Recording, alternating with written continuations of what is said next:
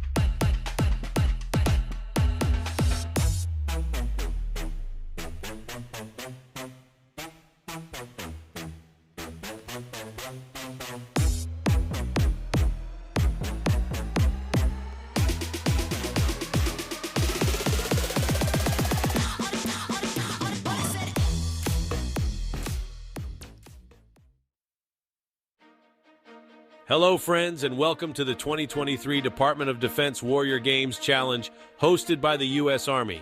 It's day 8 of events here in beautiful San Diego, and today we take to the pool. Swimming events take center stage this morning, one of the most exciting and explosive sports of the entire Games. The Army, Marine Corps, Navy, Air Force, and U.S. Special Operations Command will continue to represent their stripes while competing for gold, silver, and bronze. The location, the Naval Air Station North Island in San Diego, California. The event, the Warrior Games Challenge. The sport, swimming, and it's all coming your way. Next.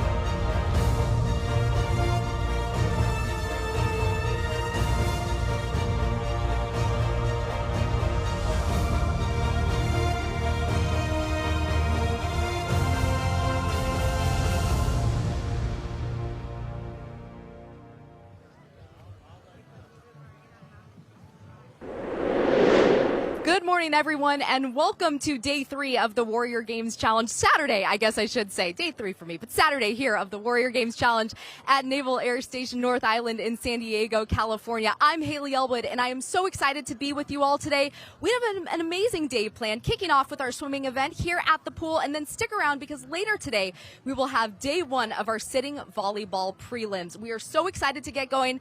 We hope the sun comes out, but regardless, we're going to hang here by the pool, and it's going to be awesome. But before we get started, here is a message from the U.S. Army.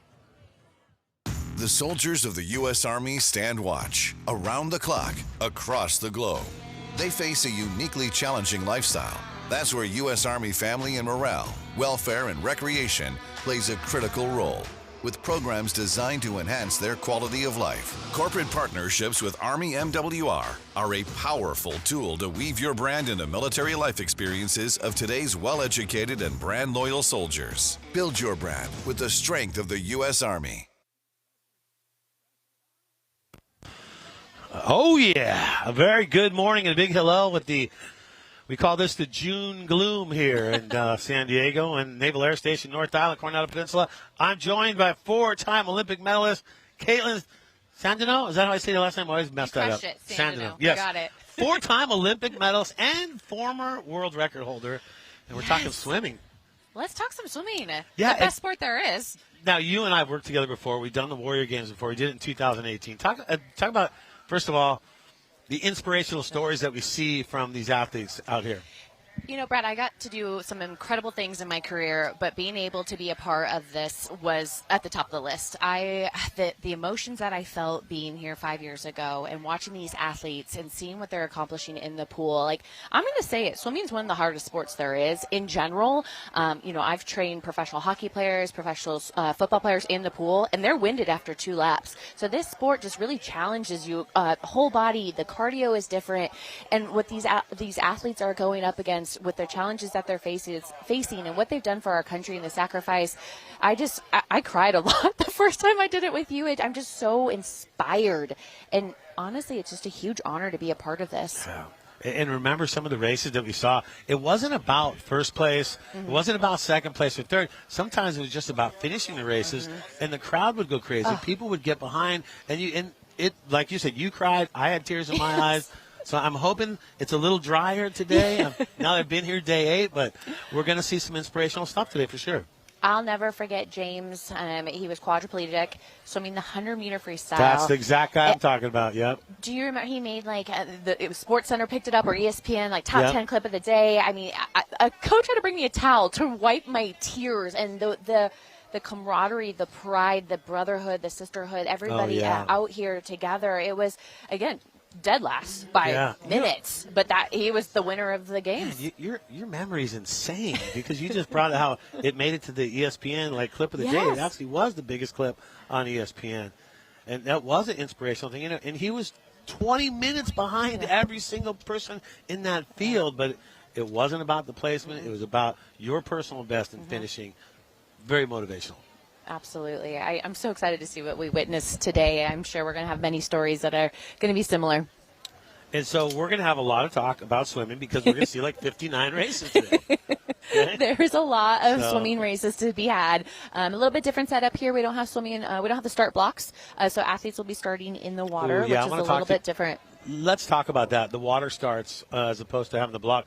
The blocks, that's a pretty key thing not to have, because I think that aren't some swimmers like really keen on the blocks, really can make their swim better, right? Absolutely. I mean, it's a huge focus when you train. That start, I mean, it's literally is you exploding off the block to get that momentum into the water, and pushing off from the wall is going to be significantly slower. But the same concept of being as aerodynamic as possible, a tight streamline, that will still be the same. But obviously, you're just not having the height, the explosion off of the start is going to make a significant difference. However, for some athletes, it's not their strength. So starting in the water might actually benefit them.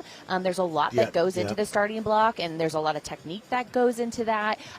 So for some, it could be a benefit to them. But however, in general, that block really, is pretty significant in the start of the race. Yeah, we could look at it as like in other races. Maybe it's like that whole shot where you get that start, and you get out in front of everybody, and maybe that's what you're prone to do better than anyone else, and maybe that's the thing that makes you faster in that particular discipline. But when you don't have it now, it's all kind of level, and then you guys got to go against each other from the water start. That's a good point, too. Maybe we're starting to kind of like even out the grounds there. So in this one, we're going to be seeing Danielle Pothoof representing the U.S. Marine Corps, and Heather Seelever representing the Air Force. Both of them in the 4.5 category. And then Lauren Montoya should be in this one. We should see 3, I think, in the water here. See how that goes. It looks like we're only seeing 2 right now. So.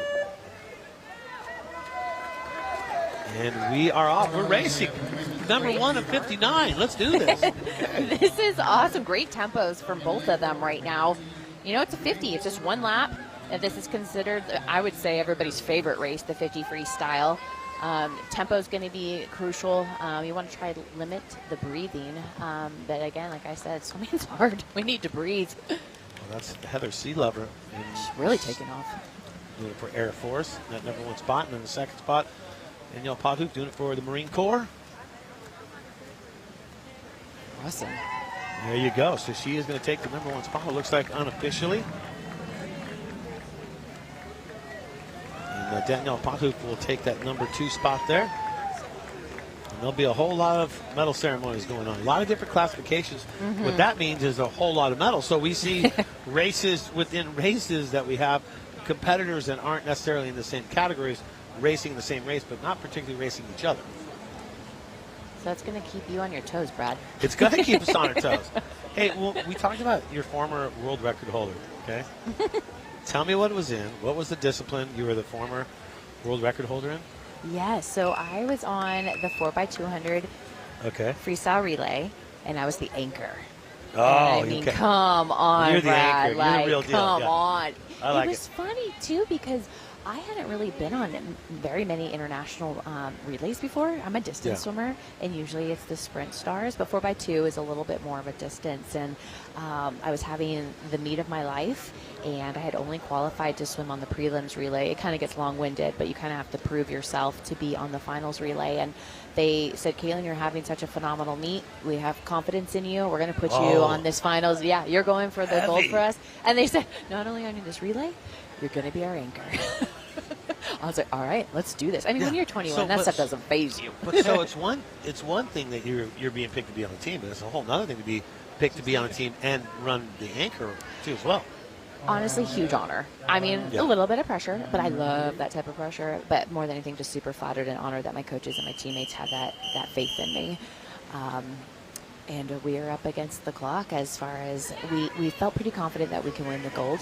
It was a question of could we break the world record, the longest, oldest standing world record for women, 17 years old, and the last East German record that stood. So, you know, those East Germans, right, Brad? Okay, yeah. You want bragging rights there. I got that. Okay. All right, well, we're going to get back to the story right now. It looks like we have the women's 50-meter freestyle 5.5L in the water right now. Closest to us. We have 1, 2, 1, 2, 3, 4, 5 in this one.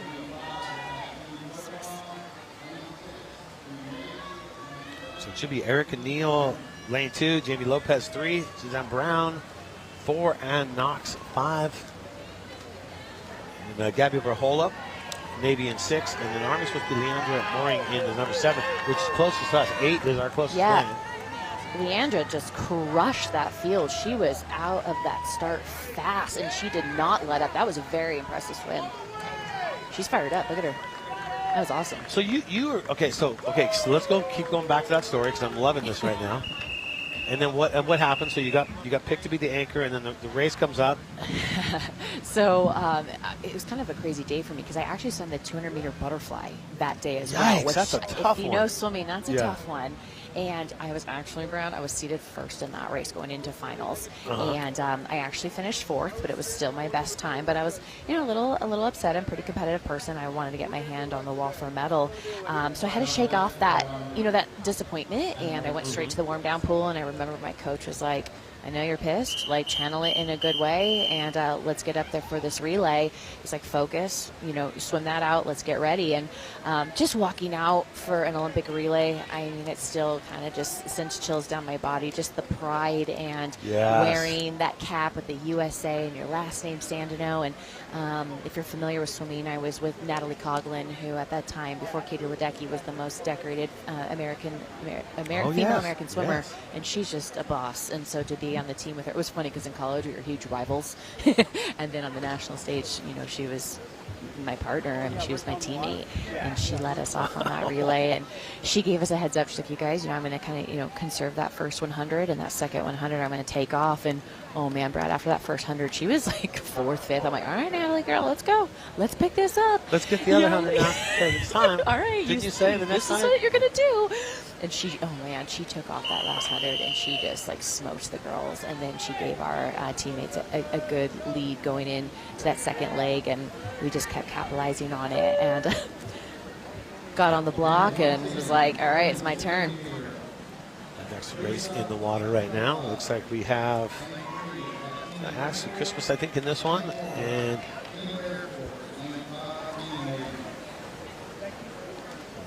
Kaylin Bedell, I think, for Navy. That would be 5, this one. And so by the time you hit the water, what you had to, what was the lead?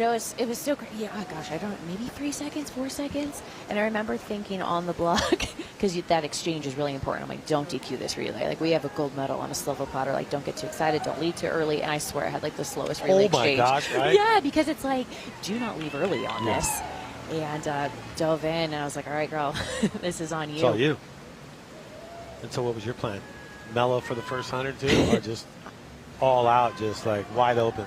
It was like conserve it, like try not to get too excited. It's hard not to get excited. I want to rein it in a little bit. I had confidence in myself, and when you feel this pride for your country and your teammates, like, I got to do this. And under the flags, it was crazy. Like, I knew, like, in my head that we were going to win the gold, but I had no idea. Like, I don't follow times very much. I'm not really into records. I just want to put my head down and do my best. And I remember touching and, like, yelling at the same time, like, yoo, like, I knew we had won.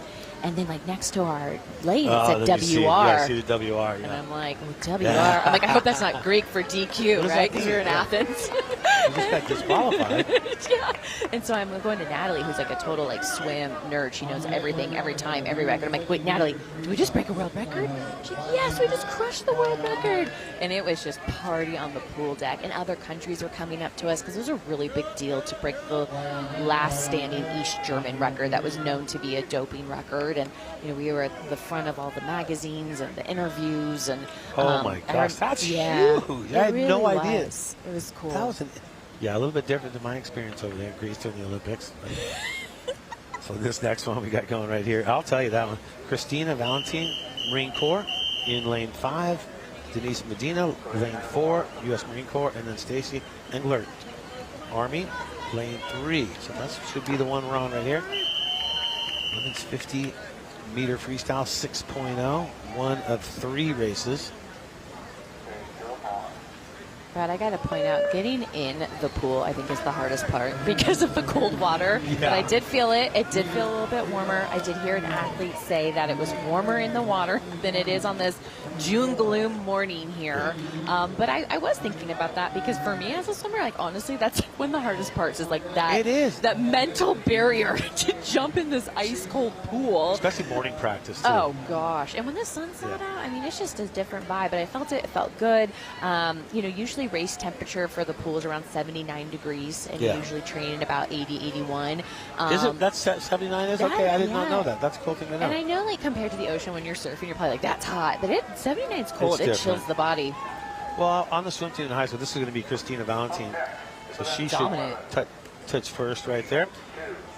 But remember, we've got 2 more races after this to determine the top 3 in this. Yeah, so it looks like Marine Corps 1 and 2 in this one. But yeah, we would, during the swim time, remember we had morning practice. And morning practice was 6 a.m. before your classes started in high school. And so you would literally have to hit that pool. And, I was a little bit more up in Northern California, so the outdoor pools there in the morning time were not fun to jump in. I know what you're saying. I think everybody thinks like, oh, California outdoor pools, you're so lucky. Like, you guys, it does get cold in California, okay? And you're basically naked out there, jumping in this pool. And this year it's been absolutely early cold, so there has not been a lot of sun. And we call this the June gloom because you get that marine layer that just kind of hangs with you. Yeah. That's what we're getting. Some results for you. Heather C. Lover from the Air Force getting a gold. Her time was a 36.85. And we saw Danielle Pothoff getting a gold for her, 44.47. So those are results from the 50 freestyle 5.0 and the 50 freestyle 4.5. So we'll try to bring those out as much as possible for you. This is the next one now, heat 2 of 3. Oh, wow. Taking off here, and Lane was at 6. All the way across, closest to us. Joanna. Antonuik, Joanna from the Air Force, yep. So Rhonda Keister, lane 7. Joanna Antonuik, 6. Crystal Fletcher, 5. Brianna Cook, lane 4. Shenandoah Rio, number 3.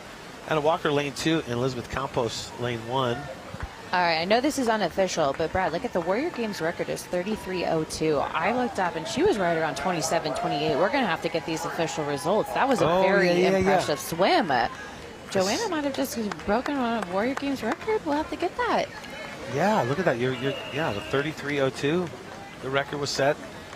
You and I were calling that one in 2018 in Colorado, So cool. The timers are showing her time right now. She seems pretty fired up. So it's really interesting, Brad. I didn't really realize this. So these athletes, they're not like swimming specialists. I mean, most of our athletes here are in 2 or 3 different sports. It's kind of like when you look at a triathlon. Usually swimming is the weakest of this, the 3 legs. Swimming is a very challenging sport. So it's not like everybody out here has a swimming background. When I was walking around during warm-ups, I mean, some of these athletes were asking about their streamline off the wall. How do they start? It's definitely not a field of people that swim in college or swim for their department or even did summer league swimming. I mean, this is a new sport for some of our athletes. You can see right now we have a swimmer in lane 7, Rhonda from SOCOM, finishing with her Joanna next to her, cheering her on. So impressive what these athletes are mentally and physically at this challenge of the sport and representing their departments. Here we go. Yes. Awesome. And she is worked after that one, but in a good way. That's such an accomplishment right there, too. Feel it. It's one of those, like, oh, it hurts so good, But boy, when that wall comes up and you touch that wall, there's nothing like that feeling when you're done. You're like, yes, I can breathe.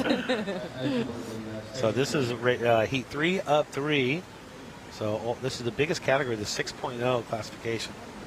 So we're going to have, it looks like 8 in this one. Maybe we're missing 1 possibly here. Looks like lane 8 might be missing. 6. Looks like. So it looks like we have Victoria Kamir, lane 1, Cynthia Gore, Army, lane 2, Army, Kayla McClendon, lane 3, Cindy Rose, lane 4, Marine Corps, Carly James, Air Force, lane 5, Air Force Jessica Deerhammer, lane 6. And I don't think 7 or 8 are in there. Doesn't look like, it looks like Air Force Jessica Deerhammer is probably our final competitor in lane 6 towards us. In the final race here, heat 3 of 3 for the 6.0. keep our eye on the clock, see if we have anybody under 30 on here, see if they can give Joanna a run for her money. So that's difficult because now you got to compare all three heats together and then get your gold, silver, bronze, correct? And because you don't know, and like when you're swimming too, you can't really see where you are. You can maybe see the lane over, maybe 2 over, but then when you're in a different heat, I mean, you have no idea. So you just got to go for it, really. But, you know, I think Joanna had a dominant, we're at 37, 38, so it looks like our chance unofficially going to come from heat 2. There you go. So I swam long distance in high school. Stop it, Brad. Yes. Tell me more. I swam the 500 free. What? That's what I swam. That was why I swim. And here's the problem with me, okay? And Tell this me. is it. When I hit the water, I don't know any other mode but just wide open. Yeah. And so I can literally lead that race for about 12 laps, okay? And then after 12, I could end up in 5th, you know, just like that. But I would lead for 12 and then the tank would run low, gas would run out, and then I'm done. And then the coach would always do that to me. And I was like, why does he put me in the 500? Because I don't know any other gear. It's like if you had put me in the 200, I wasn't going to win, but. I was literally going to say, you know, Brad, you know what that tells me? That you should have been a sprinter. You were definitely in the wrong event. See, coaches don't always make the right decisions. No. You know what it is? You had sucker written on your forehead because there's nobody wants to swim the 500 in high school. Nobody They're does. like, oh, Brad, we'll help Brad in it. So actually, Brad, I would take that personal if I were you. And when they put the lap counter in the water, and then you see that how many laps you have left.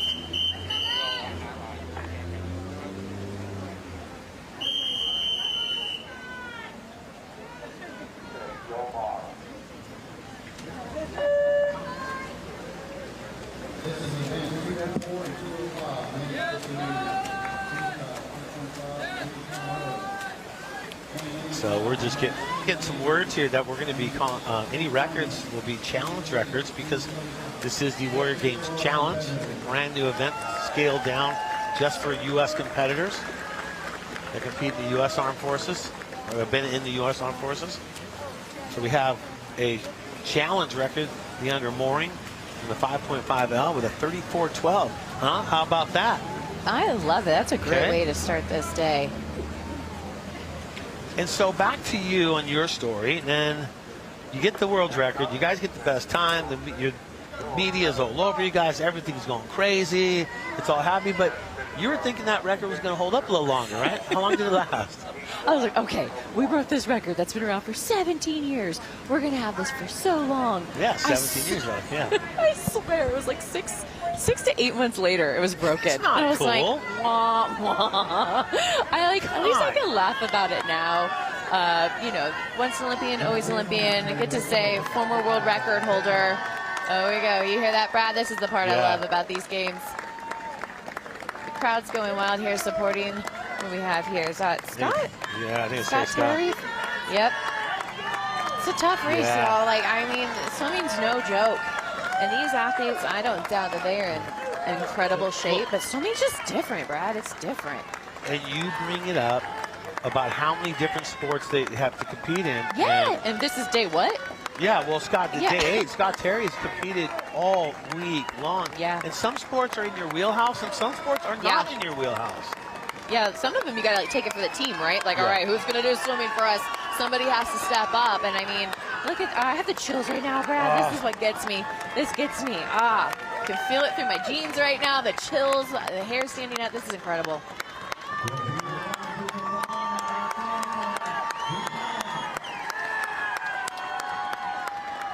And there we go.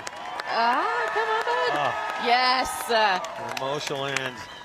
Amazing. Scott Terry. And Scott Terry, of course, will win the 2.5 category. So by finishing it, he's also going to become away with a gold on that. Very satisfying with that man right there. Knuckles. I'll just tell you, if he shaved his beard, I'm saying it would How shave much time off you're some taking time. off, right? Maybe I'll talk to him and see if he wants to do that by the end I of the don't know. meet. I'm thinking that beard's kind of the whole look. I'm kind of digging that look he's going with there. Kind of that mountain man thing. You're trying to It's intimidating. You're looking at times going, well, you know, if you shave your beard, you're going to take 2 seconds off that time. You're going to do this. That's just because you have a beard. You want everybody to like rock the beard. I'm telling you, it's about being I had a hard time. aerodynamic. Well, my coach said I had to shave my legs for the final. I didn't like that. I was not. You're like, happy I'm with that. done. I'm done. Not doing this. It's kind of a deal I'll play breaker in for water some polo people. next year, and they're like, well, they do the same thing. Results for 50-meter freestyle 5.5U. Gold medal unofficially goes to Jacqueline Marty in the Air Force. Ashley Crispin will snag the silver. There you go. Give me those updates as they become available. Thanks for joining us, DoDWarriorGames.com. Tell your friends if they're at home doing nothing, twiddling their thumbs, they could actually just go on the website and watch inspirational swims go down all day long or all morning long. So make sure that you let your friends know. And if you're looking for past competitions, you want to see that, they got a YouTube page, right? Go to the Warrior Games YouTube page, check that out. And you can also get the results on the website as well from past competitions to see where your favorite warrior is stacking up against the rest. So this one, the men's 50-meter freestyle 4.0 and 4.5 category. We'll have 3, it looks like. How many we got here? It looks like we have 5. Yep. 3 and Shane Michael Levi. Lane 8, we're not seeing someone in lane 8. Oh, no, we are. Yep. Okay, so they're all here. So Shane Hinshaw racing in 4.0, lane 2. Michael Sykes racing in lane 3, 4.0. Levi Moore racing in 4. He's the other one from the 4.0s. And then Gary Keller, Air Force, 4.5. Robert Ellison, Army, 4.5. And Scott Caroon. Scott, don't call me Scott. I'm Jeff Caroon, because that's his middle name. His wife told me that yesterday. Oh, so that's good. So I know the update on that. There we go. We got 2 gold, 2 silvers, and 2 bronze to give out in this one. That's a great tempo from Gary Keller right now in the Air Force. Yeah, he's going for it. And then look over at Levi Moore for the 4.0s for Navy. Looking like he's got the lead over there. Awesome. In lane 4.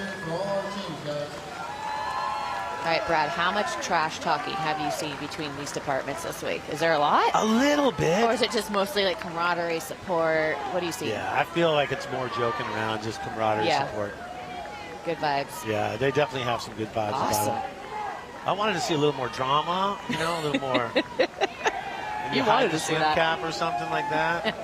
Where's my Hide the swim cap? Speedo. Yeah. Oh, sorry, can't swim. So That good. was awesome. That was a great race. Yeah, Gary Keller looks like unofficially grabbed the top spot. Robert Ellison in the 4.5 to silver, and Jeff's, don't call me Scott, Caroon, Air Force. That's what wives are for, right? Yeah. You got to stand up for your men. Let them know what it's all about. There he is. There he is right there. I said he had a little bit of a Larry the Cable Guy look to him yesterday. Do you think he likes that? I don't know. After I said it, I regretted saying it. And now you say it again. Awesome. Just go ahead and say it again, Brad. Levi Moore in the 4.0s looks like unofficial gold there. Michael Sykes, the silver, Shane Hinshaw, the bronze.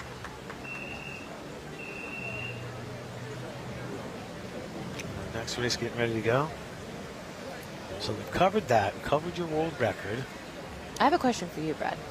All right. Do you think your swimming translated your awesome surfing skills? Oh, Right? Because yeah. it's like that pull in the water, that technique. And I did a lot of personal coaching after I was retired, and I would have a lot of people, all right, visualize a surfboard below you that you're paddling out, and you paddle next to the board. You don't paddle underneath yourself, 'cause that's where you're going to be stronger.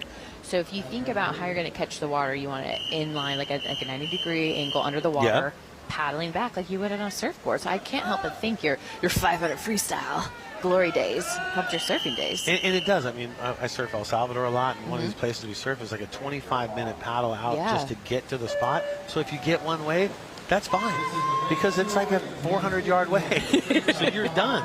You took a half hour to get to it. You got one. You came in. Call it a day. So That's where your endurance came in. yeah, and then when you're swimming in 12-foot waves, that's a little bit different too. So it looks like Don Calero. Is that what we're looking at here? I think Joshua Martin, if I'm right here, oh, you know what? This is event 208, isn't it? Men's 50. Yeah, Joshua Martin is taking off right now. Look at this. Very impressive swim. Again, we have some Oh yeah, that would be Joshua Martin. challenge records on the line here. Wow, that was impressive. Dominant from start to finish. And that's going to touch the wall second. That looks like Adam Proctor there, Army. And then third, that's going to be Justin James, or no, Brett Sealing, who stepped in for Justin James. Justin goes down to the next race. Yeah. Oh, yeah, we had an update on the heat sheets here. So Brett Sealing in that bronze medal position. Adam Proctor so far sitting in silver. Joshua Martin sitting in that gold, but one more race to go to see if they can change those standings right now. This one's going to 1, 2, 3, 4, 5 in this one. So this will be. We'll have, it looks like Justin James will be in lane 7 on this one.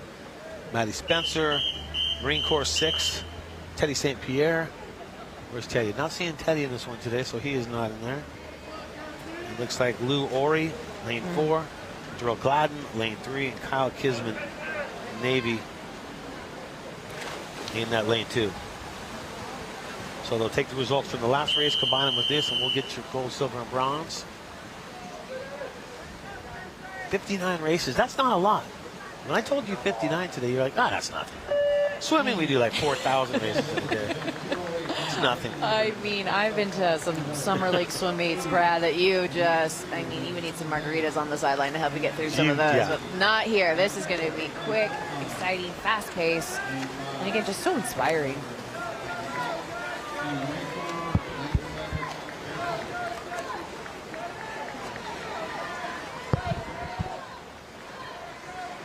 Once again, in the 50-meter freestyle races right now, a whole lot of these going on.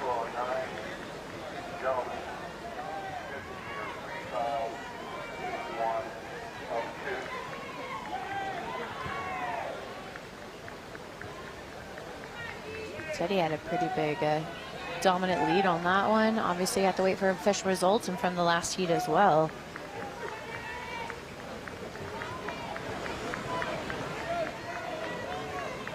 Caleb Sandino and Brad J calling the action for you today. Day number 8 of 10. And of course, a 4-time Olympic medalist. We've covered her world record. And I'll start talking about your medals one by one. We'll kind of dissect through that. When you have these days, this is great. We can get to know a lot about you and what brings you out to be able to do these events. And it's really cool to have you out here being, you know, a 4-time Olympic medalist, first off. I've always wanted to be an Olympic medalist since I was such a little kid. The fact that I've announced 7 Olympics, oh wow, that kind of fills the void a little bit, but the void when I was a kid was you're actually going to compete and win medals. But obviously that's not, you know, that's easier said than done because so many talented athletes make their way to the Olympics and to not even win a medal, not even come close to a medal. That's, yeah. Wait, did you say 7? You've hosted 7? That's, I've been part of 7. Yeah. You want to do that? That's awesome, Brad. Well, we're gonna work you a little bit more. I think you're chilling too hard. Taking too much time out. You and I haven't worked together since 2018. Come on. I know. I can get back out there. There we go. That's a You got to great put start. yourself out there is what you got to do. Here we go. Just like these athletes, definitely. Look at this. It's the battle of the tattoos, too. Look at that. I saw a Ben Franklin tattoo, and I have not seen many of those in my life. This guy had one. He came up to me. He came up to me and told me he heard me talking about it on the webcast, and was so honored that I brought up his Ben Franklin tattoo. And I told him, I'd never seen one, and I'd never seen one that big. Like, we need to interview him. I need to know the backstory on this. And you know what he told me? He told What'd he say? The tattoo artist pulled it directly off a $100 bill. That's how he got it. All right. So that's probably one of his best pictures of Ben. So Pelega looks like he's going to get across there first. And he's been having amazing games. He's been crushing it in a big way. First time I haven't seen Brad Soderblom from Army. You know what I like what he did there? One of the biggest things in swimming is not breathing into your finish. And right there, he showed if you put your head down, because when you take a breath, it's going to slow you down every time. And he kept his head down, no breath into the finish. Seems like he might have a swimming background to know that little trick. There's something going on there. Yeah, he knows what he's doing. Yeah, definitely. Well, and that goes back to when you and I were talking about what's your wheelhouse sports. Like, you know, I was a former swimmer or this or whatever, so you know you're going to do good in sports that you competed in or you did before. Right. But then you have to compete in all sports, or mostly all sports. So then you go into powerlifting. You're like, well, I can't really lift a lot of weight, but I'm going to try. Archery, well, I'm not really good shot, but I'm good on a cycle. I'm good running. So it really tests every single part of you to try to compete in all of them. Yeah. Well, physically is one thing, and then mentally is a whole other thing, too. I mean, it really, when it comes down to sports between good and great, it's like mentally who's the toughest. And so all of these athletes obviously have physical abilities, but then, like, mentally, how do you wrap your head around, A, how long this competition is, and then B, doing numerous sports as well, and that you're not that good at. Well, and also having, I think the marine layer, too, that we've had has really helped the athletes out, too. Because you're not competing in direct sun. It could be, it could be 80 degrees right now. It could be 80 degrees all week, and you're outside in these elements. That can take a toll on you. But we've had this marine layer, so it's been a little different. It's been a little easier. Look at this, hugging it out. I love this. He was pumped up after that swim. I love the pride that goes into it. Winded, of course, as you should be. My coaches used to say, like, you shouldn't be able to talk after you get out of the pool. Yeah. You got to leave it all out there. You shouldn't be able to get out of the pool. So some of these athletes, I mean, they're still in there right now, Brad. They're feeling it, definitely. That lactic acid's building up. And these athletes will be in multiple races today, too. It's not like this is their only swim for the day either. So we're talking about the multiple days that they've been here, the multiple sports. And then this is one of, we have 4 or 5 races today that it could be in. We have relays at the end of the day. I mean, the 100-meter freestyle, too, so they'll be doubling the distance that they're doing right now. I wonder how many people got forced into that race. It's like you being forced into that 500 freestyle. Yeah, I don't know. I feel like the coach I think I was just such a spastic, loud, obnoxious kid in high school that he was like, look, punishment. I'm going to tire this dude out so he just shuts up for like 5 minutes. Of course, I become a professional announcer. Hey, we all have our gifts. Gosh darn it. That looks like over there, lane 2, that's going to be William Zarka. And it looks like then you got Daniel Hess in 4. And next to him, so comes Isaiah Staley. Air Force's Colton Grimm in 6. Jesse Tamares, Navy in 7. There we go. Bringing it to the end. Let's see it.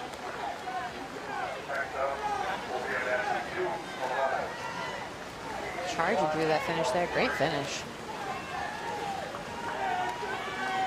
Nice. So was that Isaiah? I think Isaiah was at lane 5. Yeah, it looks good. So calm. From start to finish, he's dominating that race.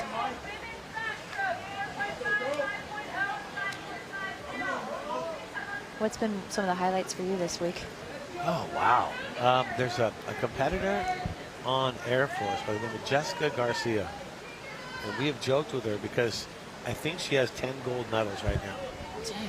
And that's all sports. So she dominates. Yeah, and watching her in archery, it's like, it's one of those things where you're like, what can't you do? Like, wow, that's rad. Like watching her win in, cycling, watching her win in track, and then just win in everything she does. She just brings it. And she had this personality, it's like game face. I was going to ask. Every day. Like bringing it. No smile. And then yesterday, we saw the smiles. Aww. She finally smiled. Because I told her, I go, what's the number? Is it like 2,000 gold medals right now? And then that like lightened her up. You got her. Yeah. And I had to do that. Absolutely. Is she swimming, do you know? She's got to be. I haven't seen She the does name it yet. all. I would be very surprised if she's not ready to beat a bunch of people in swimming, too. Joanna Antonuik with the unofficial gold. And the 50-meter freestyle 6.0. Antonuik with the gold. Campos with the silver. And Rose with the bronze. Campos is the significant other of Tiny Mommen, who I had as my announcer yesterday. He's a member of the SOCOM team. I heard about that. He's like 300-something pound dude that is just awesome. He's the nicest guy ever. Tiny. He's gonna, and he's going to swim today. Oh, I can't wait. And we made a joke saying the reason they're not doing the block starts is because the water displacement that Tiny does. So if he was to jump off a block, he'd empty the pool when he hit the water. So since Tiny is so big, they have to all start in the water. It's all because of Tiny. It's all because of Tiny. It's the Tiny effect, we call that. Tiny effect. That's absolutely not true at all, Cameron. This is how rumors start, Brad. Yeah. Did you hear that? Did you hear what Brad said? the big dude couldn't jump in, so they got rid of the blocks. No, so that's not how it works. I can't take him anywhere, folks. Ooh. Nice. So that was heat 1 of 3, event 211. Oh, so we're hearing that's a challenge record from the Antonuic, right? Is that what? Or did he say that the last race? That was from that, remember Joanna that we called out a few races ago? You're right, She okay. was smoking down the pool, and yeah, we were right, it was a challenge record. Challenge record at 32:03 in the 50 for the 6.0s. Good job. Quiet on deck, quiet on deck. I'm glad to see the seagulls get out of the water when the competitors get close to them. The amount of seagulls that we have here today, It's like a speed bump. I don't want to we have swim through that. it's like an obstacle course out here, folks. It's the Swimming Seagull Challenge. You have to swim past 4 seagulls and touch the wall and feed them. You just never know what to expect here. Now, here we go. Next race in the water. What are we doing there? Which one is this? This Oh my God, heat 2 of 3. It's like 6.0. Yeah, the 6.0, gentlemen. Well, these guys are drafting off each other in lane 7 and 8. Look at that. Get that current. Yep. Lane 7 pulling off the lane 8. That's how you do it. You know, A lot explain like cycling. explain the drafting part because The we drafting. definitely talked about it in cycling. Yeah, I think it's, it's very obvious in cycling. Yeah. It's part of the sport, right? But swimming's the same thing. You have to time it right because it could definitely go against you also if you don't hit that current correctly. But if a person's just like a body length ahead of you or half a body length ahead of you, you want to pull on that lane line that they're hugging and you ride their wave. And honestly, I train with all men at the end of my swimming career. I swam with this guy nobody's ever heard of, Michael Phelps. No one's heard of that guy. Nobody's ever Yeah. heard of him. I know. I always have to tell people about this guy I trained with. And 4,000 records, 4,000 medals, yeah. it's kind of like Jessica you were talking about, right? Similar. Similar.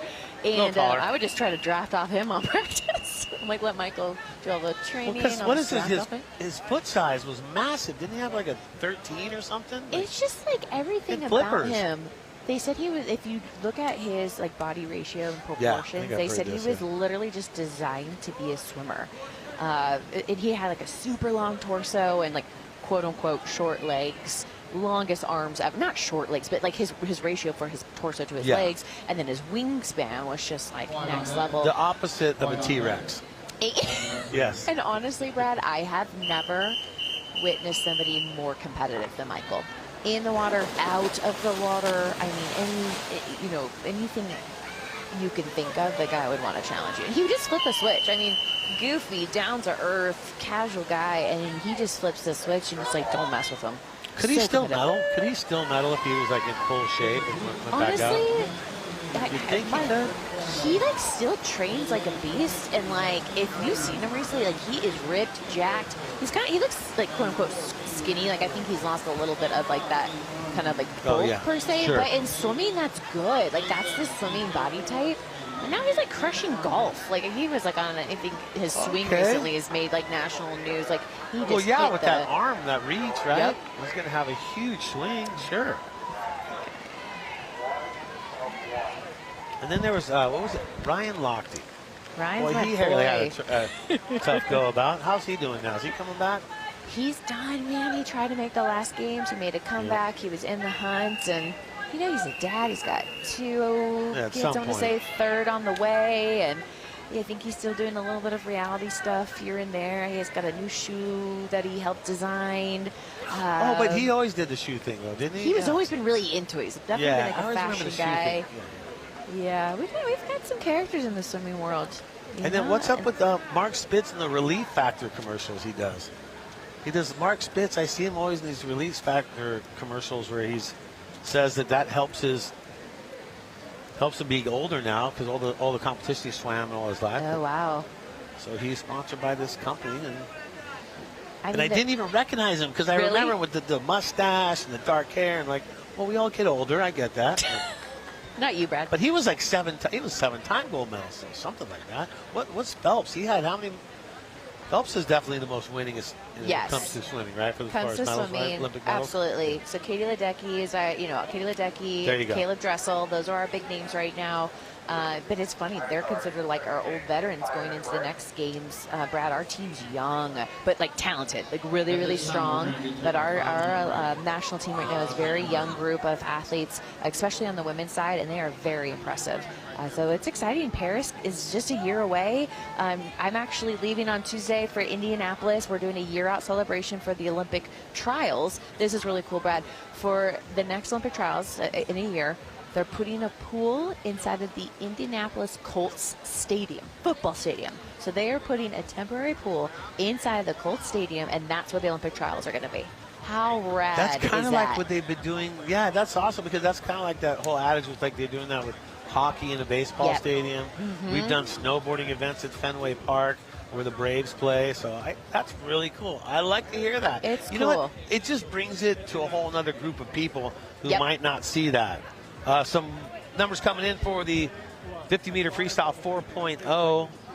Shane Henshaw for the Air Force, third place, bronze. Michael Sykes, Navy, silver.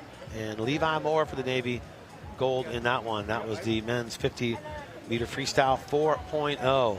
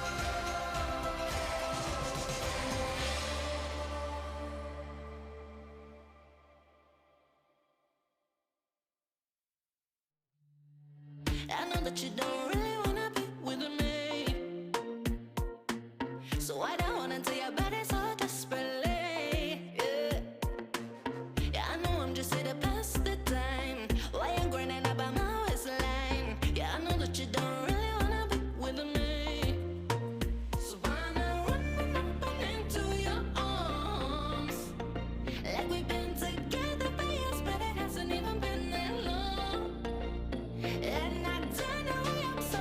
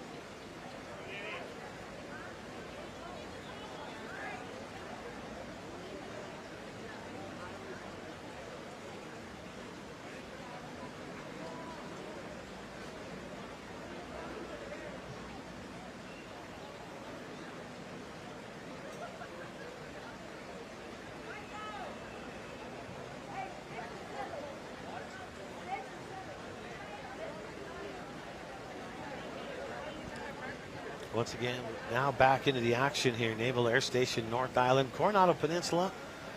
Not sunny San Diego. Marine Layer San Diego here. Okay, then I'll tell you this weather, though. Actually, so Brad, we're moving to backstroke now, and I will say not having the sun today is actually going to benefit the athletes.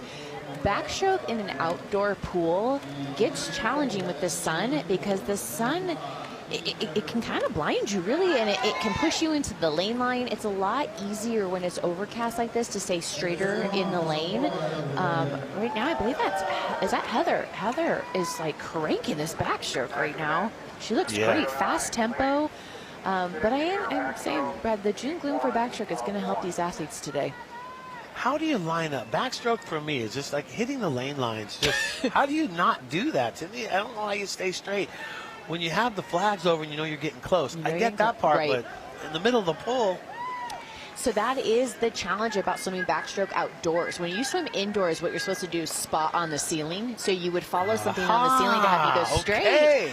I'm not joking, Brad. When you go to these competitions and you're swimming in outdoor pools, the California kids always have an advantage because that's what they do. They swim outdoors. But when you have kids that are coming or athletes that are coming from indoor pools and they're asked to swim outdoors, it's a challenge. When you're not familiar, it really is. You're swimming in the elements, Brad, the seagulls and it all. Wouldn't even know that. Yeah, so I'm telling you, not having the sun today is going to help, but it is challenging outdoors because you don't have a lot to spot off of. A lot of it has to do with how you're pulling, okay? So if you're pulling harder with your right arm, you're going to go to the right. If you're pulling harder with your left arm, you're going to go left, and that's when you're going to see yourself hitting the lane line. So a lot of it comes down to how equal that you're pulling on your right, left arms, and then honestly how you can spot and stay. And it's practice. I know that's pretty duh, Kaylin, you got to practice, but it's a lot of practice, and that's when you're coming from it. An arm is sometimes your right arm, with your right arm, might be stronger than your left, right? Absolutely. And a lot of it has to do with your placement. You want to make sure you're placing your hand right over your shoulder. You don't want it to be placing over your head. You don't want it to be too wide. So it's, it's all those fine details that really make the big difference. We see this calf start they're doing here, so they hold the... This is definitely new for me.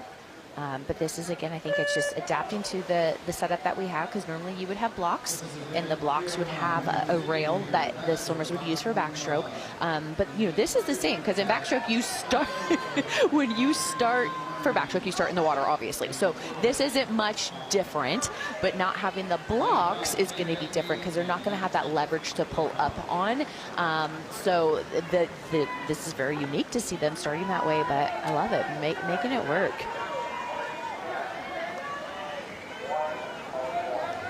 Yeah, and we talk about that, because not having the blocks there, normally if you do that water start for the backstroke, you're going to have those bars to kind of lift yourself out of the water. So instead of that, using the ankles to be able to do that. That's genius. I've never seen it before. Right. I like it. A couple times as we're watching this one finish up, Robert Ellison, gold for the 4.5 in the freestyle. And Scott Jeff Caroon, there we go. Jeff, Air Force, 51-34 silver. There's one there. Levi Moore with a gold. Michael Sykes with a silver, and Shane Hinshaw with the bronze. So are you keeping track here? You know we're at this one we did, right? So we're here. We're here. Yeah. It looked like we had a lot of athletes that didn't show in the last heat, I want to say. So now I think we're moving over here to heat 1 of 1 at 5.5U. Event 310. Yep, there we go. And we would have, Air Force and we have Marine Corps in this one. 2 here. So this looks like, I think this would be Jacqueline Marty for Air Force and Ashley Crispin for Marine. I think that's the setup here. Mm-hmm.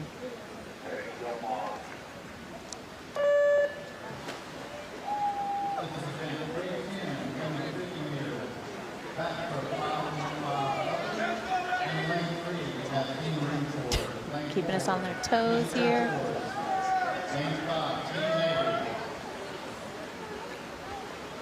So that's looking like solid Air Force right there. It is Jacqueline Marty with Ashley Crispin for the Marine Corps in second. 50-meter backstroke, 5.5U in the water. 3 heats coming up in the next one, the 6.0, the big category with a lot of competitors in that one.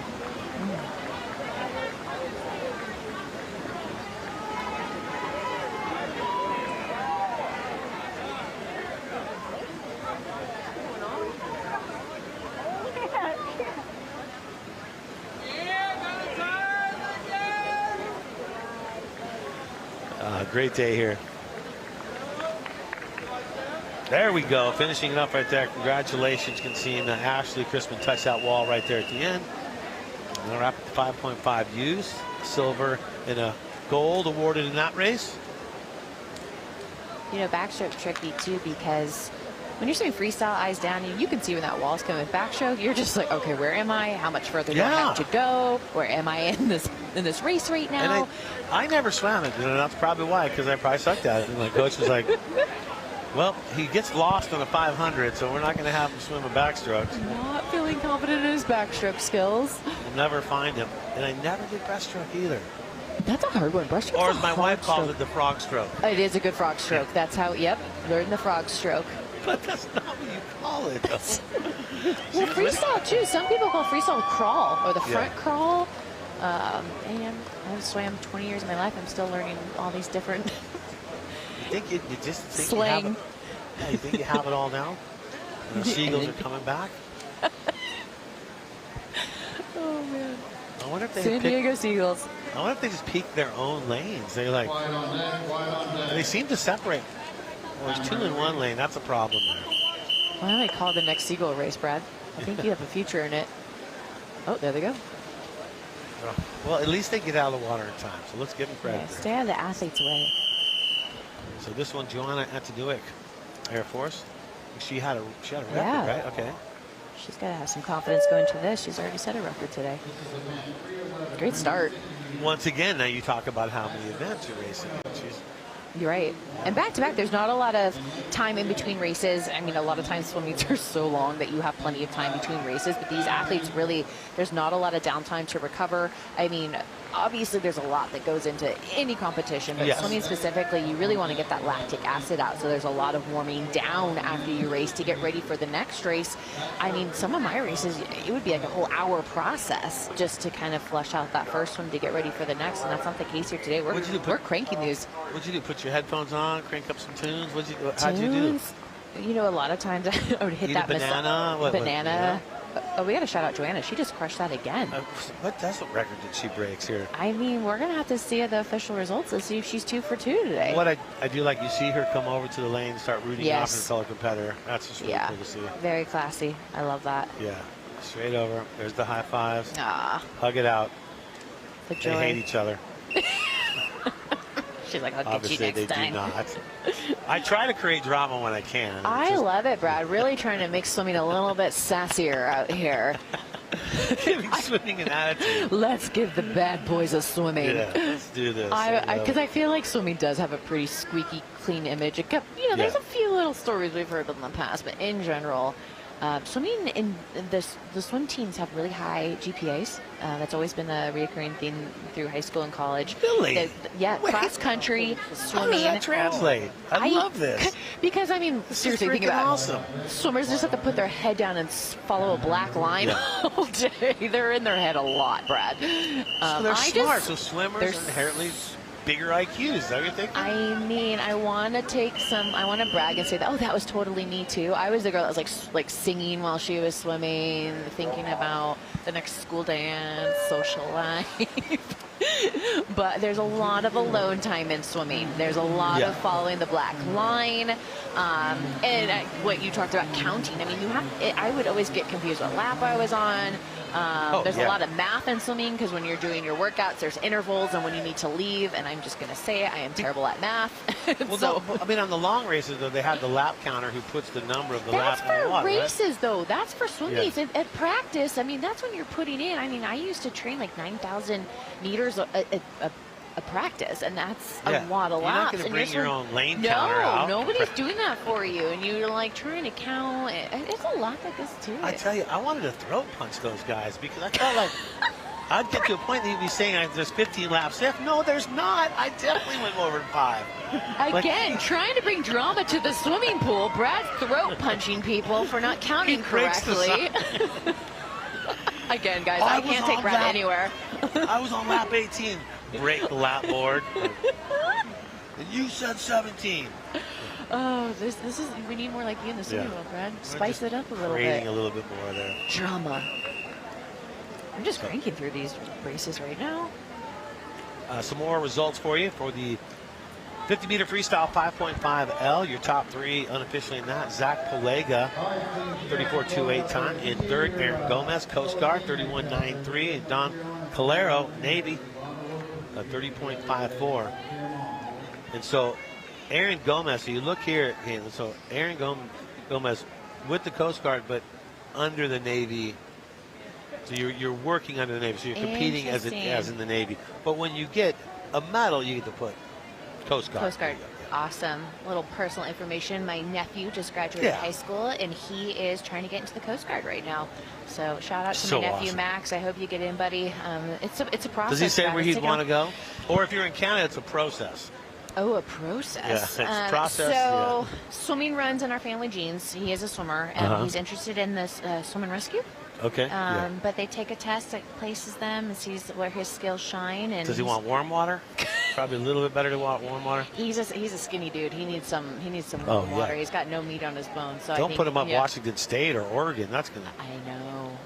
I mean Hawaii's in the mix. Ooh, there you go. What a tough assignment. I had a lot of pride when he said he wanted to do that. You know, he's a solid swimmer. He's a good swimmer. You know, going to be at a D1 or D2, but you know, there's a couple junior colleges that are interested in him, which is amazing, phenomenal too. But his first choice is Coast Guard, and he has some backups in case he doesn't get in. But we're sitting on pins and needles waiting to see if my nephew gets into the Coast Guard. So. Anybody listening, if you get my nephew in, let's do it. Max Murray, let's get him in. Wait, did you just do that on the I don't think you're allowed to do that. Am I allowed to do that? I don't think so. Well, we can edit it out. Can you edit that? Yeah, we can edit that. Sorry, guys. So we're actually live, so we can't edit that. But well, good luck to him. I hope he gets into a warm place, because that's where I'd want to be. Like, the thing is that you don't get your exact choice in the Coast Guard. I think you get a few choices, and then they can send you where they want to send you. Proud of him, so if you're lippy like me, you go, let's send him to the Antarctica to running up there. Is that Tiny back there? Yeah, Tiny's over there. Yeah, he looks like he's giving advice. His significant other is about ready to compete here. Oh, fabulous. So he's been playing athlete support because he wasn't competing in archery. And he's here with Campos, Elizabeth Campos, who's in this one. See her sitting down in the jacket right there. Lane 7. Yeah. Or no, that'd be 6. 6. Maybe we have a different lanes here. I don't know. Oh, it does say she's in 7 now. Well, you know, you're in 6, 5. 7. You know what? I'm going to go 4 this time. Will you go 5? I'll go 4. But it says it his. That's all right. There we go. Back into it. The hardest part, they had to get out of their warm coats, out of their parkas, in their suit, getting ready to get in. I'm telling you, it's hard. The good thing is when you're cold, you just want to move. Absolutely. And I think, too, when you jump in, honestly, Brad, like you said, you just want to get your tempo going, get your arms spinning, get warm, get going. Yeah, let's go, right? I mean, this is one lap. There's not a lot of time. I mean, you got to go for it from the start. And what we talked about, not having the blocks, you want to try to get a really good push off, and that streamline underwater. You know, a lot of times you want to do underwater dolphin kick if possible. Getting out past the flags is a good goal to have to shoot you up and get going. It gives you that momentum, that speed that will just carry you into the finish. Again, it's a 50. This is as short as it gets. It's a sprint from start to finish. Good race right here. It looks like we got some lane 2. It looks like Carly James over there, Air Force. You know what she's doing so well is she's moving those legs really nicely. If you're seeing white water behind the athlete, that's a good sign. For backstroke, if you don't use your legs, you're going to sink. Your lower half's going to go down, your hips are going to sink, and it's just going to be, you know, pulling with your upper body. You really want to make sure you're using your arms and legs. And in backstroke, it tends to be easy to kind of forget about your legs. So she's doing a great job getting those legs fired in, into the wall. There we go. Nice finish. There we go. Awesome. That was a good swim right there. Yeah, like you said, you see the white water off the leg. That I feel like that was kind of the one thing that it's easy to kind of lose focus with your legs. Yes. And you're just pulling with your upper body, and all of a sudden your legs, like you said, start sinking. Yeah, and then it's not goes against the pull. Right, absolutely. Trying to want to be flat. And again, you're seeing these athletes come in for their finish right now. It's trust that you're having. So you see the flags, you count in. Everybody has a different stroke count into the wall. That wall can come up. You don't think you can get hurt in swimming, but there's been some injuries coming into the finish, not timing that correctly. You're going in blind, really. You don't see the wall when you're on your back, obviously. We have our competitors still trying to finish right here. Is that Caitlin? All right, let's see here. Maybe Elizabeth. So calm. And this is what we're talking about, Brad, that seeing where you are in the lane right now. So she's having the challenge of, going into the lane line right now and wanting to get back into the middle. She just pushed herself off and trying to get going in the right direction here. It's going to be challenging. Hitting that lane line it's no fun, and it hurts. Those lane lines are sharp and they're hard, and there's been some injuries off of that as well. And this right here for the personal best, just to get down there and complete this. And what we talk about this too a lot is this is important in the rehabilitation that these warriors have. I mean, because they have to rehabilitate, and competition has been one way to get them back into rehabilitation and get them focused on personal best and striving for that. And that's what it really helps. And that's what the Warrior Games are really all about. Giving them opportunities to get back into the mix, right, and give them some self-worth, and show them that they can do these things if they put their mind to it. As we see right now, we see this right now taking place right in front of our eyes. And Brad, there's something very therapeutic about being in the water too, and for recovery and for rehabilitation, and that element of being in something so peaceful. And I was talking to a colleague this morning, and she talked about how much she just loves being in the water. But yeah, let's get this crowd going to support this athlete. All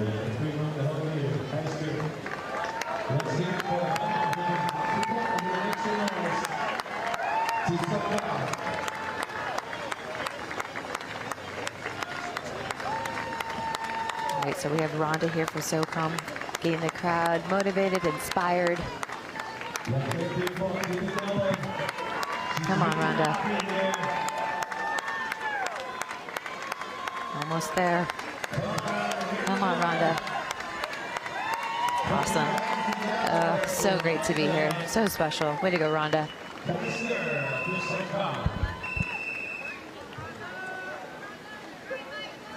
So inspiring. That is what it's about. I have the chills again, Brad. Gets me every time. Are you already? I know, I'm a softie. I'm just inspired. I already have so much appreciation for all these athletes, for what they do, for what they give up, what they serve, and their families, and then being here. And it's just it's perspective, right? Just not taking anything for granted. And not at all. It's just, there's just so many feels being here today. And get some more results for you, breaking out the results as they become available. We have men's 50-meter backstroke 2.5 3.0 coming up. But taking a look right now at some of our results. The men's 50-meter freestyle 5.5U. Congratulations to Isaiah Staley, SOCOM, gold. Jesse Tamares, Navy, silver. And Colton Grimm, 36.97, his time for the Air Force in that third spot. Congratulations. There's your top three right there. 50-meter freestyle 6.0, the big classification. Moses Nebraska has been doing his thing. Bronze medal for Team Air Force. Timothy Capps for Army, the silver medal. And Josiah Powell, Air Force, gold medal. What's the deal with all the disciplines in swimming? Haley, can you explain it? I mean, I feel like it's not fair that you have all these medal opportunities in swimming more than any other sport. Why? Because it's the hardest sport, Brad. We deserve Is that what it. it is? Okay. This is not hate. This is just like, no, I don't. It is interesting. Yeah. I mean, like in college, it was like, oh, I'm an 11-time All-American. People are like, how can you do that? It's like, well, because I swam 4 events, right? It's like football players are like, I was 4-time because there's 4 years of college. So, I see what you're saying, but you can't challenge the medal count alone. Like, you're not going to beat a swimmer. Then be a swimmer, Brad, okay? Then step up and be a swimmer. If you want all this glory, just do it. I passed my prime. It's not, unless there's some old guy division. I think it's called Masters, Brad. It's called Masters. Michael Haley looks like lane 6 for him. And this should be Scott Terry, I think, closest to us. Yeah. Caitlin thinks that Scott should shave the beard, just shave a couple of seconds off. I'm just giving helpful suggestions. But That was the thing. It's a look, though. You're right. Look, the thing that blew me away with swimming is when they started to tell me I had to shave my legs to compete. For my husband, he got swimming and he was like showing up in board shorts, and they told him he needed to go down to the Speedo, and he was like, and I'm done. And that's it. It's, it's not for everyone. It takes a lot of confidence to be out there. As a surfer, we had lame tans. We'd have the Speedo tan. So you'd have a Speedo, but then you'd have this white from like 10 inches from your Speedo down where your board shorts used to be. So you just look like this two-tone weirdo when you can't get the tan. And so when they started making Speedos that were long, it's like they didn't make them long when I was Exactly. competing. We should talk about the suits, though, because there's a lot that has gone into the suits and the kind of just the progression of swimming, just like the improvements. And honestly, the new suits, the race suits, they're so hard to get into. Like, it is a part, like, you have to set apart time to get into these suits. They are skin tight. Yeah. I mean, I would be exhausted just putting my swimsuit on, and I would skin my knuckles pulling them up because they would be so tight, and it was like this weight. I'm not joking, Brad. There's like a whole... That's uncomfortable. It's crazy, but it's like everything that you do. Like I wasn't joking about the beard. It's like everything that you will do to shave off a millisecond. It comes down to that. It's pretty intense because when you watch these Olympic races, and it comes down to a fingernail. I mean, one of my races from gold to silver was 12/100ths of a second, and I made this joke like I should have had longer nails. Like it really comes down to that difference. Okay. I'm telling you. And I'm really not. I'm like 5'7", maybe like a little under 5'8", and the girl that beat me, I mean, she was 6'2". I'm like, I lost like 12/100ths of a second. There it is right there too. I mean, everything comes down to that little...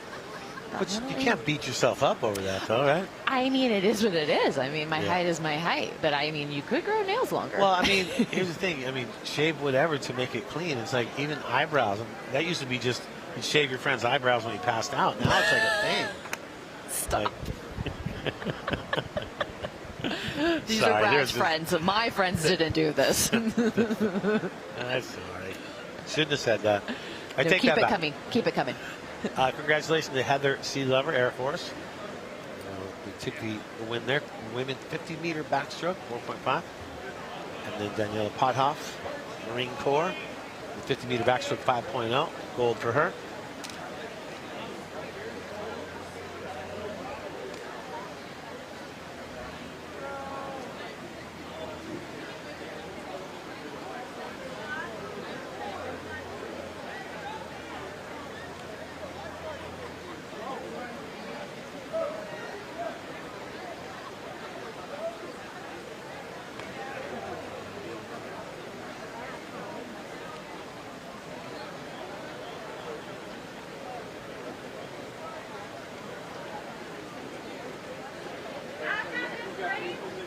Yeah, thank you.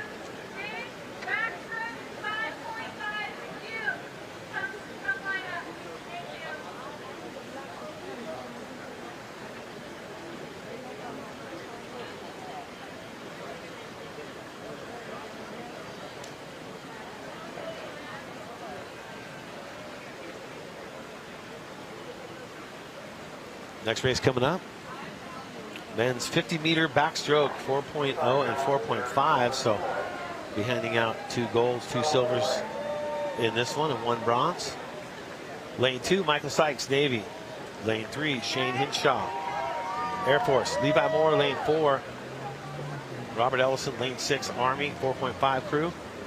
In Air Force, Jeff Caroon, formerly known as Scott. There he is right there. I see him.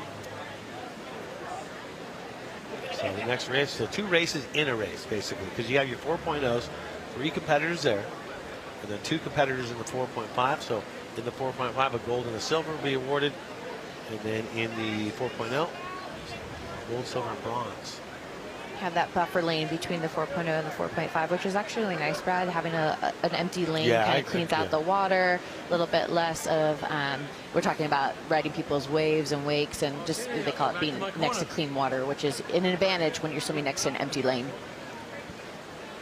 Well, speaking of cleaning things, we had to do a little bit of work. This Seagull kind of decided that they would have their way with the pool today. Thought it was a large bathroom. No, Seagulls, it is a pool. And we are running a competition. I think we might have to make an announcement for the Seagulls here.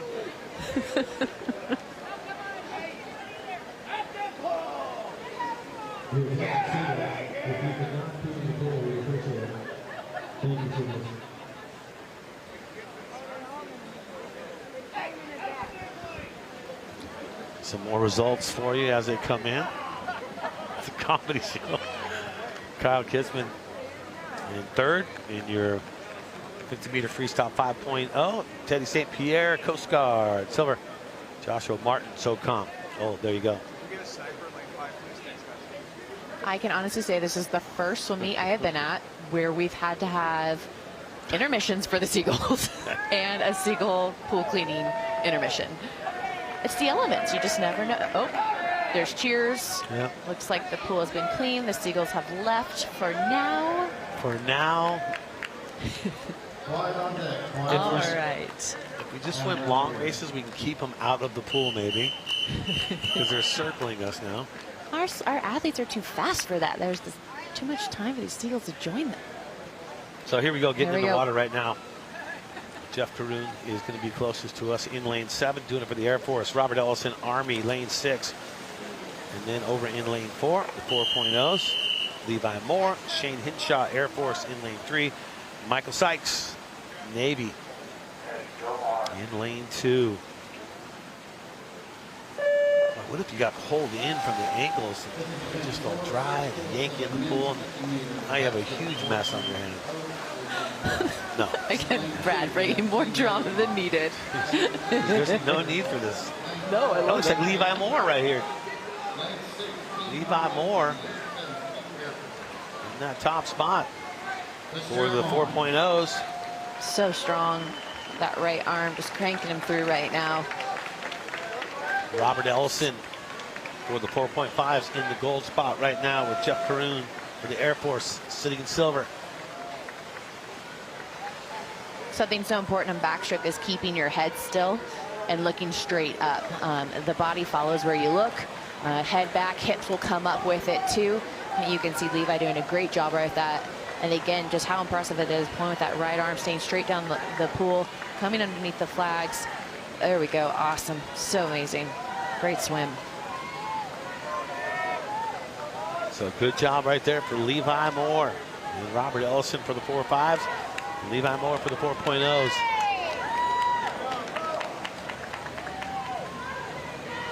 And Sandino with me, Brad J with you, 4-time Olympic medalist and former world record holder. She held it for 8 months. And it was keep rubbing it in. And it would have been cool because, you know, if it lasts, then every time you see another swim meet, your name comes up on the screen saying the world record holder. Just didn't get that glory, Brad. Didn't get it. But you got it for a little while. I got the certificate, so yes. There you go. There we go. Okay, That's all you did need. get that. It came damaged, but it's still hanging up. Where are your medals? Do you have like a framed deal with your medals and your outfits and all that stuff? You know, I don't. I think I really like being able. I just think it's important to share the medals and let people see them.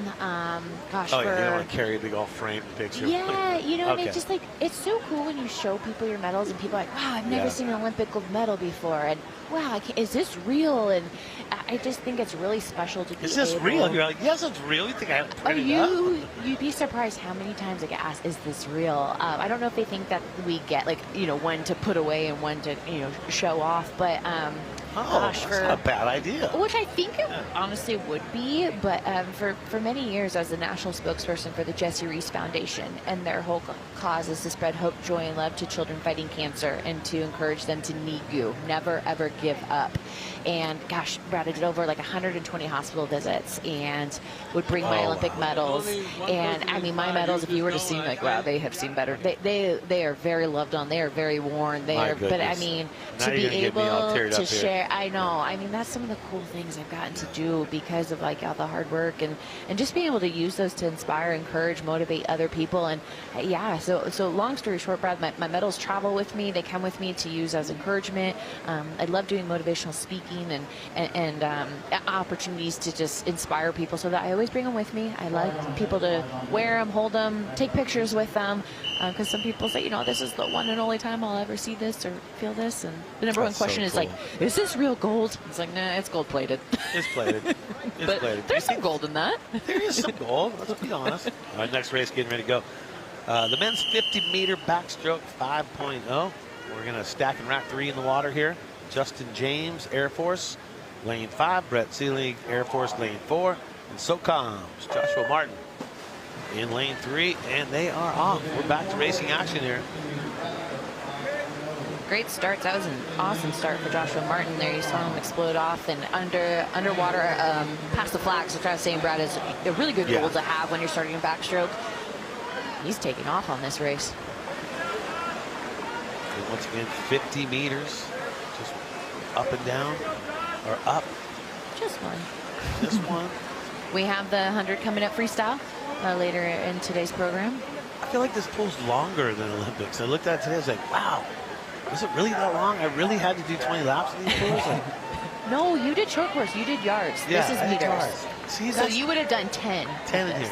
Thank you, because I was looking at going, what the heck? What was I? Aquaman? Joshua Martin commanding lead on that one. He's already out having lunch. Look at him. Yeah, Like, okay, I'm done. It's a race between Air Force right now. Probably wants to race to get out and get warm. I know. That's the race within the race right now. Yes. Get done. Get the parka. With Josh Martin, good stuff there. And so that's heat 1 of 2. So this next heat's going to be part of 5.0s. So this one should be, let's take a look here and see what we have. That looks like the Marine Corps over there in number 2. That's going to be Matthew Spencer.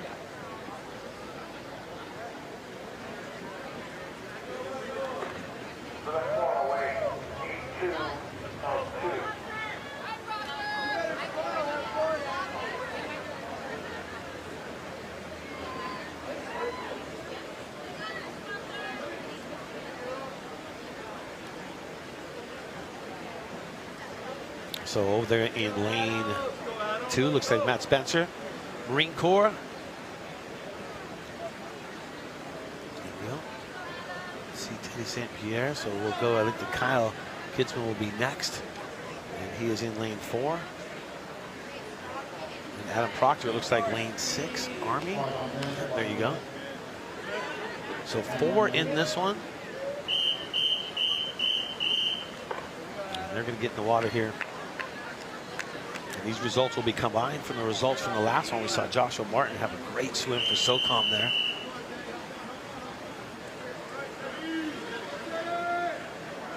Here we go. Heat 2 of 2.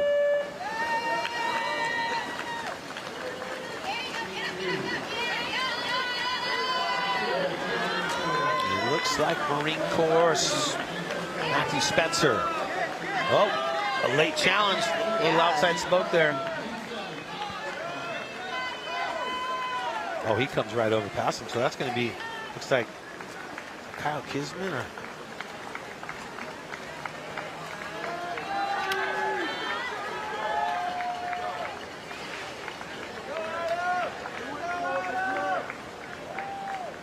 Adam Proctor over lane 6. All right, so Teddy having a commanding lead. It seemed like he kind of dialed in. He was like, not like slow to the start, but kind of just like with the mix, and then he just took off. Turned on those afterburners. Absolutely. That was a great race. And, you know, Teddy doesn't know what Joshua did the heat before him, you know, the time, so he doesn't know if this is a gold win for him, silver. So they won't know until the official races come out, and that's, you know, part of swimming. You got to race against yourself, and the clock will show you at the end here. Good.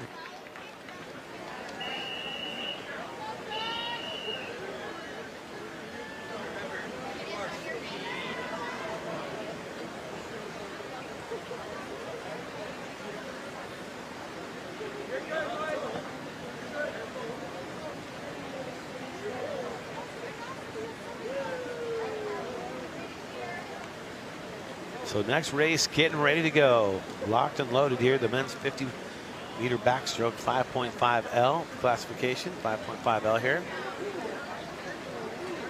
We look over to the far end, and it should be Eric Lewis for SOCOM. Don Calero for the Navy in lane 2. Carl Judd, lane 3, Army. Aaron Gomez, Coast Guard. Brad Soderblom, Army. Sometimes they change lanes on us, so we're doing our best to. That looks right. Looks like Brad is on the south side lane, so he is in 6. My eyes are on Don, because Don was doing like that famous Michael Phelps stretch behind when he was getting ready. So I feel like he might have a little swimming background, or he's a big Michael Phelps fan, one of the two. But he was doing the Phelps shakeout. Yeah, I'm just kind of watching the pre-race rituals over here. Yeah, I see what you're doing. I'm not a betting lady, but right now I'm like, but if I was, he's got some pre-race strategy that looks familiar to me. Well, we have some guys choosing to go with the board shorts. And again, Brad, this isn't a joke. Like, board shorts are hard to swim in. You know, not everybody wants to wear shorts. Of course you would, Brad.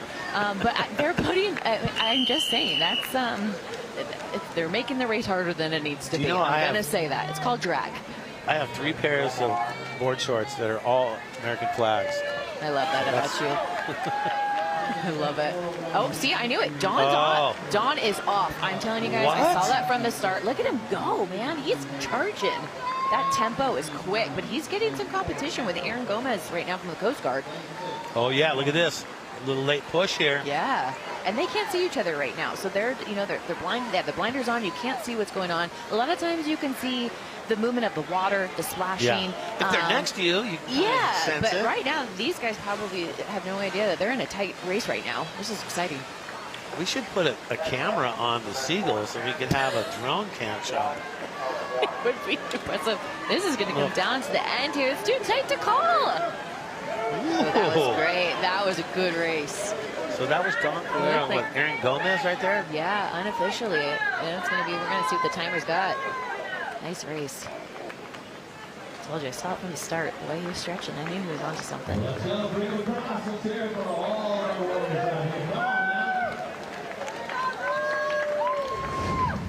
And some results coming in for you. 50-meter backstroke 5.5L. Leandra Mooring for Army with the Warrior Games Challenge record. 37.72. Suzanne Brown, Coast Guard, silver. Gabby Varhola, the bronze on that one. Women's 50-meter backstroke 6.0. Results in for that. Unofficial results. Shenandoah Brio, third, Marine Corps. Carly James, silver, Air Force, and Joanna Antonuik, who's been just large and in charge today. Another gold for her.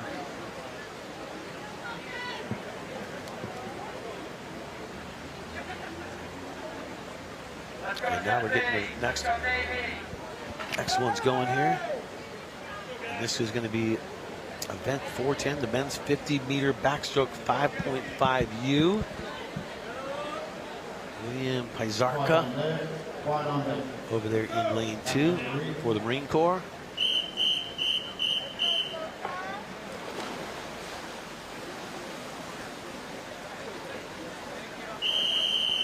And Colton Grimm, lane 4 for Air Force.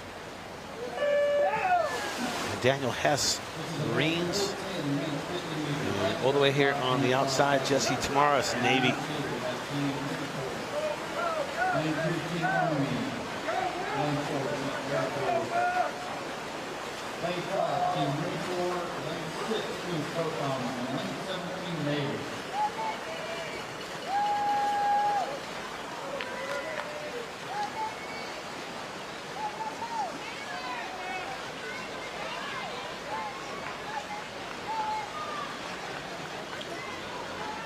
Here we go.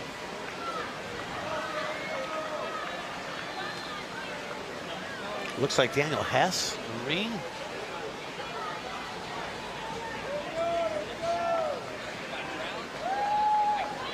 Isaiah, There we great swim go. for him.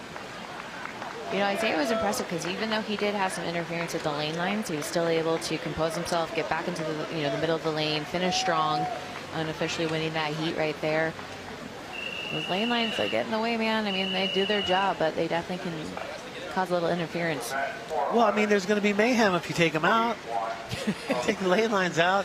That Caleb, we would be can't do called- this. It would be without called lane lines. open water swimming, Brad. Why That do you is have to open complain water about the swimming. lane line? You can't I'm do just that. saying because I feel like people don't realize they No. hurt. Like I've broken fingernails on them before. You could break a finger even on it. I feel Oh, like absolutely. Your finger tied in that thing. Okay. Yeah. People don't think swimming's a contact sport. I have some What if they stories for you. What if they electrocuted them? What if they had electric pulses going through? So if you hit it, you actually got shocked. It would teach you a So lesson. first you have to get through the seagulls, and then you Okay. have to get past the electric shock of lane lines. You're onto something, Brad. It's like the We should be able to have water guns for the seagulls that would keep them out. as part of the race. Kind of like, what is it in skiing when they do it? They shoot and they cross country skiing. You're onto something. You can swim and then shoot seagulls with water pistols. I've been here a long time. There's been 8 days. But I feel like the athletes here would be really good at that. Like this Yeah. is all in their skill set, everything you're bringing up Right. here. Like it really brings in the Department You of get it. Defense side of things. Yeah, it's like a good hybrid. Hey, there's Timothy Capps on the outside over there in lane 1. Lane 2 empty. And then we got Daryl Taylor, Marine Corps, lane 3. And then next to him, Eric Cruz, lane 4. And you got Quentin Simmons. And then Frank, don't call me Francis Lash. Lane 8, Dave. We have outside smoke right now. It's Timothy Cap from the Army. You know, that's the thing. Outside smoke, you don't have anybody on the side of you. You have clean water. Yeah. He's hugging the lane line where he wants to be right now because sometimes when you swim against these walls, that could be some interference, and there's no gutter to help the current. But definitely, from start to finish, impressive race here for Timothy. Yeah, Timothy Capps he's an all-around athlete. He's been crushing it this whole entire week. Okay, give me outside smoke is the outside lane. You have that Yep. lead. Where did that come from? How did that terminology come out? Do you know that, or is it just one day someone just said, "Whoa, look, he's smoking on the outside"? How did that come about? Because I love the term. I love the term too. I do not know the history of it, but in swimming, when you get seated, the fastest swimmer is always in lane 4. So Yep. then technically lane 1 or lane 8, they're the quote unquote the slowest of the heat or the second slowest. So when you have somebody outside smoke, that's kind of like that dark horse. Eyes weren't on them. They weren't predicted to win. They weren't seated first or second going into it. But I think that's a generic term, right? Don't they use that for horseback riding or horse racing and But you all could, the things? like, if you went to a swim meet with your friends, Yeah. you could amaze them. You could drop that knowledge on them during the race. Oh, look at the outside smoke in lane 1. And they'd be, what? They're like, whoa, they really know they're swimming. They're really into this. Well, I like the term. Now I have to look at. Now I'm gonna have to Google where it came from. Thank goodness for Google. Gosh We only darn have it. one more heat of the 50 backstrokes, right, Brad? We're just Yeah, cranking through this meet today. Yeah, we're gonna do these 2 heats Yep, right now yeah. for 50 backstroke, and then there'll be a break before we get into the rest of the races, which will be the 100. 100. Yeah. So there and back, we're going to double the distance here after this backstroke. One more heat of the men's 50-meter backstroke, 6.0.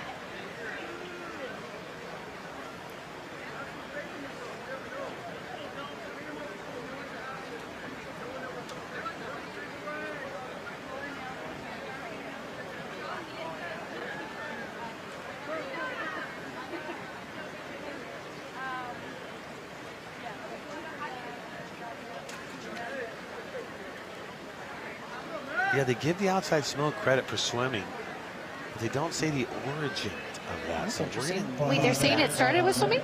They're saying what Oh, it is. It's interesting. swimming. Yeah. I like that. All right, whistle's blown. Swimmer's getting in the pool here shortly. Final heat of backstroke.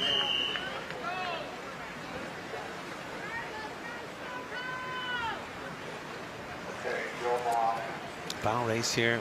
Men's 50-meter backstroke 6.0.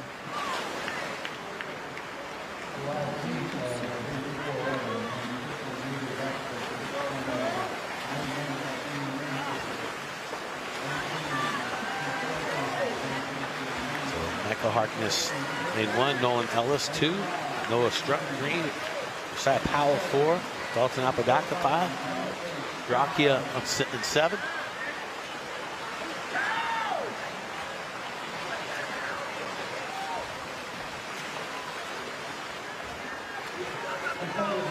Good form here. You're seeing nice long reach, staying in line with his shoulders.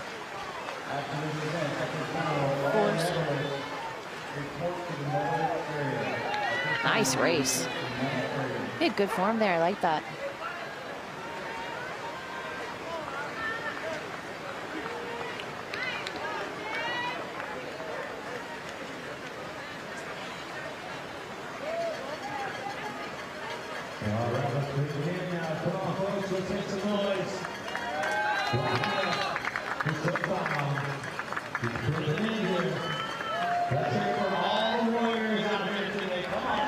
Let's go, Matthew. Bring it home.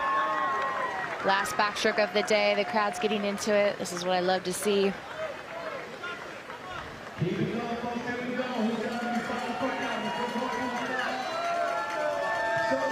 Matthew from SOCOM finishing up strong here.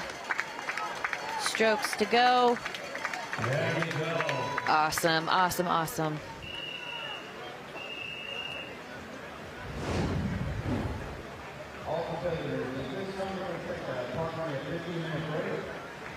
The next session is women's 5:07 and 5:08, 100 meter freestyle, 4:25 and 5:20.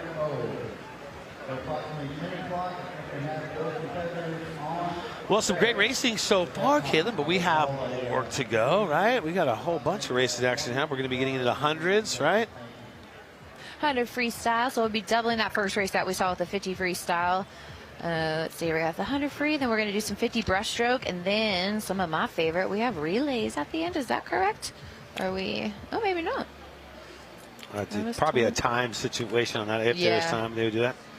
Well, more coming up for you in just a little bit. We're going to check in with Haley Elwood here in a little bit and see how catch up with her for a moment or two. But we'll take about a 10 to 15 minute break, and we'll give our athletes plenty of time to rebuild and be ready to go. Let's check in with the third member of our team. Let's send it downstairs to Haley Elwood. Haley, take it away.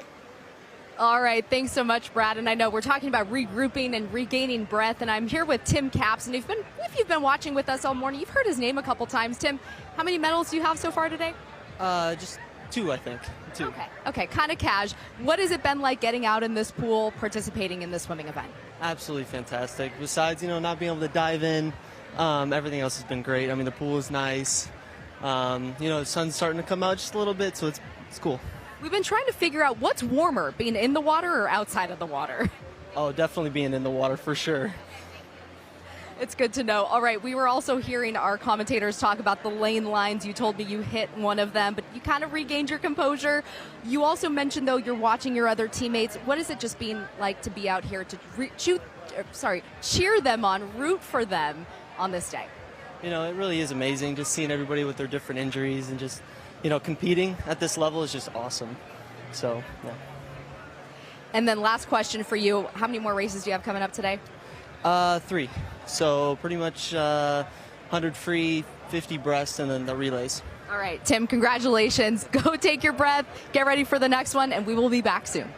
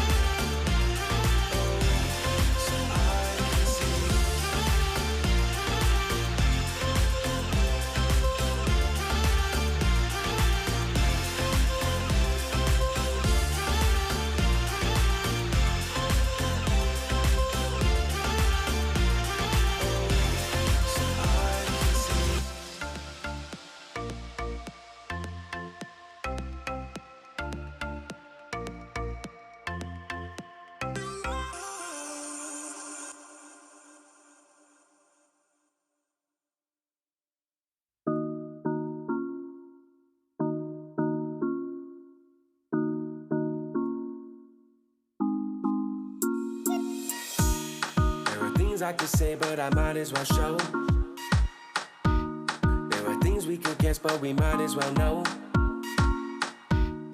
So hurry up, girl, you've been taking too long.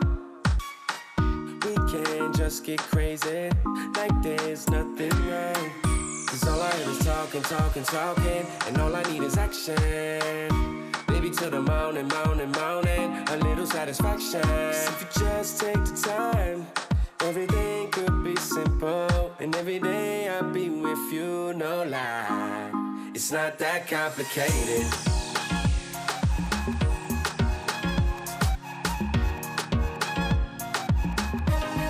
It's not that complicated.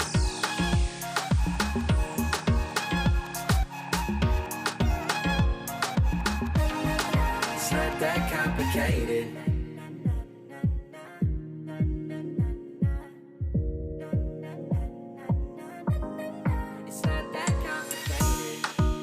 That it's hard when it's easy as pie. We got the ingredients, why don't we try? Yeah, yeah. No need to be greedy, I'm yours for the night. But could be for life if you're treating me right. Yeah, and you can keep walking, walking, walking. Cause baby, I need action. Just a little satisfaction to keep me holding on. Cause if you just take the time, everything could be simple, and every day I'll be with you, no lie. It's not that complicated.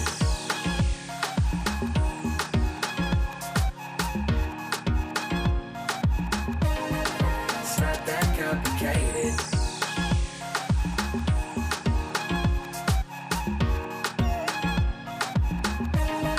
It's not that complicated.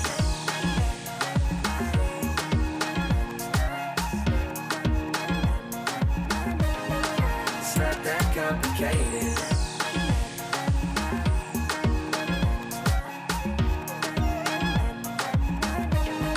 It's not that complicated.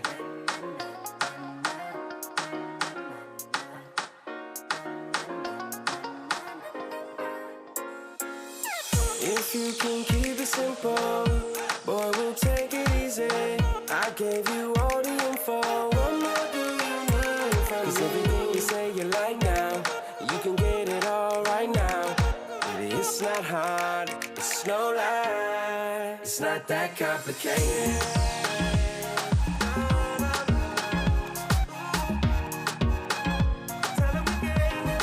It's not that complicated.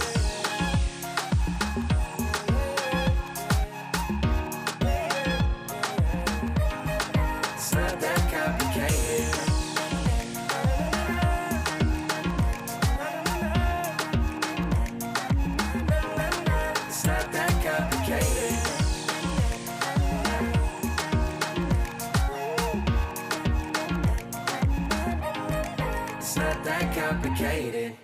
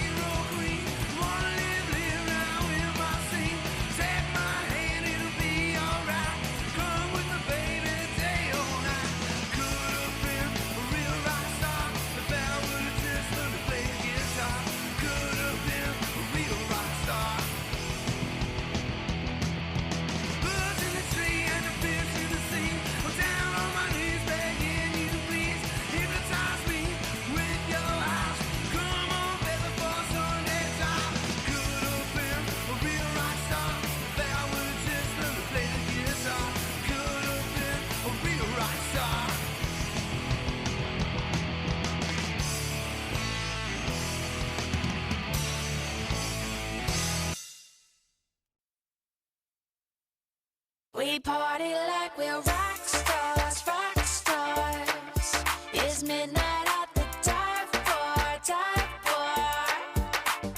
Hey, and we won't go down till sunlight comes out and dark skies turn into day. Like we're rock stars, no rock stars. Don't stop till the room starts to sweat.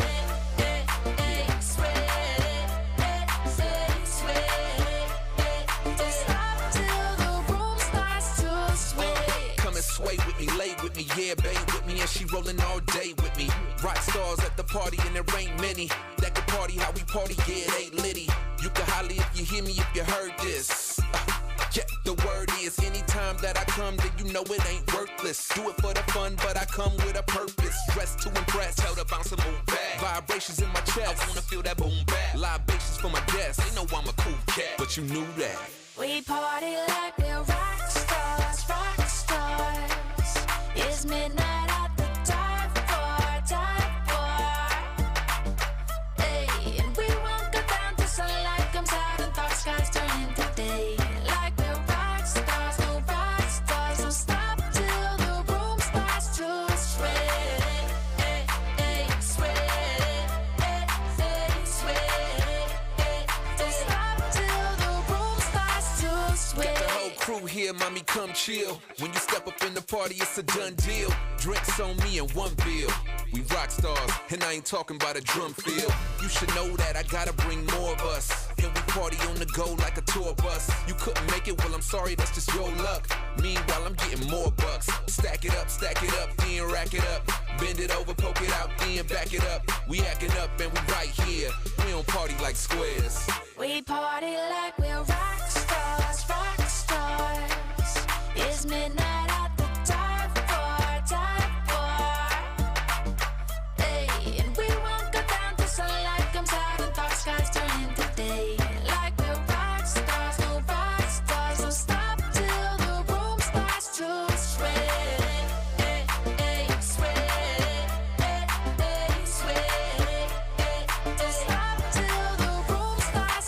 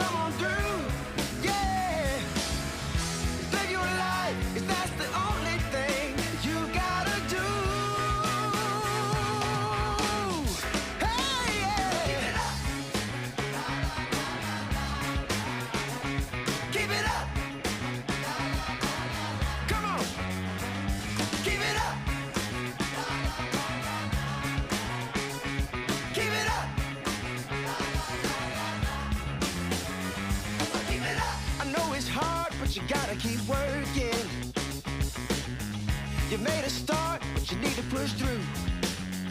Without those rainy days, the flowers would never grow. Oh no, so listen up now, 'cause we ain't worried about a doggone thing. We're gonna come on through, yeah. Just live your life, 'cause that's the only thing you gotta do. Keep it up. Woo! Keep it up. Keep it up. Keep your head on high. Keep it up. You're gonna make it. Keep it up. Keep it up. Keep up. Keep up. Keep it on up now. Keep up. Keep up. Keep it on up now. Keep up. Keep up. Keep it on up now. Keep up. Keep up. Keep it on up now. Keep up. Keep up. Keep it on up now. Keep up. Keep up. Keep it on up now. Keep up. Keep up. Keep it on up now. Keep up. Keep up. Keep it on up. Yeah. Yeah. Keep up now. Keep your head up high. Come on. Keep it up. Keep it up now. Keep it up. Come on now. Keep it up. Keep it up. Keep it up now. Come on. Keep it up. We're gonna make it through. We got some work to do. Woo. Keep it up. Come on. Let's go, let's go. Come on. I got one chance. I'ma take it. Till we make it. I got one chance, one chance, one chance. I got one chance, I'ma take it. I got one chance, one chance, one chance. Gonna work hard till we make it. Here we go, work, work. Here we go now. Here we go, work, work, work. It's going down. Here we go, work, work. Here we go now. It's going down. Till we make it.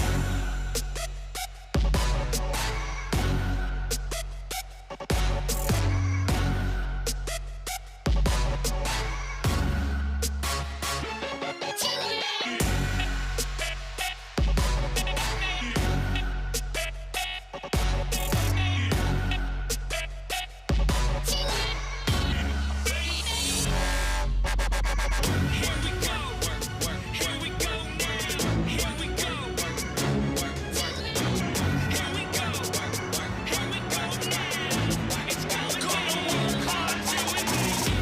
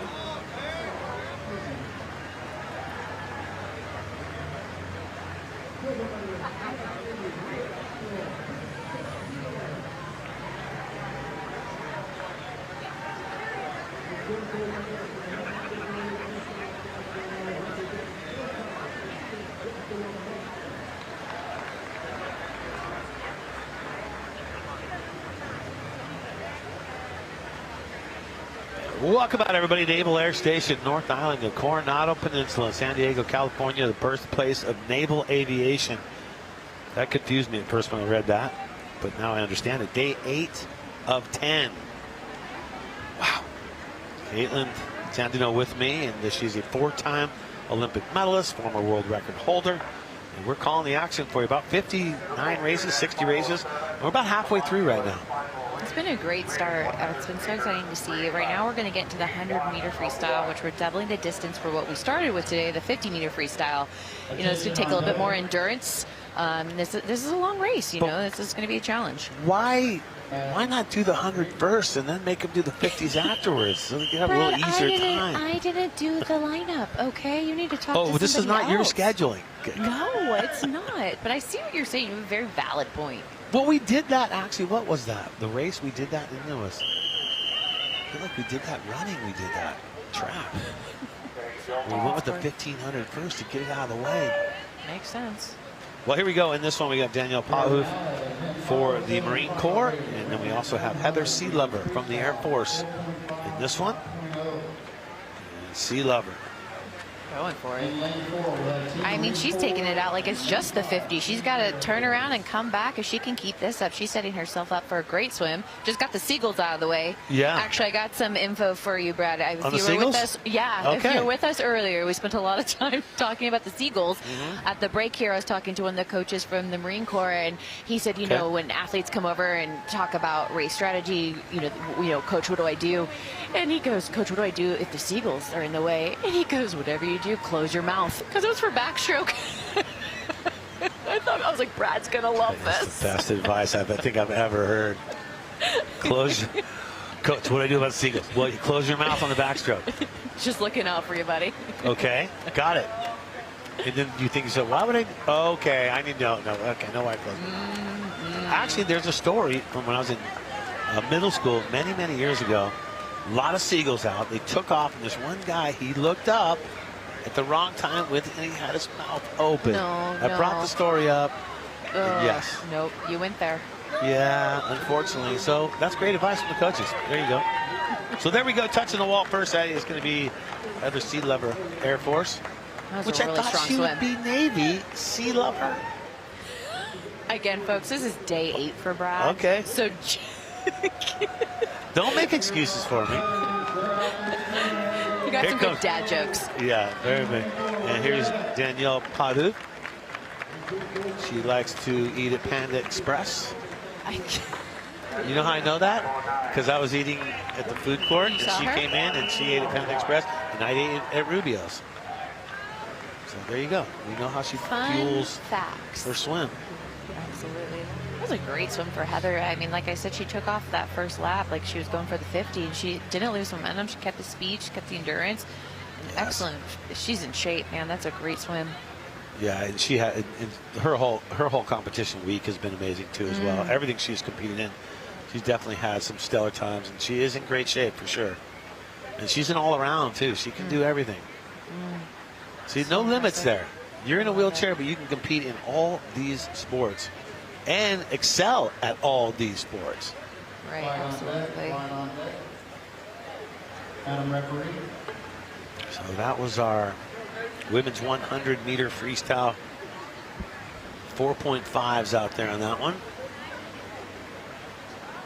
Then we'll switch things up to the 5.5 Ls.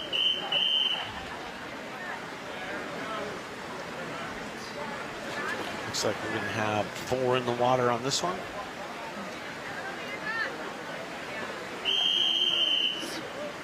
So we'll have Leandra Mooring from the Army, lane 2.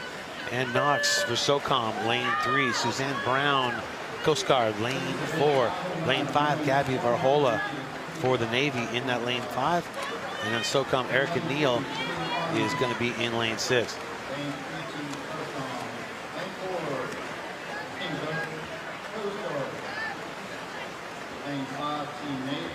Got that outside smoke we were talking about earlier, Brad, with our outside lanes taking pretty strong lead of this race here. Let's see, lane 2, Leandra. She has a nice, smooth, long stroke. She's alternating her breathing, which is really impressive. Bilateral breathing is really important. That way you can see what's going on both sides of the pool, and it just keeps your technique a little bit more balanced. Great kick off the wall. If I had to guess, I would say she has a swimming background just looking at her stroke alone. Looks like Erica Neal, too, making a race of this, too. Over here closer towards us. In that second spot right now. There you go. Leandra, yeah, she's really setting herself up for a great swim. I'm going to keep my eye on this time here. You know, we have these records that are being set, and I would just go out there and say she's probably going to set a record today. And she's already, I think, has a gold from an earlier race, so she's going to touch first. There you go, one and some change, 13 and some change. Yeah, it looked around 113, 114 off the rate for the official results, and it looks like the past record was around 140, so she could have just smashed that record. If we know what we're talking about here, Brad, that was really impressive. I'm excited to see those official results on that.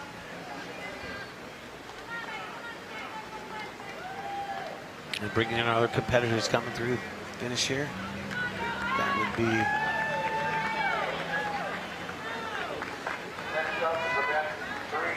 is that Suzanne Brown? Is that what we're looking at here?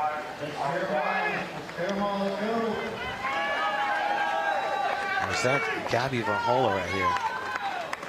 Is that lane 5? Is 1, 2, 3? Yeah, lane 5. Gabby Varhola, yeah, for the Navy. You know, so Brad, freestyle is really freestyle. So that you saw her doing some backstroke, and that's okay in swimming because freestyle is a very generic sport where it is freestyle. So the fact that she's doing backstroke wouldn't disqualify her in a swimming race. And she's going to finish up with freestyle here, a little kind of like a water polo technique that we're seeing right now with the head up. And that's a challenging stroke right there, definitely. Crowd's getting her the support that she needs to finish. Competitors in there with her, excellent. That's so awesome. Encouraging, so inspiring. Way to go. You know, I really liked how the other competitors came off the wall and came out to kind of meet her as she was finishing off that lap. That's what we call, you know, some sporting spirit for sure right there. It does more than you know. I mean, what your teammates and even your competitors, when they're encouraging you, it just gives you that extra motivation, energy, just that little extra oomph you need to finish up strong. So that race right there, finishing up your women's 100-meter freestyle 5.5. And now we'll go to the 5.5 U's. They will be up next. Looks like we possibly might have 3 in this category. And it's sounding on Brad J with you here. 59 to 60 total races. We're past the halfway point. Tomorrow, join us. We'll get into the shooting rounds, our final competition. Shooting for the next 2 days, Sunday and Monday. We'll be here in the morning time doing it. Where do they host all the athletes? Where are they staying? Are they on base? I would think the athletes would be on base. We see them come in on big buses in the morning time. Okay. So. There's got to be so much camaraderie and just team building being here and being together and the motivation that they get from each other. And probably, I can't help it, like coaching amongst each other, you know, because we said they are doing multiple sports. So not somebody that's maybe not strong in swimming, probably leaning on their teammate, you know, for their little tips and tricks, and then shooting, doing the same, etc. So this one we have Jacqueline Marty, Air Force. She's out there in, looks like lane 3. And then she is joined by, in lane 4, Ashley Crispin for the Marine Corps. Jacqueline with a really smooth stroke. Again, bilateral breathing. Makes me think she has a swimming background as well. Nice tempo with the kick. You see that white water behind her. And it's very consistent. Really smooth, like really a eloquent stroke, if you will. And just a lot of power behind that. She's going to go into this turn. See, she rocks a flip turn here.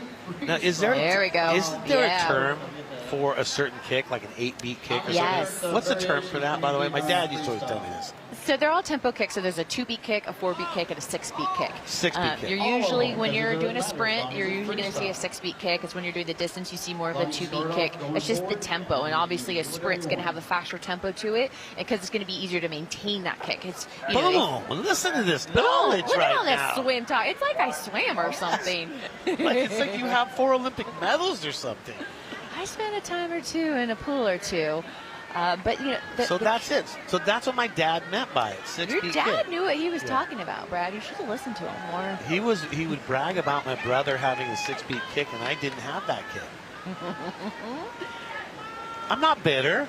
Not Just at all. bringing it up like 50 years later. That's all. Solid finish. Nice swim for Jacqueline there for Air Force. It was a great swim. Good swim. Oh, we're going to get back into the 6.0s, the big category coming up. We got 2 heats in this next one. Ashley Crispin, Marine Corps, finishing up here. You can see with Ashley Stroke, she's really strong on her arm. You can see the muscles in her arms. Not as much of a kick behind her like Jacqueline had, but with that really strong arm pull that she has, breathing dominantly on that right side. Underneath the flags coming up here now. The end is so close. Let's get Ashley home.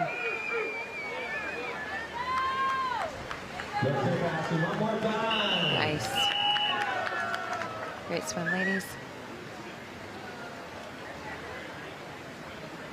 And once again, hugging it out. Camaraderie is there. As much as I try to say they hate each other, it's not true. Brad just trying to stir up things that aren't there. Just trying to make some drama. I think, you know, trash talking's always okay. Just don't see it here. And so our next one getting ready to go, and it's going to be a big one here.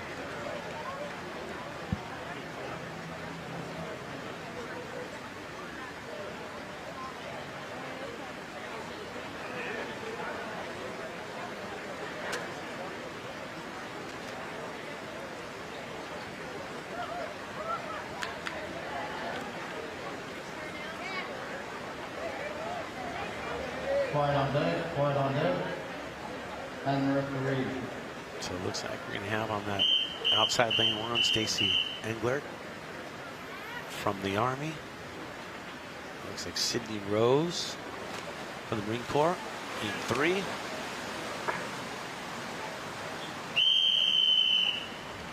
So 4 and 5 right here, so it'll take us lane 6, it looks like. And here we go. We are racing the women's 100-meter freestyle 6.0. 2 heats in this one.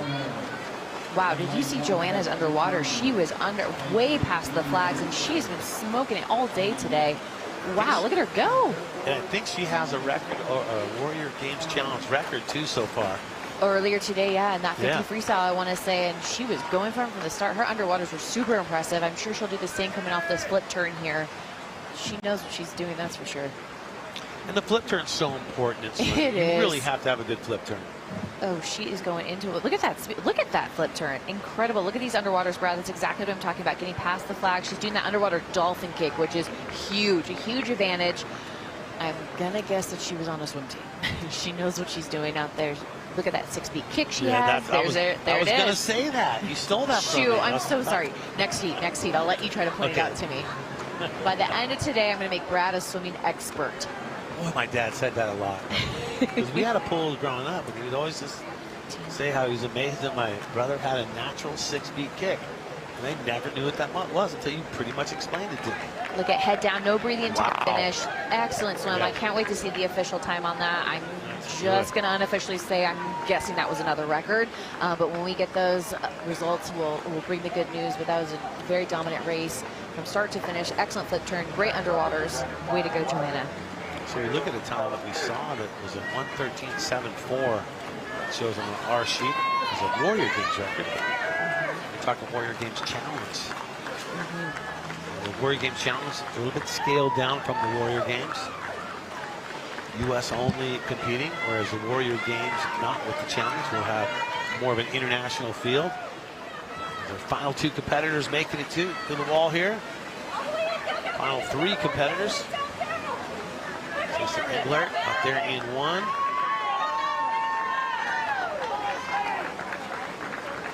You know, a lot of these athletes are definitely getting outside of their comfort zone, I'm sure, especially doing the 100 meters. If you don't have a swimming background, this race could be pretty intimidating. Again, up and back, and like Brad was saying earlier, this pool is long. It looks big. This is an Olympic-sized pool here. So it's so impressive, so inspiring. A lot of swimmers getting outside of that, you know, what they might be comfortable in, their sport that they're comfortable, and the distance. And, you know, we'll be seeing breaststroke later today, one of the more challenging strokes, in my opinion. Just kudos to these swimmers really putting themselves out there. So you talk about breaststroke. I like how you bring this up. Now, breaststroke, I always notice one thing. When I would try breaststroke, I could never get that water that comes up from your chest out, and that push that breaststroke gives you.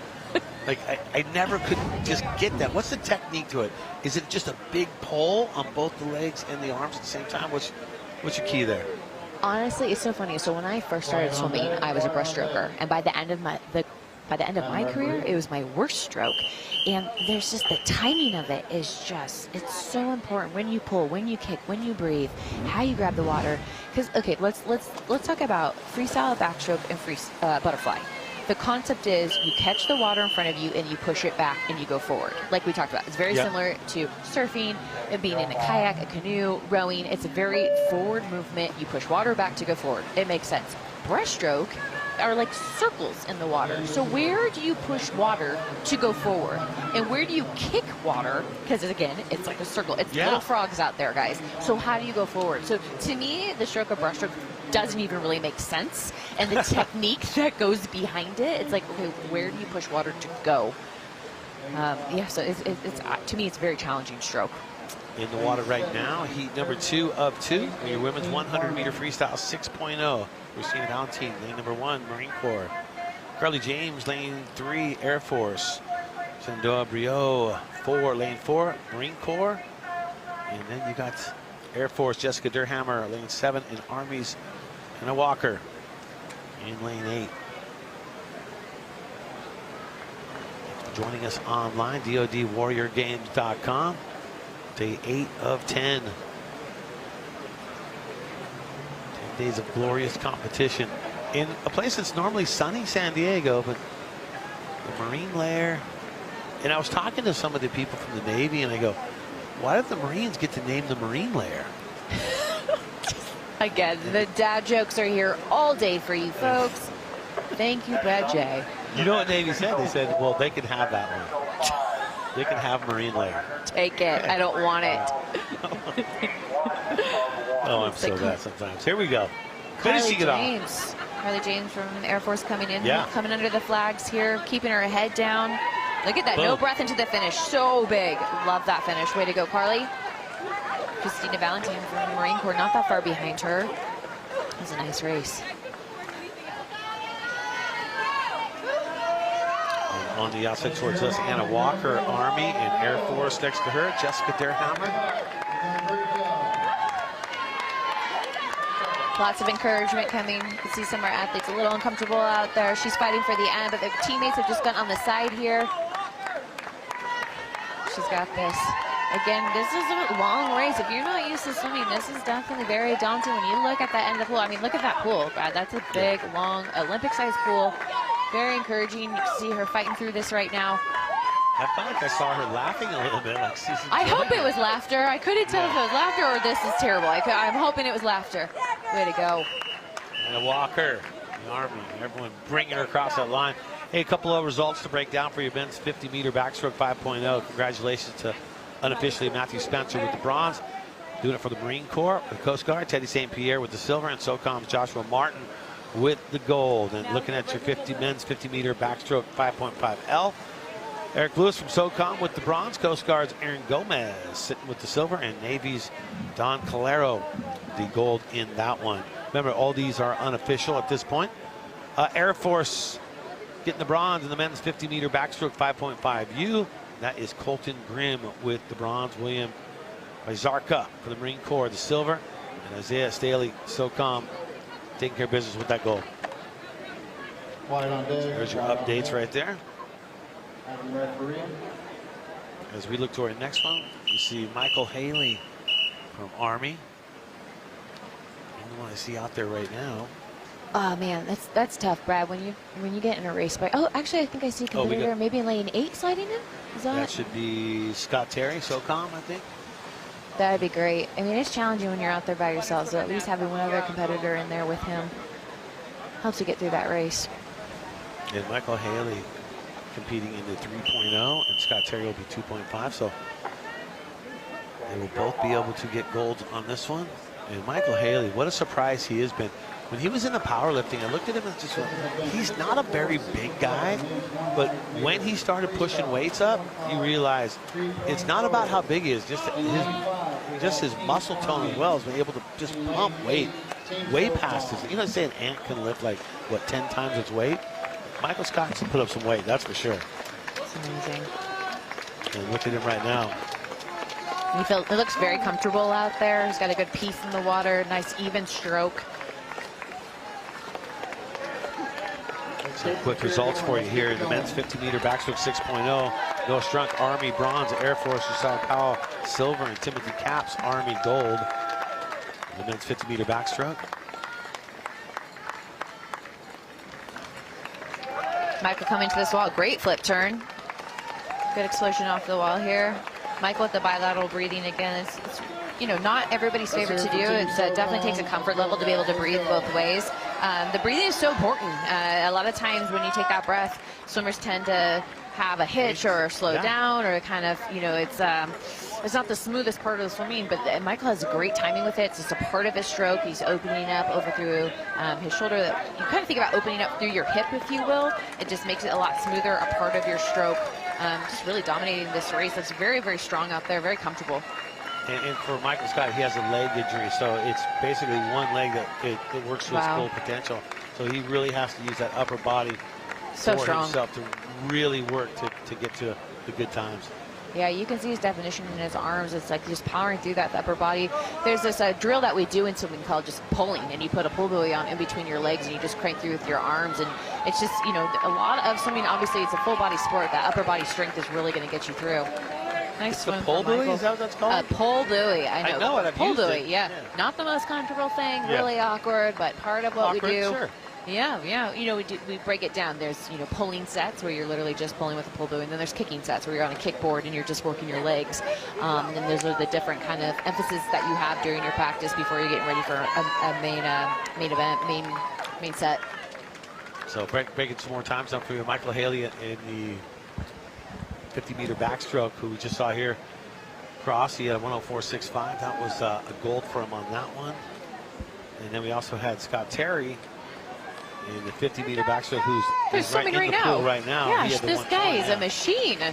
This is a lot of racing that he's doing right now, getting in there for the 100 freestyle. Right now he's choosing to do a little breaststroke. That's a good call, a little bit more comfort, getting a little bit more breathing. Let's get him home. We got the fans are getting up for him right now.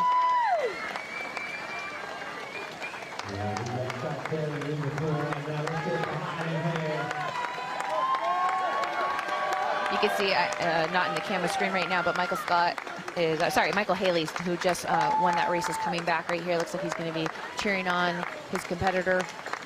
Love seeing this. Here we go. Love it. Let's get him home. Let's get him home.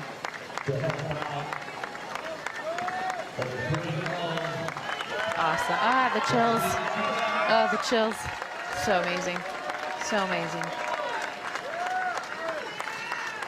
I think I'm crying. I love this. I love this so much.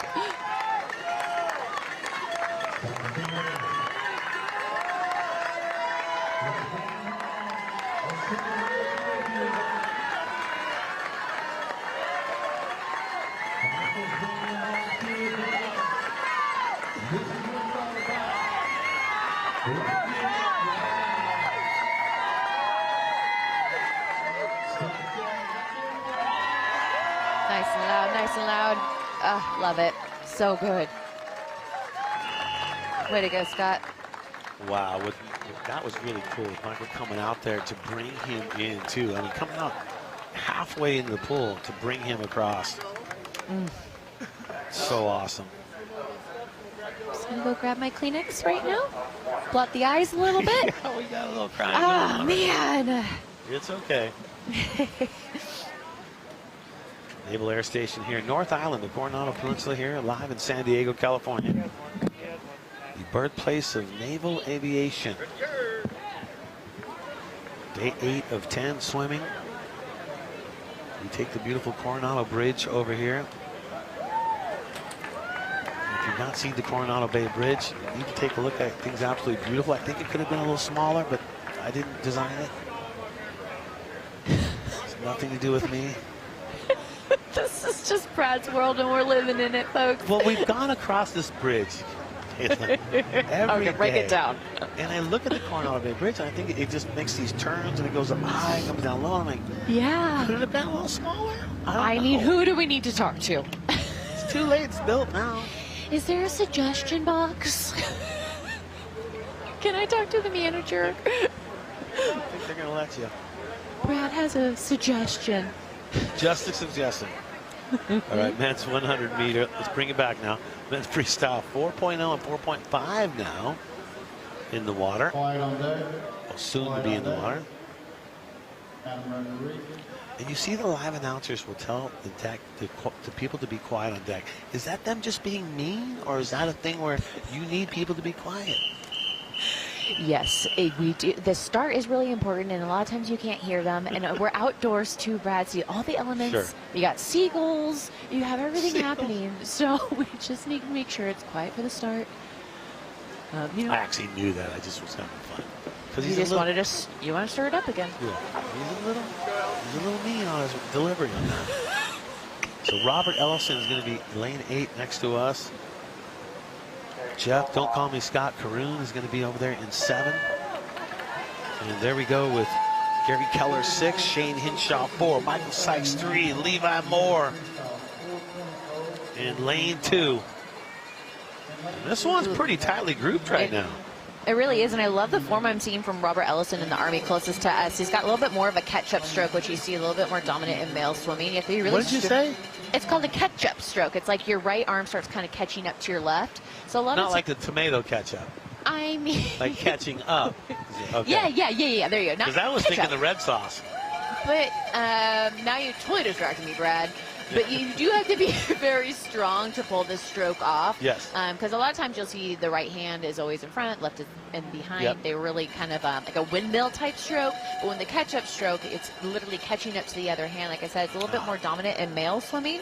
It is a drill, actually, that you do for swimming, but it takes a lot of strength to pull it off. It usually is a very smooth stroke to watch. It's really beautiful. But you'll see the difference from his competitor. We've got Gary Keller, who has more of that, always kind of the one arm's always chasing the other, more of the windmill look.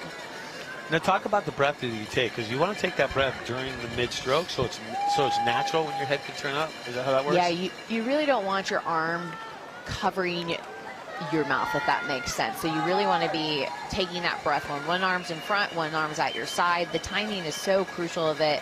It is a challenging thing to pick up, but it's going to make your stroke the most smooth, if you will, and you get the most uninterfered breath also. If your breath is off, you very well can get water in your mouth, and that is a very uncomfortable situation to be in. So it is really important part of the stroke of making sure when you're going to take that breath. Yeah, and if you're actually laboring a lot, then you're going to end up taking more breaths, probably each individual stroke. You'll see a breath, where then you could take a breath and go 3 strokes without a breath. That ended up being a really tight race. I felt like Robert Yeah. had the lead, and then Gary took it over. Then Robert came home really strong. Robert was the swimmer I was talking about, a little bit more of that catch-up stroke. That really paid off for him there. That was a great race, guys. And over on the other side of the pool here. Yeah, these are the 4.0s on the other side of the pool. Excellent. So that looks like Michael Sykes and Shane Hinshaw. I think Sykes is on the inside here. Yeah, this would be Sykes. Or would this be Shane? I think Air Force, this would be Shane Hinshaw. Yeah. Where Michael Sykes has already come in, and so has Levi Moore. And they're in the 4.0s. We did see Gary Keller and Jeff Caroon and Robert Ellison. They're in the 4.5, so 2 races within one here.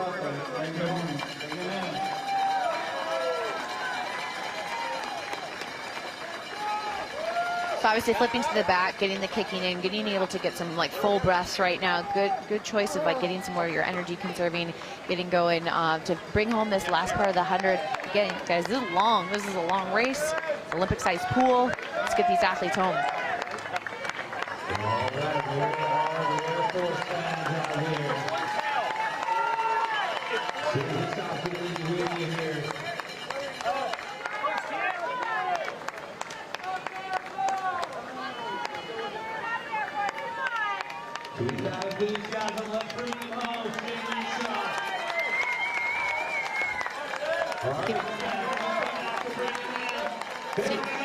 Come on.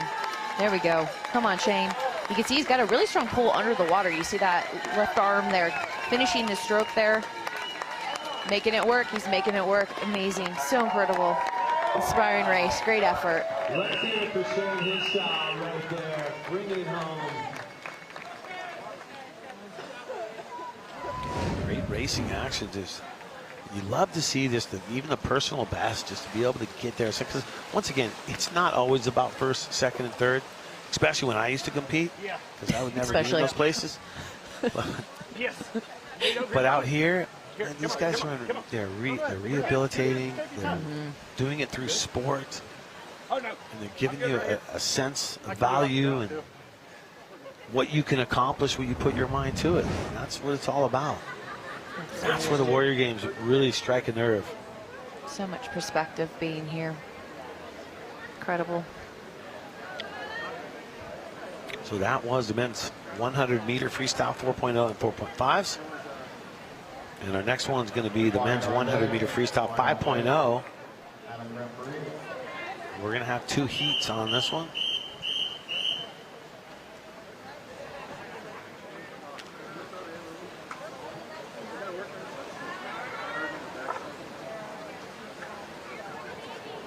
So Kyle Kitzman.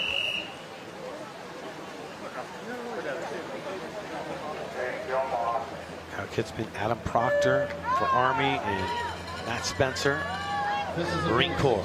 Men's 100-meter freestyle 5.0. They're off the wall really 5.0. strong. In lane 3, Team Navy. Lane 4, That's going to be Navy right there. Kyle Kitzman with the lead.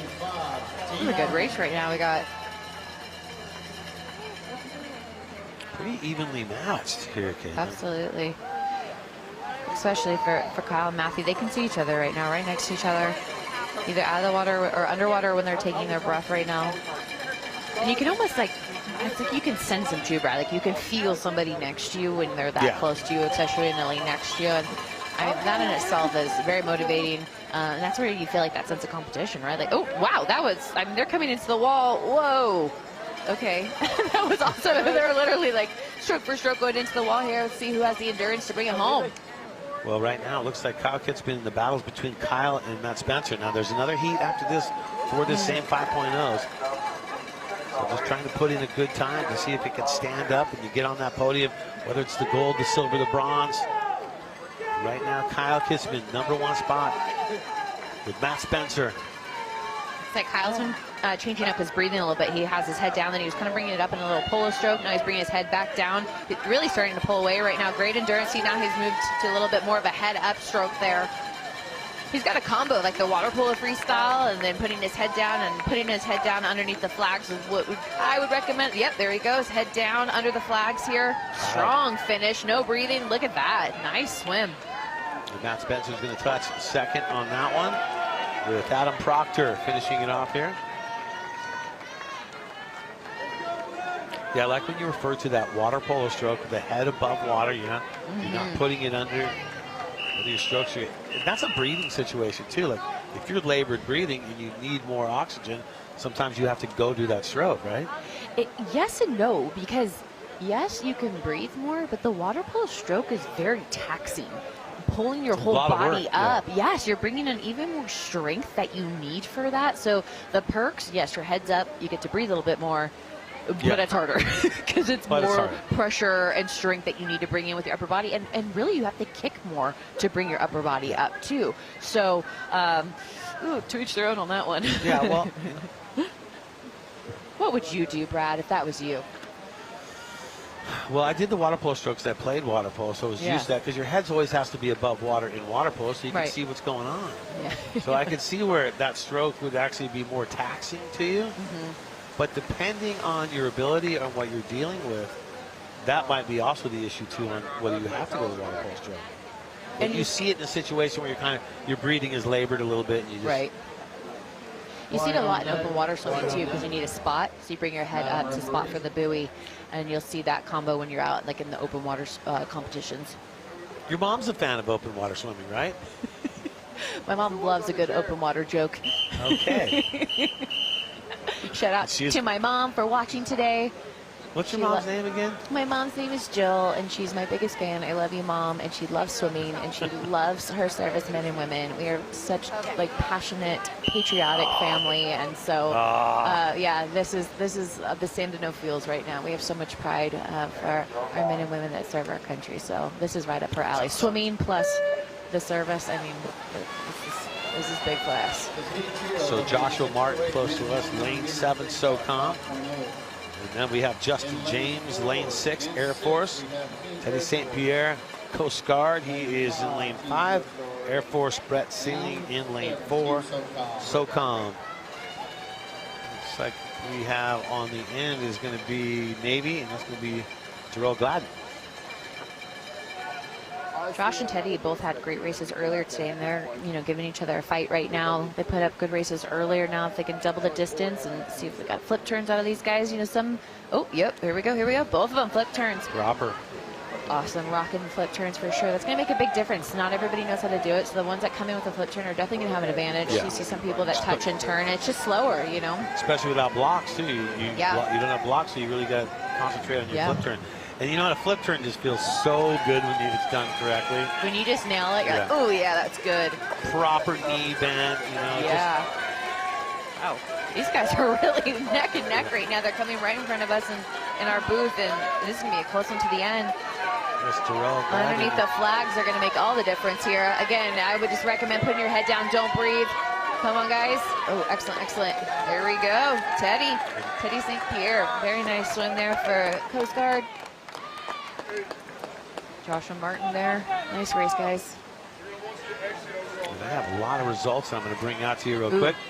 Do we have some records? Well, let's see. Let's see if we have some records. Unofficial results right now. The women 100-meter freestyle 4.5s. Congratulations to Heather Seedlover taking the first spot there. Gold for her.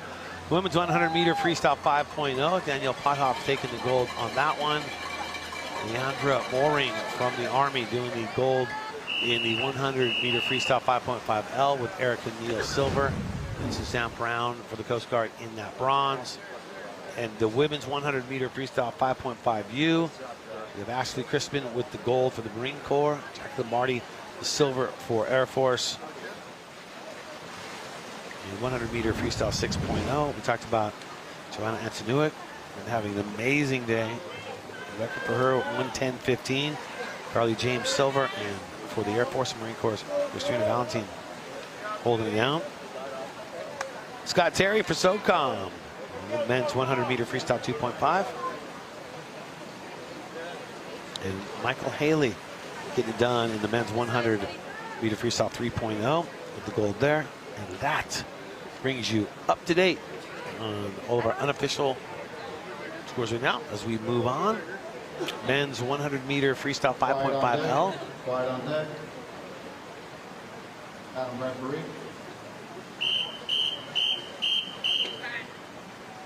And it looks like we have Pat McDonald for the Marine Corps. He is going to be over there in lane 3. Next to him, Eric Lewis, lane 4, SOCOM. And falling off in lane 5, Zach Polega, also SOCOM. So a couple of SOCOMs here. Heat 1 and 2, and we're off. We're off. Zach's going for it. Zach has a very tall stature, and he kind of looks shaped for swimming here. So I'm curious to see what he can throw down today. He's going for it. He's quite the athlete because he's been getting on podiums on all the other sports too as well. So I would not put it past him. Remember, 2 heats in this one. There'll be another heat after this. They combine them to see who is your bronze, your silver, and your gold. He's just powering through it. You can see the strength that he has. Technique is pretty decent, but you could just see his strength for sure. Again, open turn right there. So when you touch the long go, it's not going to be as fast as a flip turn. Not everybody's super comfortable with a flip turn. It definitely takes a lot of time and timing to figure out that it isn't, it's essentially, Brad, it's a somersault, but you have to have the distance in front of the wall perfectly, and then when you pull your legs out, I mean, there's a lot that goes into it. It's just so much quicker than an open turn, but a lot goes into it, especially for the taller men too. I mean, you really have to make a very tight ball, and it can be intimidating because, I mean, you definitely can crash into that wall if you don't hit your flip turn correctly. You could have a slight leg disability too that could actually make that harder. You might have to do the wall turn, but you know, a flip turn just feels so good done correctly. You get it right. Zach, he just kept it strong that whole race. Impressive swim for Zach there. And that means Patrick McDonald's going to touch second on that one. And Eric Lewis for SOCOM will touch 3. There we go. All 3 in, and heat number 2 will come up after this one.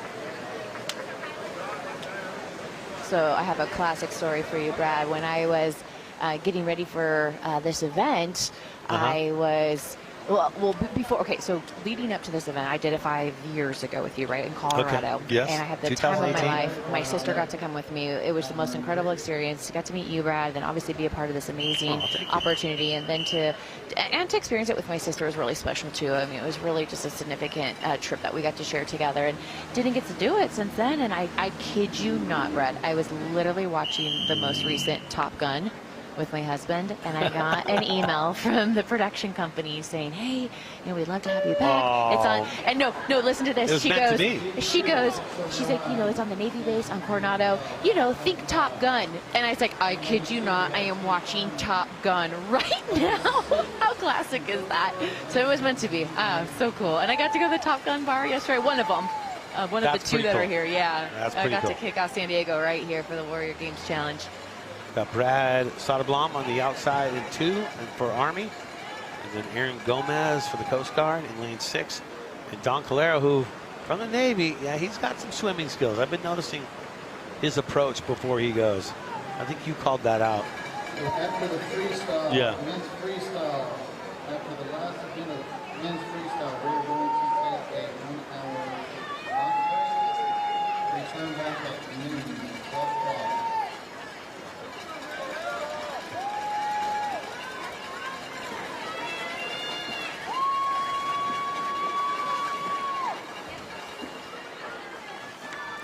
Smooth.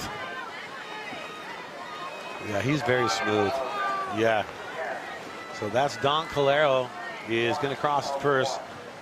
Aaron Gomez is going to touch second. And you can see the difference from that. It's like Aaron Gomez was a little more choppier on his stroke, and then you can see where Calero was just smooth all the way through.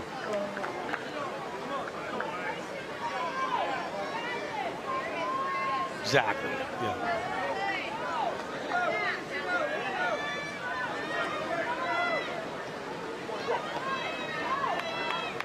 Did you say hippie trippy? I like that. Hippie dippy, okay.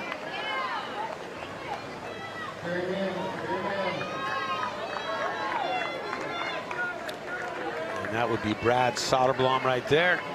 He's going to touch and finish off. And congratulations to Levi Moore in the men's 100-meter freestyle 4.0. The Navy taking the gold there. Michael Sykes the silver, and Shane Hinshaw the bronze for Air Force. And your men's 100-meter freestyle 4.5, Robert Ellison taking the gold there for Army. Jeff Caroon taking the silver for Air Force. You are up to date.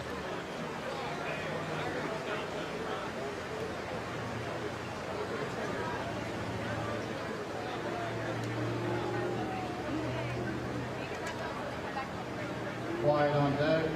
Quiet on deck. Madam Marie.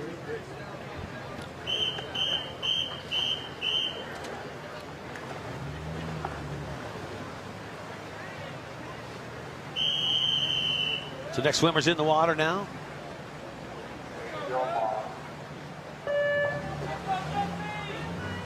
And that's going to be William Pizarka for the Marines. He is in lane 6, it looks like. Isaiah Staley, SOCOM, lane 5. And it looks like Jesse Tamares in lane 2, and Colton Grimm in lane 3 in this one.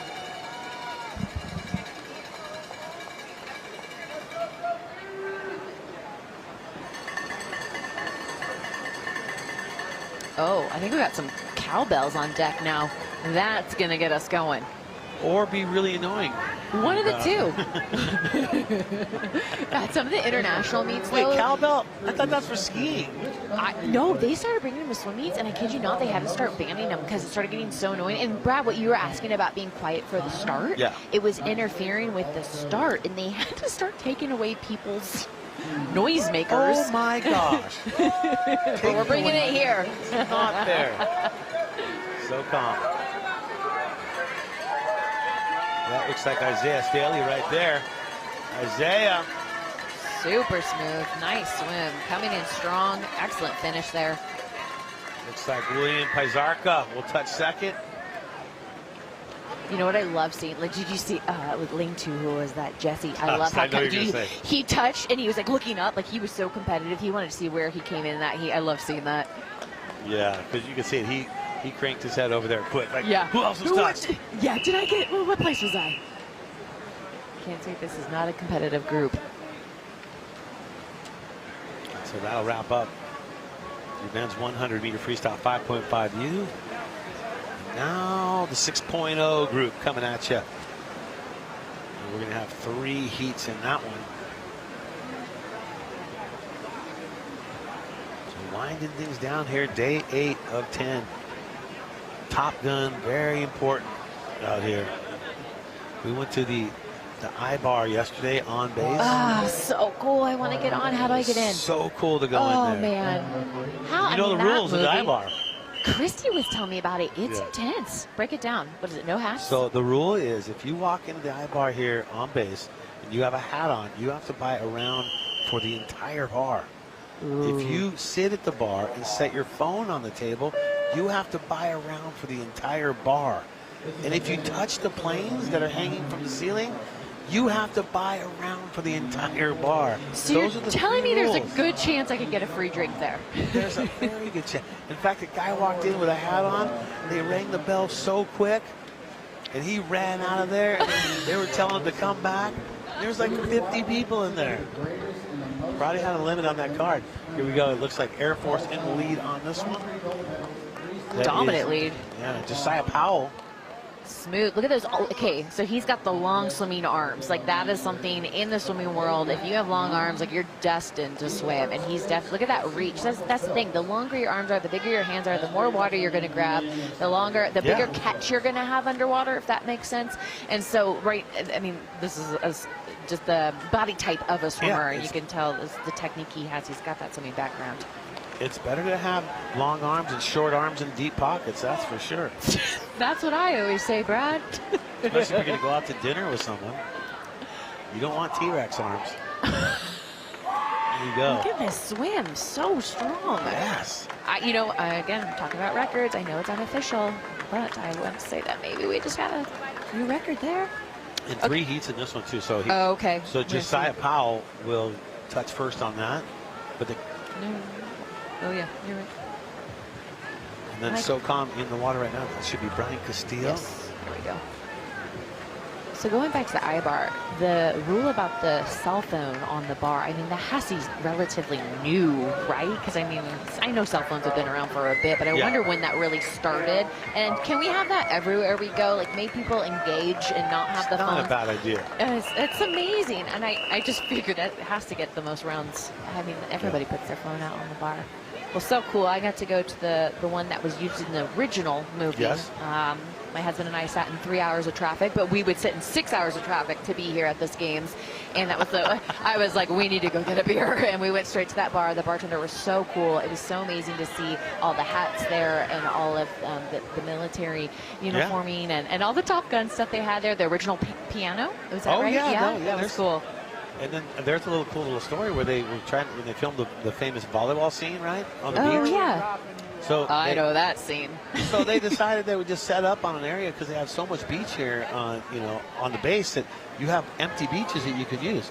So they see this empty beach and they set up on this beach and they're like, this is a perfect place for it. They set up next to an endangered bird. And so they could not, an endangered bird. So they could not complete the filming. They had to go through environmental classes to understand what they were dealing with, and it stopped filming for a while because of that. So if they would have set up anywhere else, they could have got this off the ground, but because they set up next to an endangered bird, and I don't know if it was a snowy plover. I mean, I know a little bit of bird stuff. Jeez, never ceased to surprise me. Little inside scoop there. Here we go. Next one in the water. We have 1, 2, 3, 4 in this one.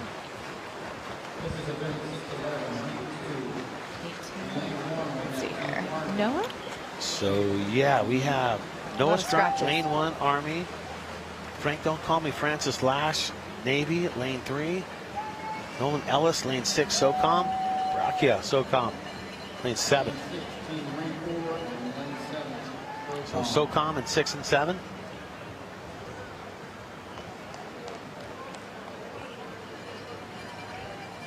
And this is heat 2 of 3 for your men 100-meter freestyle 6.0. That was a very impressive turn that Noah had. He really whipped his legs over there. The timing was perfect, got him off the wall really well. I think that gave him a little advantage over Nolan right now. Oh, wow, Great turn. Good tempo for Nolan. Look at the whitewater off his kick. Really strong kick. You look like you could like wakeboard behind that. Look at that kick he has. Seriously, that's Surf behind it. so strong, especially at this point of the race right now. Awesome, great technique. See his That's coach a on the 60, side isn't there. it? I mean, Brad, look at you. Now you're just showing off. You're trying to take my role, aren't you? Nice finish. Don't Coming teach under me. the flat. Oh, wow. Look at that. Love that. Yeah. Awesome swim. It'll be interesting to see how that stacks up against the first heat, too. Because maybe a little faster the time on that first heat. And the setup that we have here definitely is some suspense for those official reviews. You know, having the times coming a little bit behind. And here is Brocchia finishing things up here in lane 7 for SOCOM. And that'll wrap up heat number 2 of 3. There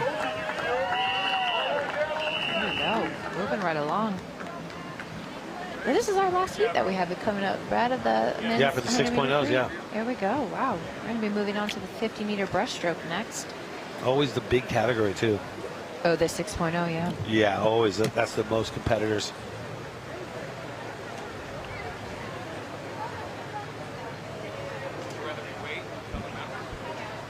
Does feel like it's heating up a little bit more outside. It's a pretty brisk morning. I feel like it's getting a little bit warmer out here. Still pretty overcast day. But like you're saying, for the athletes here swimming outdoors, not having the sun is going to help. Just the vision in the pool and just, you know, especially even though we finished the backstroke. These are actually pretty nice conditions to be in.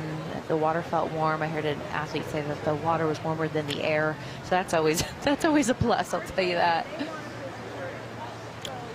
You know, I actually saw, when I was in the back, I saw they have the temperature of the pool listed at 82 today. Is it really? Yeah. Oh, that's nice. That's really nice. Athletes gotta like that, especially like we talked about sliding in first and not going in from the blocks. It's, you know, not having to slide into cold water and wait to hear the start is definitely a plus, having the water warmer. Yeah, and our outside air temperature has been anywhere from about 62 to about 65. So. Okay. So a good almost 20 degrees warmer is going to help you out. Want to get in there. Whoa! Did you see that? Watch this. Yeah. Whoa! That is an entry. Technically, that gets you DQ'd in my swimming world, but I'm all for it here. I give him a 10. I'm looking at the referee right now, and he's shaking his head. Yes, he likes what he saw. He's okay with that. He gives him a 10 also. That was awesome. I want to see that again. Heat 3 Style in the points. water. Love it.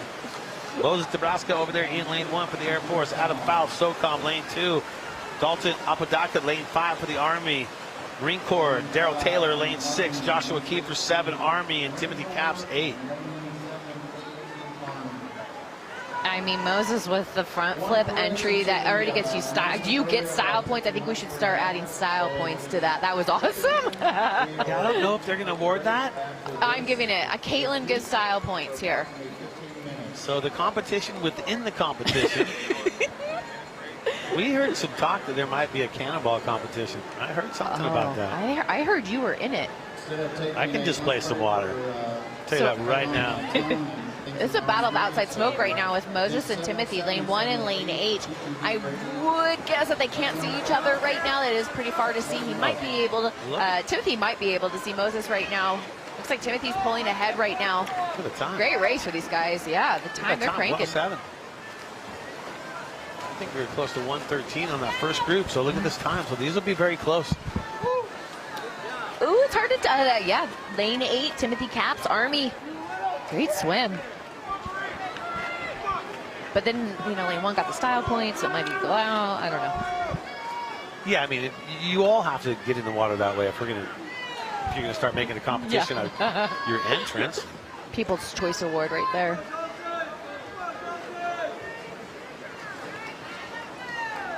And there you go, finishing off right there, lane 7, Joshua Kiefer, Army. And he is going to touch the wall.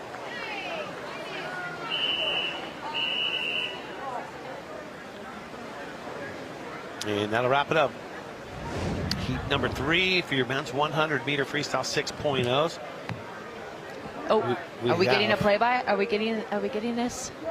Oh, here we go. Here we go. Eyes on front flip.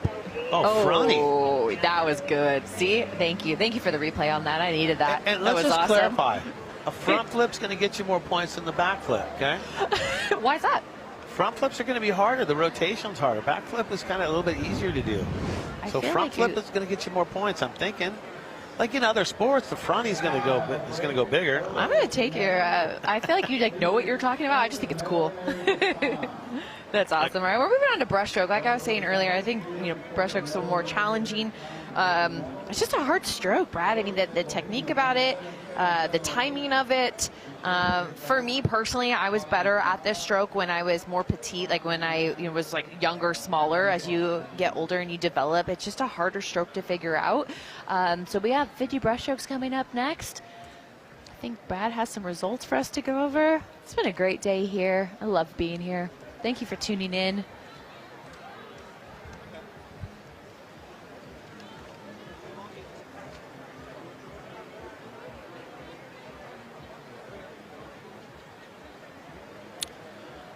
All right, well, we're going to take a quick break here and be down for a little bit while we join the competition here in a little bit. Before we get to that and bring out more competition, let's get back to the third member of our team.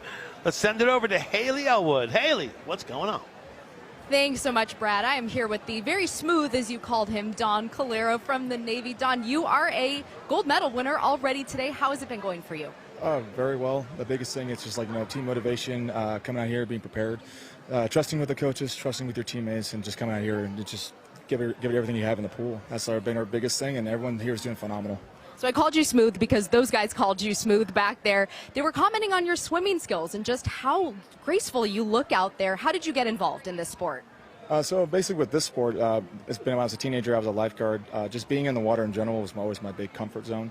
I was never doing swimming competitively, but my lifeguard coworkers, they did it. So I was like, thought maybe someday I'll try this out. And then when I got into the Navy Wounded Warrior program, they offered adaptive swimming. I was like, maybe I have a chance. And then that was like my biggest challenge to ever do anything. Out of all the sports, after post-chemotherapy and post-surgeries for my cancer treatments, it was the biggest challenge. I mentioned earlier that at first I couldn't even finish 25 meters without having to be gassed out and having another lifeguard save me a couple times out of the pool. But then I took it as a big challenge because I'm a corpsman coming with the 3rd Battalion, 6th Marines, working with them, and those are my brothers that I miss dearly still. And I still hold our unit, French Roger, in my hat, just a reminder saying, don't quit.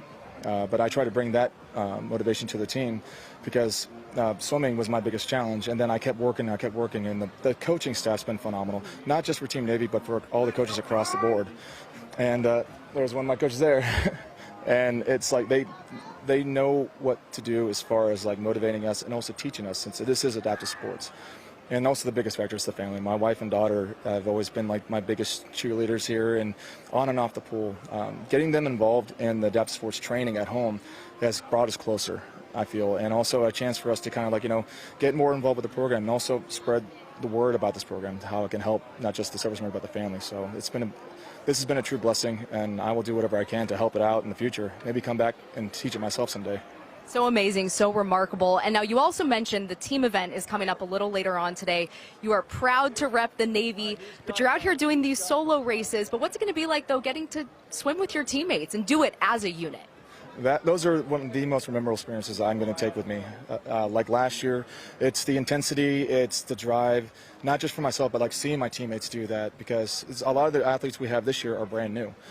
So coming on, I was with the 2021 team, even though COVID canceled the games they're in. I was on the team last year, and we finally got our full games, so I got my first experience. And then seeing the new people this year in trials, had a chance to kind of help push them or guide them in this way, and seeing them, get excited. One of our athletes, Levi, the guy gold medal twice, and he's a one-armed swimmer athlete, and he had the lowest expectations of himself about the sport. He wasn't sure. But seeing him just go in there and tackle it with our other teammate Mike, those guys just have done an amazing job, and seeing them push makes me proud to be a teammate. my individual like swims are great, but like seeing the team is like the biggest motivation to keep doing this, and that's why I'm excited for the team relay, just because we're all going to be working together, and that's the camaraderie that we've all somehow lost when we got injured or sick, and this is a chance for us to regain that, kind of an act of redemption. Awesome. Don, thank you so much. We look forward to that. We also look forward to seeing you in the breaststroke, which is coming up next. Stay tuned. We're going to take a little break, but we'll be back soon.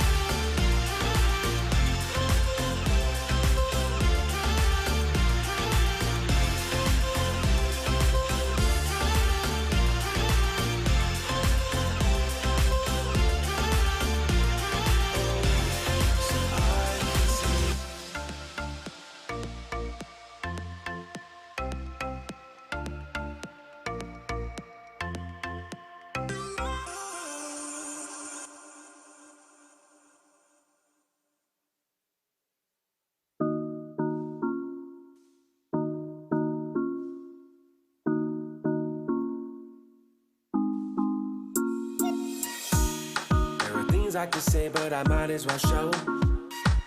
There are things we could guess, but we might as well know. So hurry up, girl, you've been taking too long. We can't just get crazy like there's nothing wrong. Cause all I hear is talking, talking, talking, and all I need is action.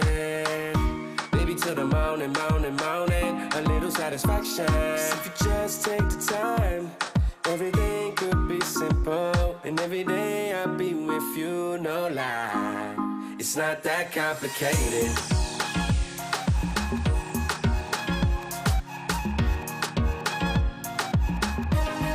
It's not that complicated.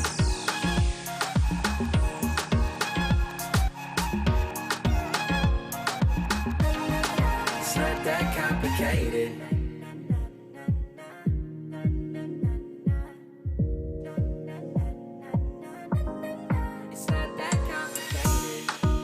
That it's hard when it's easy as pie.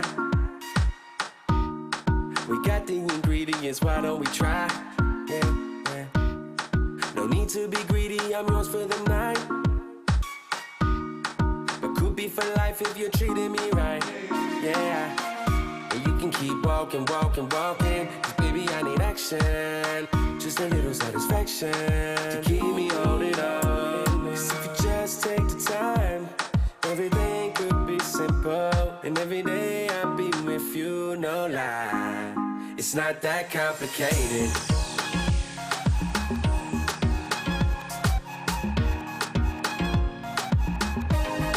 It's not that complicated.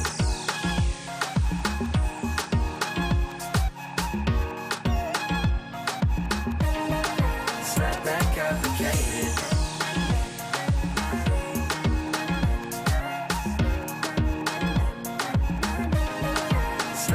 Complicated.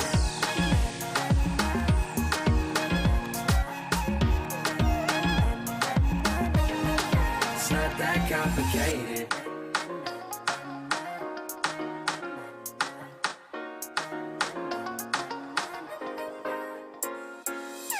If you can keep it simple, boy, we'll take it easy. I gave you all the info. What more do you need from me? 'Cause everything you say you like now, you can get it all right now. Baby, it's not hard, it's no lie. It's not that complicated.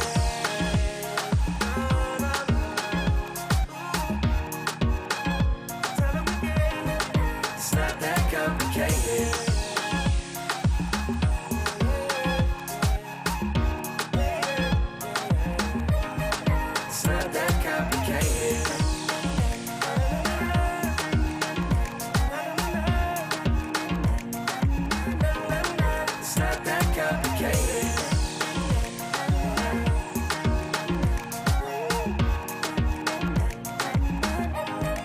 It's not that complicated.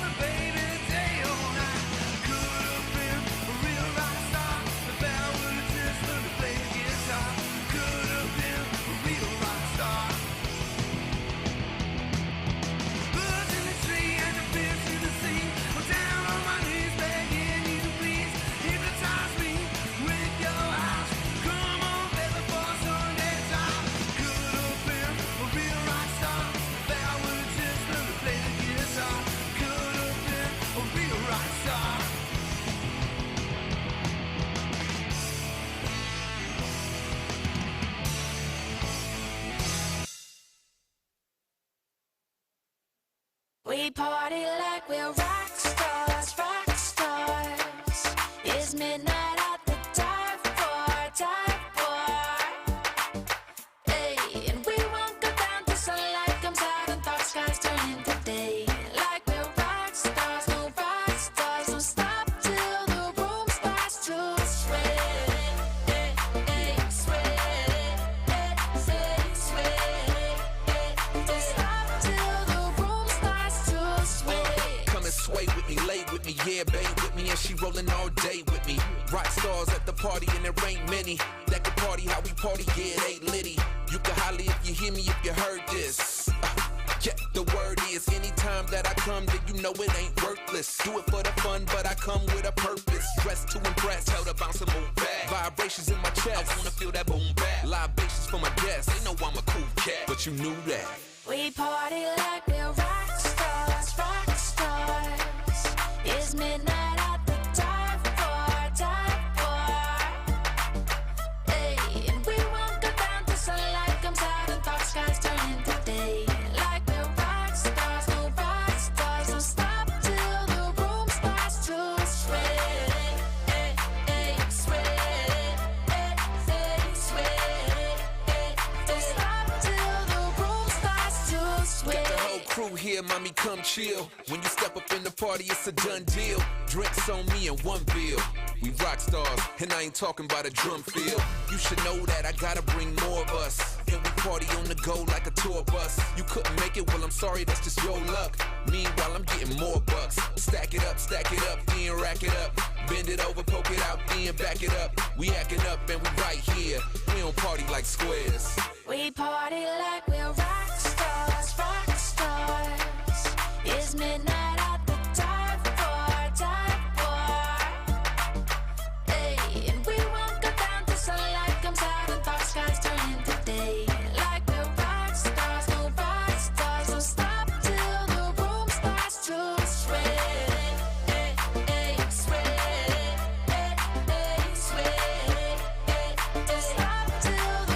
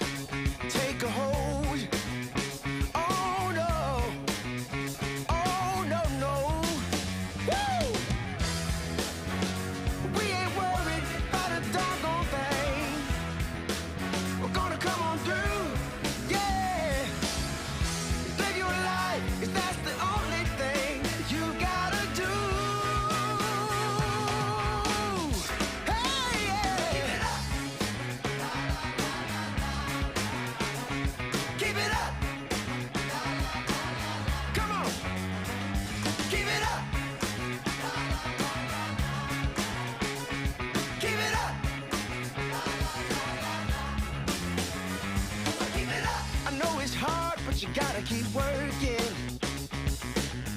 You made a start, but you need to push through. Without those rainy days, the flowers would never grow. Oh no, so listen up now, 'cause we ain't worried about a doggone thing. We're gonna come on through, yeah. Just live your life, 'cause that's the only thing you gotta do. Keep it up. Woo! Keep it up. Keep it up. Keep your head on high. Keep it up. You're gonna make it. Keep it up. Keep it up. Keep up, keep up, keep it on up now. Keep up, keep up, keep it on up now. Keep up, keep up, keep it on up now. Keep up, keep up, keep it on up now. Keep up, keep up, keep it on up now. Keep up, keep up, keep it on up now. Keep up, keep up, keep it on up now. Keep up, keep up, keep it on up, yeah, yeah. Keep up now. Keep your head up high. Come on. Keep it up now. Keep it up. Come on now. Keep it up, keep it up, keep it up now. Come on. Keep it up. We're gonna make it through. We got some work to do. Woo. Keep it up. Come on. Let's go, let's go. Come on. I got one chance. I'ma take it. Till we make it. I got one chance, one chance, one chance. I got one chance, I'ma take it.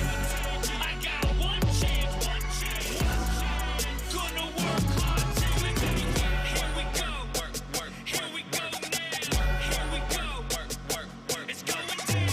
Here we go, work, work. Here we go now. It's going down. Till we make it.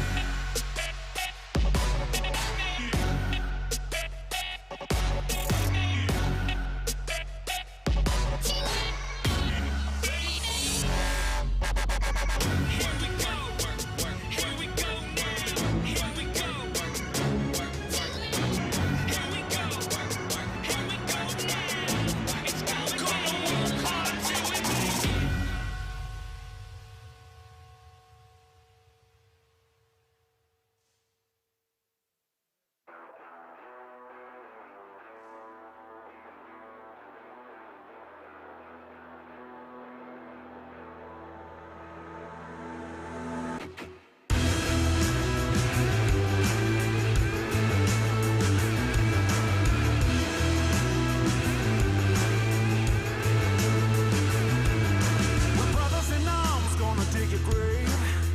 Never stop till we see you break. See the color of the war paint, yeah. We're soldiers marching on, can't stop us all night long. We'll stay here till the sun, and you'll be looking down to the barrel of a gun.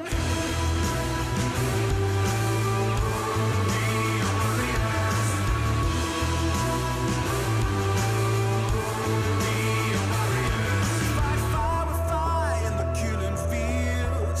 Gonna find your Achilles heel. Use myself as a human shield, yeah. If you're coming for him, then you're coming through me. If you're coming for him, then you're coming through me. If you're coming for him, then you're coming through me. If you're coming for him, then you're coming through me.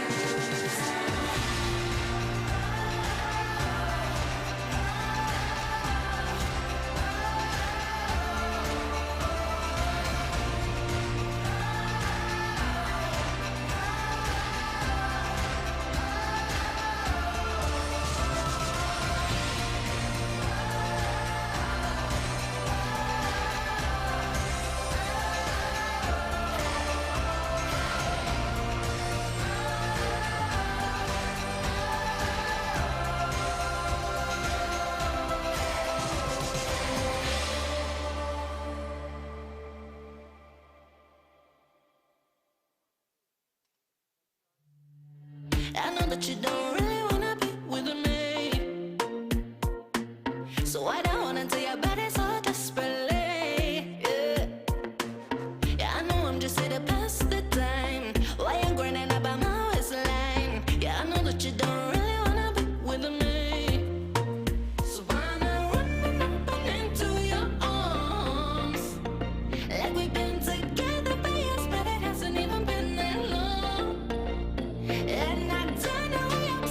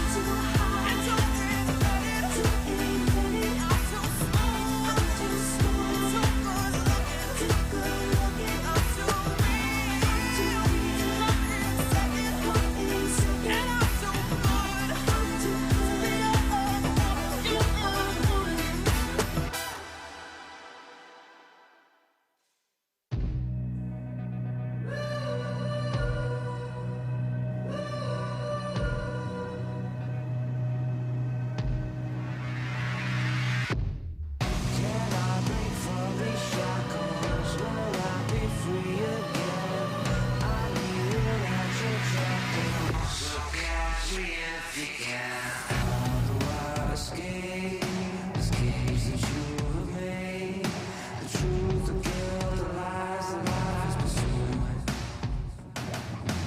Witness to my crime, the light that fills my eyes. Witness to the act, the drama, the ruin. I'm never gonna leave here. I'm never gonna leave here.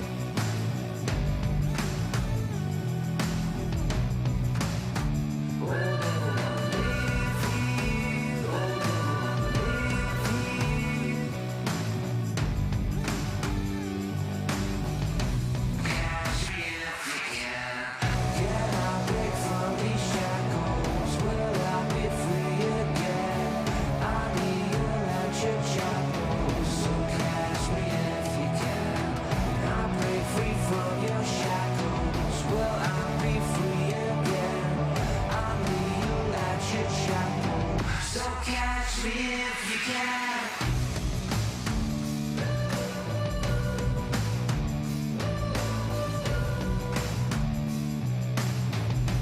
Catch me if you can.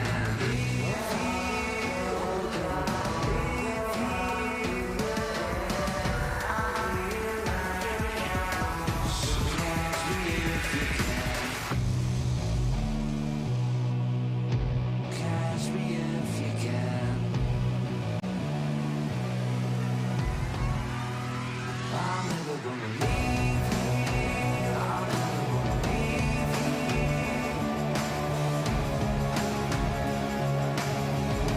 Catch me if you can. Leave here. Oh, never gonna leave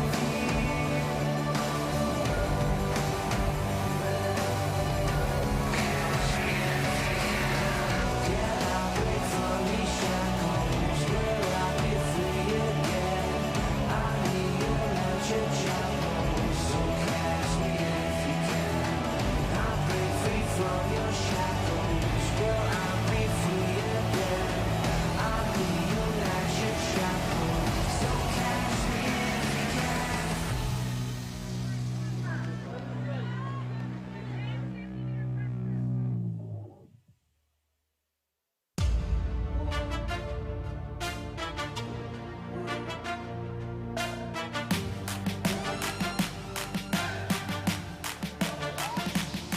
I got the heart of a champion, most definite, better beware. Down for the count, but I bounce back with a vengeance. I'm bad, no filler, break records like Thriller. Top biller, they call me the Thriller from Manila. I'm boss, ain't something you wanna cross. I'm getting lost in my fate now, a superhero cause. You can set me on fire, you can't hurt me, I'm on. I'll be back in my stride, that's how we design. One thing I know, when the back is against that wall, you can bear, we'll be coming back, that's how we roll. We go renegade style, when they do it don't stop. Time to break through, come on free.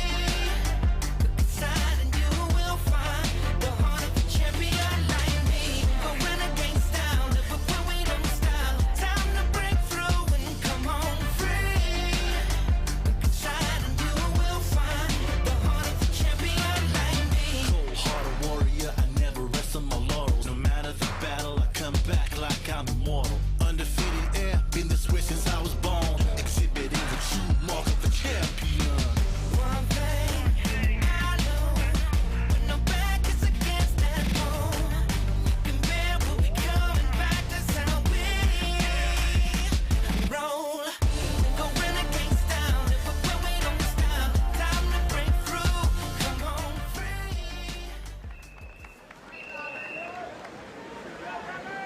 Welcome to the Naval Air Station, North Island, Coronado Peninsula, in San Diego, California, the birthplace of naval aviation. Caitlin Tandino with me, a four-time Olympic medalist and former world record holder in swimming.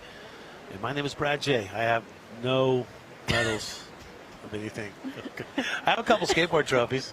Well, you're so handsome, and you have a great sense of thank you humor, so much. and so many dad jokes. So I feel like it kind of evens out. Right? How many dad jokes have I dropped today? I feel like there's been 100 dad jokes today. So we're rounding things down. Now we're going to go yeah. to men's 50-meter breaststroke, 4.0 and 4.5. So by now, these guys have done multiple events, and they're got to be getting a little bit tired now. What do you think, Ken? How do you find that energy? Like you said, this is day 8. There's been multiple events prior to this, let alone the swimming competition. They've done already races today. I mean, I think the motivation literally comes from, it's embodied in them. These athletes out here have their motivation. They're driven. They're warriors, truly. So they're digging deep and they're finding what they have remaining, and they do it for each other. I think that's really where you find that strength. And they're overcoming adversities and obstacles, and I don't know, the energy here is just so awesome. It's truly just so inspiring. So looking at in the water right now. I see Jeff Caroon here in lane 7. This is event 806 and 807, men's 50-meter breaststroke. So right now we got Levi Moore, lane 2 for the Navy. Michael Sykes, Navy, lane 4. Lane 6, Air Force, Gary Keller. Lane 7, Jeff Caroon, Air Force in lane 8. We do have lane 8, and that's going to be Robert Ellison, Army. I'm liking Gary's technique here. You know, like I was saying earlier, Brad, breaststroke's hard. The timing's hard. The technique's hard. Where you push water to go forward is very unique in this sport. A lot of times we say pull, kick, glide, pull, kick, glide. And you can really see Gary doing that right now with the pull, kick, glide, and making sure he takes his breath every stroke. And it's paying off for him. He's got a great lead here. Again, this is just the 50-meter too, so just one length there. There we go. Good finish. Here we go. Gonna touch. Yep. 2-hand finishes on breaststroke. Different from freestyle and backstroke. Freestyle, backstroke, you touch with one hand. Breaststroke, you'll see here, they'll glide in with the 2 hands. The technique that we teach starting at young age all the way up to, you know, our adults here, making sure you finish with the 2 hands. And we got Jeff Caroon doing it for the Air Force as he is wrapping things up here in the 4.5 category. 2 categories represented in this field, so it's 2 definitely sets of medals being handed out. You have the 4.0s, Levi Moore and Michael Sykes, and the 4.5s, which is Gary Keller, Jeff Caroon, and Robert Ellison.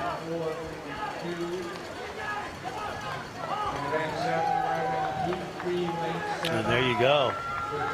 Right. Jeff's gonna touch that wall. His teammates coming in to help on those final strokes here. There we go. Way to go, team.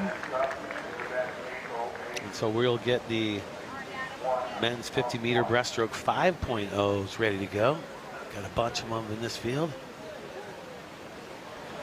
I think, Brad, we have to shout out all the families to all these athletes here today. I mean, obviously, yes. I mean, what these athletes are doing for, you know, the competition that they're doing and how they serve our country, but what it does for the whole family, you know, when you send your son and daughters over to serve for this country and the sacrifice that they make. And, you know, I can't imagine as a parent what must go through your mind and your heart every day. So shout out to all the families out there, everybody tuning in. Thank you for, you know, the men and women that you raised and, you know, put out there for us, and just hats off. That's very good. Love to hear that. Well said. Lots of family members for sure. We reached out and let people jumped in on the show, and they had questions for us, and we started seeing how many family members were direct messaging me on Instagram about their favorite athletes or about their dad or their brother or their sister. I love that the families can watch this. I mean, a lot of the times, you know, these athletes aren't with their family. They're overseas. They're out of state. They're not home for the holidays. So the fact that we can bring this into their living room and around the computer and being able to root them on, it's just so special. So seeing out in lane 2, Joshua Martin out there, SOCOM. Justin James, Air Force.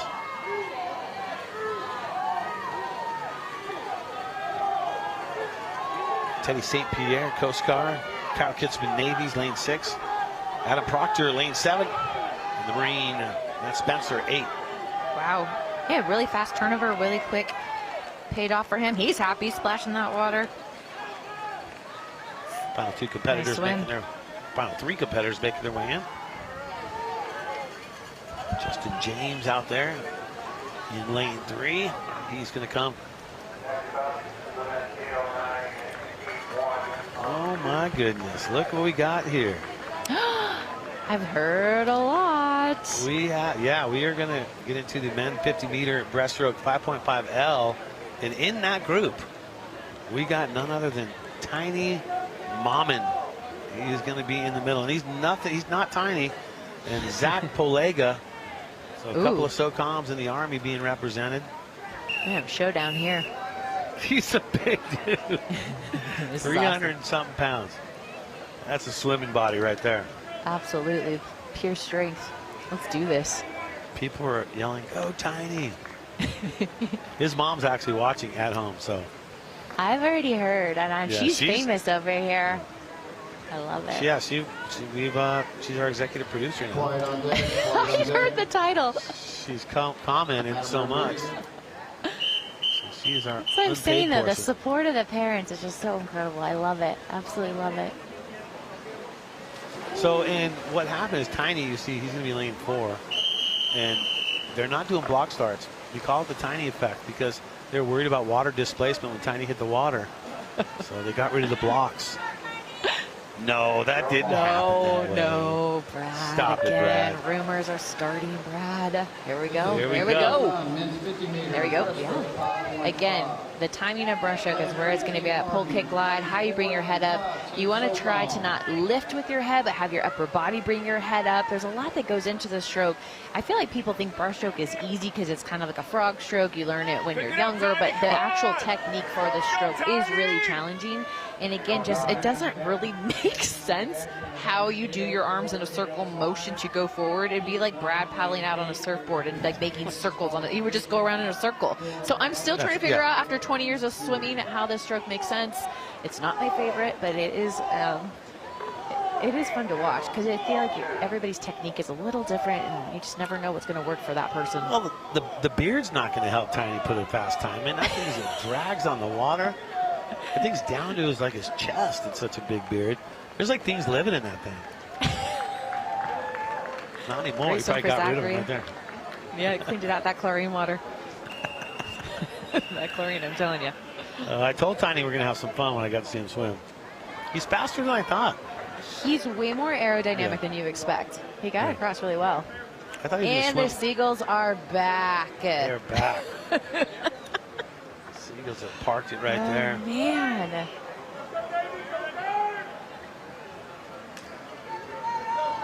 Oh, there they go. There's no rhyme, no reason to what the Seagulls are doing.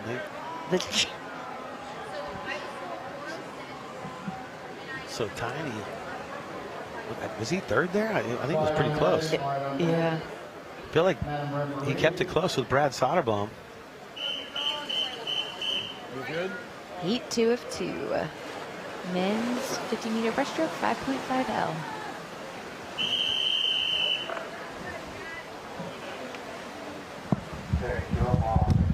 So it looks like Jonathan Page in this one, Navy. Lane number 2, Patrick McDonald, Marine Corps. Lane 3, Carl Judd, Army. Lane 4, Don Calero, Navy. Lane 5, Aaron Gomez. Lane 6, Coast Guard. And Eric Lewis, SOCOM. Lane 7.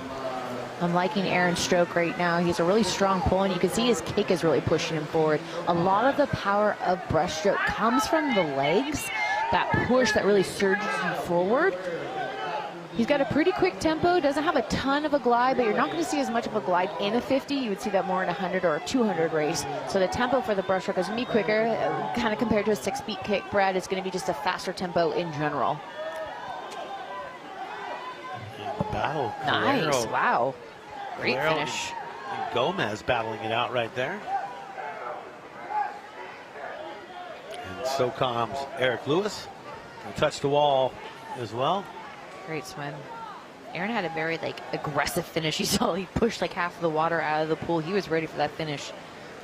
And those two have been battling. You've seen a lot of battles between Don Calero and Aaron Gomez. And they are definitely friends, hugging it out there after that race. And we are winding our way down through the competition. Our next one, we're going to get stacked and racked. Your men's 50-meter breaststroke 5.5U. Looks like we're going to have 4 in this one. So lane 6, Isaiah Staley from SOCOM. Looks like lane 5 should be William Bizarca, Marine Corps. And I see Jesse Tamares, Navy, in that 4th. And then you move on over.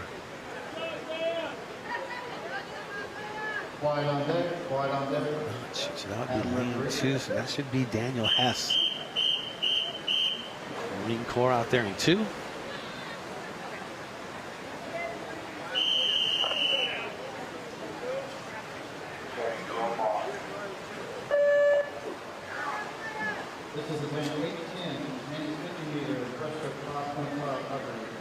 So 4 in the water here. Then 50-meter breaststroke, 5.5 U. Daniel Hess, Marine Corps, lane 2. Navy, Jesse Tamares, lane 4. Marine Corps, William Pizarca, lane 5. SOCOM's Isaiah Staley, and he's in lane 6. Isaiah Staley really getting out there. He's pretty flat on the water, not moving up and down, which is good. You want to go forward, always forward, and he's staying low in the water. It's going to keep you more aerodynamic. You're going to be faster going forward than up and down. Just kind of common sense with that. And he's really riding the top of the water here, not bringing his head that far underwater. Again, you're going to see a bunch of different skills. Or breaststroke just looks different across the board. Much different than you would see for all the other strokes. Strong finish there, coming in underneath the wall. Little fast touch. There we go. Nice swim for Isaiah. Does it help to have bigger feet for that one? Is it better to have bigger feet? Is that what you said? Yeah, for breaststroke. I'm just going to throw it out there. No, you're not wrong. As silly as it seems, but no, because if you, it's kind of hard for me to. Look at the big brain on Brad, huh? It's science, really. It's like when you kick correctly, you're grabbing water, which is really weird for breaststroke. But the larger the surface area, the more water you're going to be able to kick back. That's why, like in swimming, it's great to have big hands because you have a larger, quote unquote, paddle, really, when you think of it that way, because the surface area is larger, so you're grabbing more water. So big hands, big feet, long arms. These are the things you're looking for in swimming. Okay. So yes, big feet and swimming's a thing. Is there like flippers? They're like built-in flippers, really, when you have bigger feet. Yeah, you know. Breaststroke for me though is that it's that laterally when you're kicking out the legs, where the side of the knee kind of hurts on that one. Yeah, I mean, not everybody can do the motion, really. I mean, it's the way your hips are, your knees, the coordination of it. Some people literally like can't turn their feet out properly. Like you literally turn your feet out on breaststroke, and it's kind of this like swimmer joke. When people stand, you can tell if they're breaststrokers if they turn their feet out when they stand. Some of my friends that were swimming with me and are having children now, they're taking pictures. They're like, look, going to be a breaststroker, because they're taking a picture of their child and they're just naturally turning their feet out. It's just, you know, it's a unique stroke. It really is. So 8:11 right now. Heat 1 of 3. This one. Nolan Ellis, SOCOM, lane 3, and then Army's Dalton Apodaca, lane 5. Nolan has a great breaststroke here, really strong, dominant. Now, so you have the pull kick glide that you're seeing on Nolan. He's getting underwater, his glide's a little bit longer than you saw in the last race. So that means he's really riding his kick, which you're going to want to see. And thanks for joining us here at home. BODWarriorGames.com. You can also get the results from all the other games and all the stuff that we've been doing for the last 8 days. Get that on the results page on the website. And if you want to watch some of the past results, go to the YouTube page and make that happen.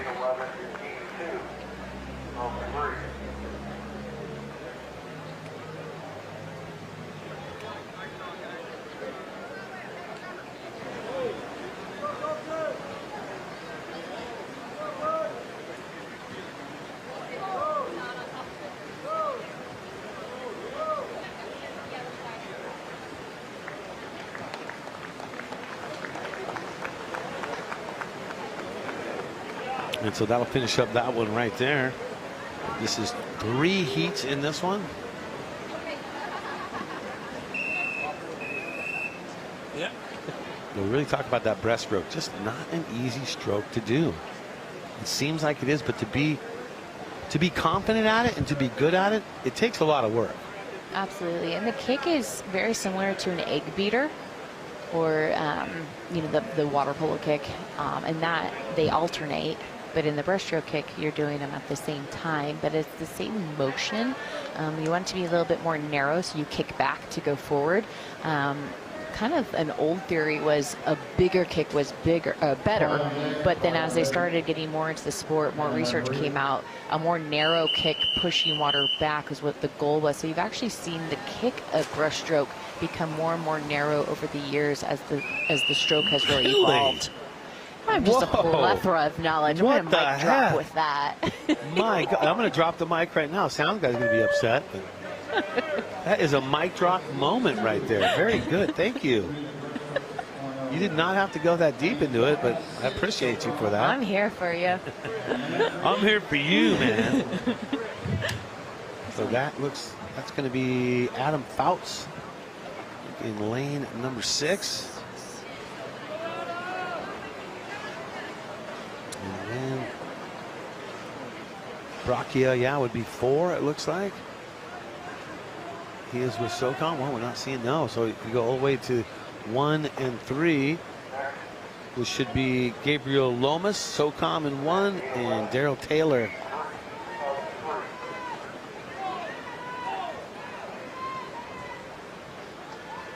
Coming under the flags here. Pretty tight race. Here we go. Here we go. Who we got there? And that's a first. So that was lane number 1, Gabriel Lomas, SOCOM. Lane number 3, Daryl Taylor, Marine Corps, and Adam Fouts, SOCOM.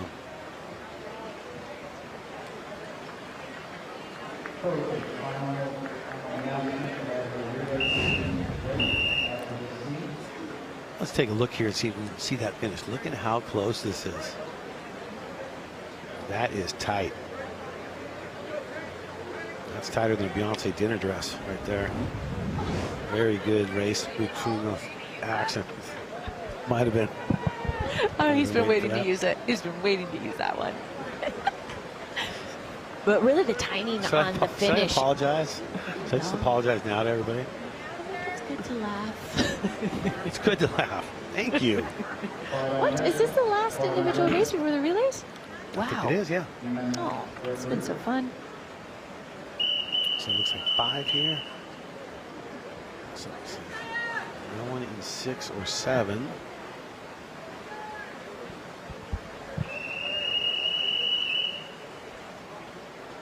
So Frank Lash, Navy, lane 1. Timothy Capps, lane 2, Army. Brian Castillo, lane 3, SOCOM. Noah Strunk, lane 4, Army. Josiah Powell, lane 5, Air Force. And Quentin Simmons, Marine Corps, lane 8. All right, Joshua from Air Force here. He pulled that underwater pull down, which that means he knows what he's doing here for breaststroke. So when you push off, there's underwater pull down that you can do before you come up and start swimming. Again, another challenging element of this race, something that we haven't seen that much from our warriors today. But we have Powell here. Powell pulled out. Sorry about that. Powell pulled out the underwater pull out.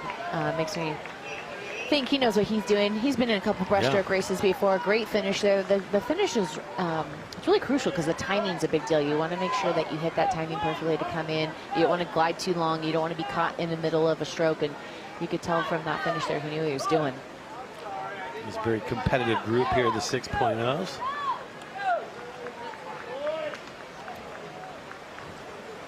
We're going to be doing some team events. Oh, I'm so excited. Yes. You know I love a relay, Brad. This is going to be fun. This is like, talk about Of course you love it, camaraderie. 'cause that's the one you won, That's right? my jam. That's my jam. But there's just something That's about your- being on a relay, you know? That was your gold medal, though, right? That was my gold medal. That was my one and only gold medal, being on a team in the anchor on that 4x200 freestyle relay, also known as the 800 freestyle relay. And there's nothing like getting up there with teammates. You know, swimming's very much an individual sport. You put your head down, you go. There's not a lot of talking. Yeah. You know, you're not passing to a teammate. You're not running plays with a teammate, and you're getting in there. So when it comes to being a team sport, this is where it is for swimming on these relays.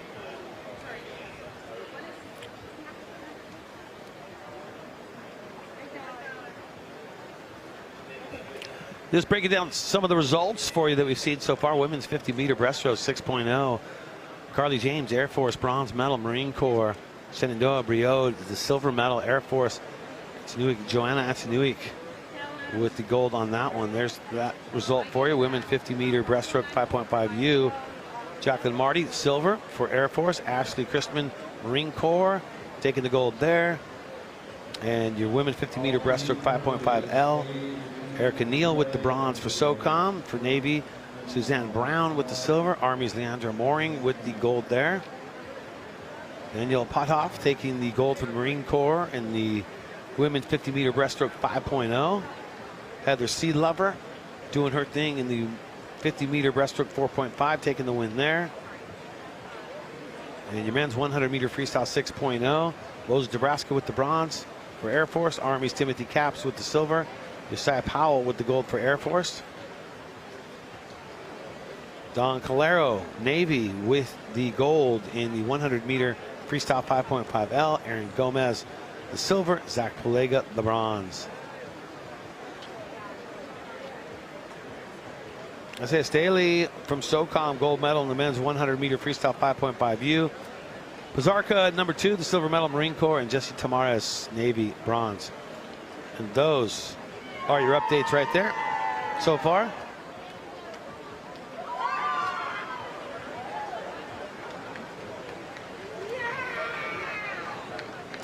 Team portions coming up. We're going to have 4 races in the team events. But time to check back in and send it down to Haley Elwood. Standing by. What's going on, Haley? Thank you so much, Laura. Well, we are getting ready for the team event, and I am joined by Josiah Powell from the Air Force. Josiah, you are going to be part of that event. How excited are you to now do this with your teammates? I'm extremely excited. I came here to be a part of the Air Force team, and I finally get to have my part in it. I actually get to, I can't think of the word. I'm not good with words. But, You're good. I get to actually be part of the team and do my part. So I'm excited. Kind of special now to bond together, right? Yes, it is. All right, we'll let you go get ready. It's coming up next, guys. Thank you. Thank you. The Elwood catching up with our amazing athletes out here as we're getting underway here in just a little bit. The team portion of the event. It's all coming up just a little bit.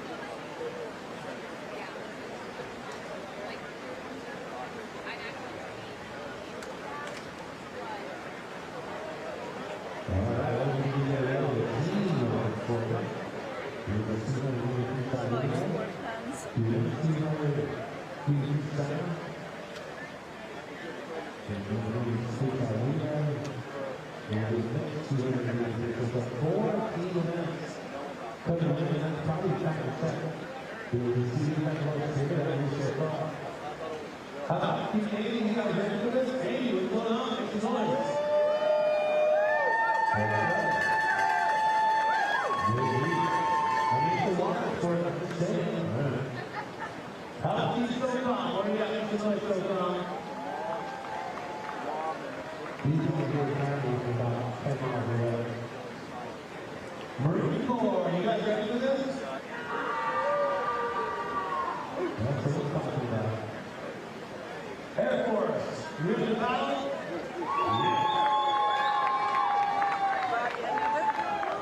And how about Team Army?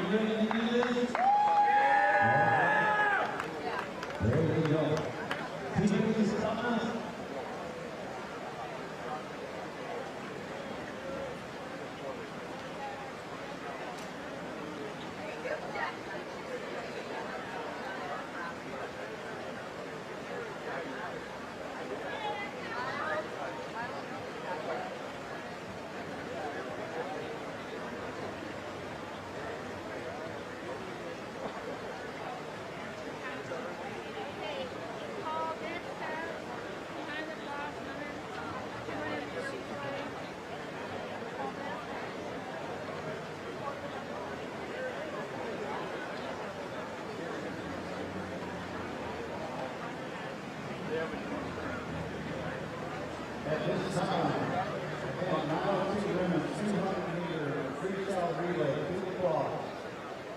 Women's 200-meter freestyle relay to the cross at this time.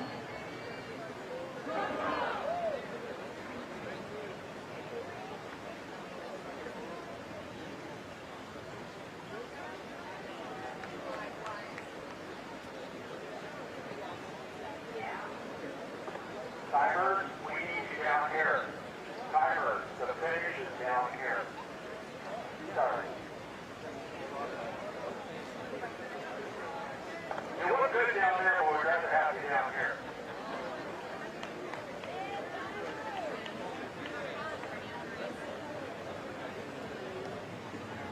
All righty. Naval Air Station, North Island, Coronado Peninsula, San Diego, California, the birthplace of naval aviation. Lynn Sandino with me, Brad J with you.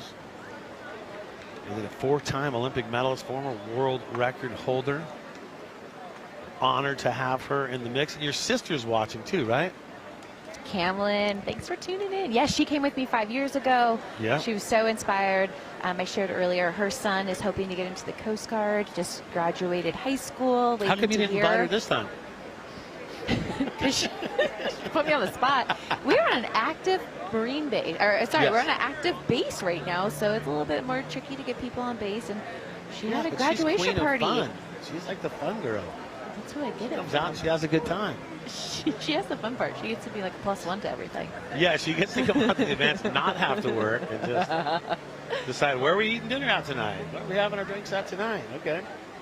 Honestly, though, it definitely left an impact on my sister. She still talks about that event and coming and getting to experience it. She really does. Yes. Yeah, it was amazing. It really hit home hard for us. It was so cool to be a part of. And now, yeah, our family waiting to hear if my nephew gets into the Coast Guard, and he just graduated high school. That's where she was last night, graduation party, and it'd be awesome to have him serve our don't they country.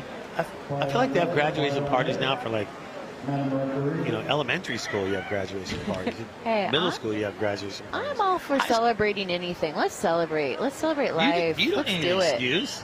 No. Let's just celebrate. Let's do it. Relays. Love the relays. So just going to see Air Force in this one. I'm a little bummed for them not to have the competition, but I'm sure they're going to have a blast out there together, and it's a good way to end the day of Personal swimming. best. Yep. I mean, gonna win the gold. Let's just take that. It's awesome. Here we go. We are off. Here we go. The women's 200-meter freestyle. Relay max 22 points on this.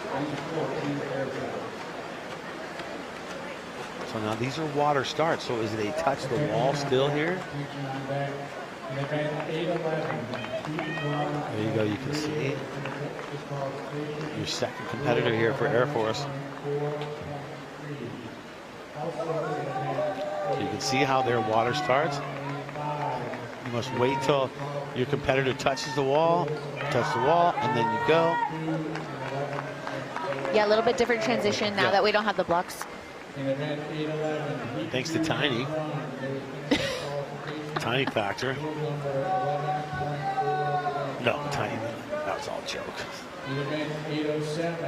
So it is tough though when you have blocks and one of your, let's say that you're a swimmer that you really live at those start blocks and you're really solid, and that's where your game really picks up. Well, then you have to adjust your game when you have these water starts, so it makes it a little bit more difficult. you're going to lose the momentum that you would have from a block. And then even for the blocks for relays, there's a different start that you get to do. You get to do a swing with your arms, which you can't do from a flat start for the individual races. So yeah, you're definitely taking out a key component of relays, not having the blocks. But you know, the blocks have challenges too. They're high, they're tall.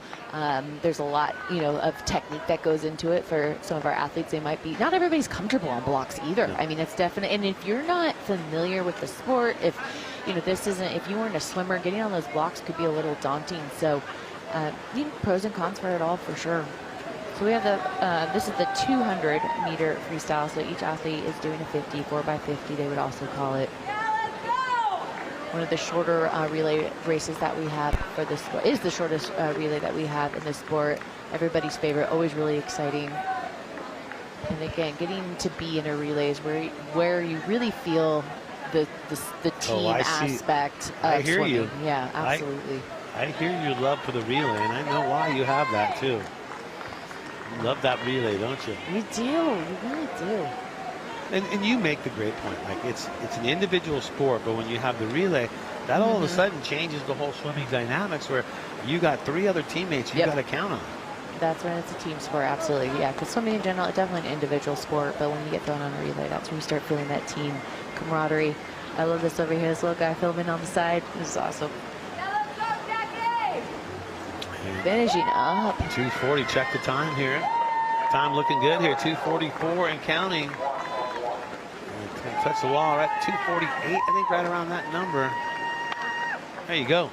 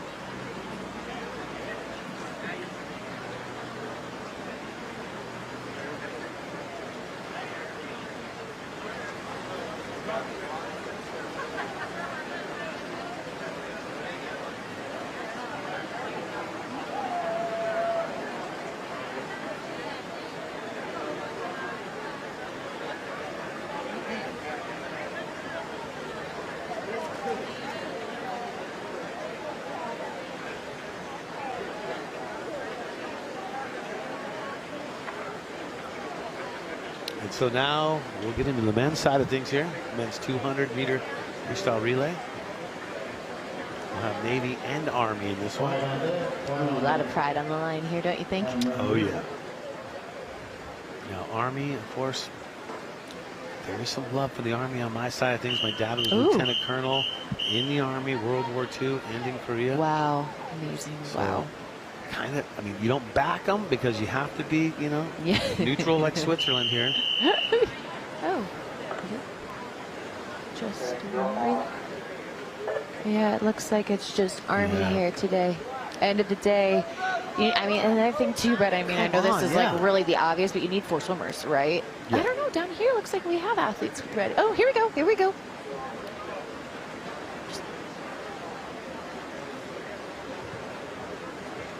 Is Army starting? Yeah, here we go. Here we go. This is the showdown we're looking for. Let's do it. Yes. So the same deal here, 200 meters. That's the plan. These guys have been swimming all day long. How do you keep it together? Where do you reach in there? Is it got to eat a banana? What do you have to do? Yeah, doing it for your Potassium, teammates. right? The bananas, staying warm. Honestly, staying warm in between races is going to be really big. We talked about the water temperature. They do have that advantage that the water is warmer than the air right now, so it's not uncomfortable for them to get in the water. They're probably looking forward to it. But yeah, just keeping your body temperature at a warmer temperature is really important. And obviously the hydration, the nutrition in between, it's everything that you do right in between your races. It's going to help you have a successful next race. So Michael Scott's just kicking back and relaxing here. He's looks like a male model out there, just posing for something. He wants to be on the calendar coming out. It's been fun watching him compete too. It's funny because now you start seeing smiles. Brad, you have a 6-pack like that, right? Yeah. In my refrigerator. But you start seeing the smiles of Yeah. these guys that were so serious and these gals that were so serious the whole time. And now it's getting towards the end. Yeah. They're feeling it, the camaraderie, and they're happy and they're just smiling. Michael's been one of those guys, he's been serious the whole time. And now he's just joking, posing. Who knows?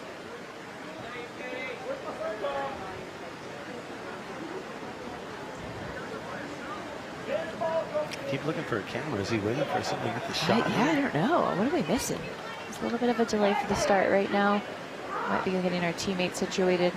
Let's see. So let's talk here, though. Let's just, come on. Let's be frank, even though that's not my name. Navy. You got Navy and Army. Dad joke, 400. I was just going to say dad joke. I know. You should tally my dad joke. You got Army, Navy. It's a swimming event. I know. I didn't want to like point out the obvious. Is it obvious? It is obvious. Okay. All right. I mean, I would think that, okay, so I would think that if you lost in your Navy, you're going to be a little upset because you're in the Navy. There's water in the Navy. There is water in the Navy. But I mean, look, it's athleticism, so anyone can win on any day. Absolutely. But with that being said, however, I think you want to win when you're in the Navy. Oh, here we go. Looks like we're about to start here.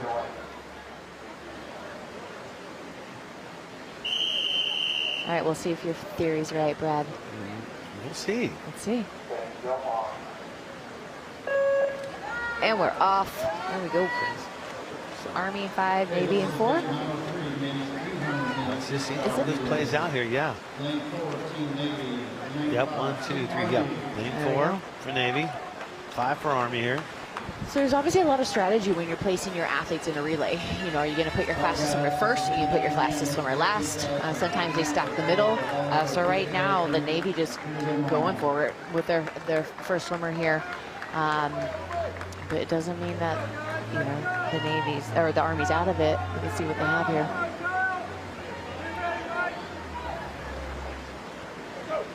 Great start. Commanding lead.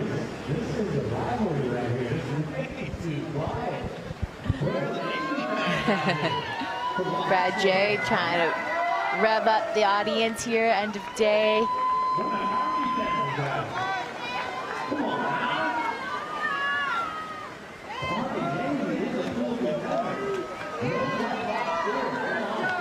So the max points for this relay is 18 points for the men's 200-meter freestyle. So again, a lot of technique will go into this, a lot of strategy will go into this. You can see that our Army team is definitely making up some of that deficit right now.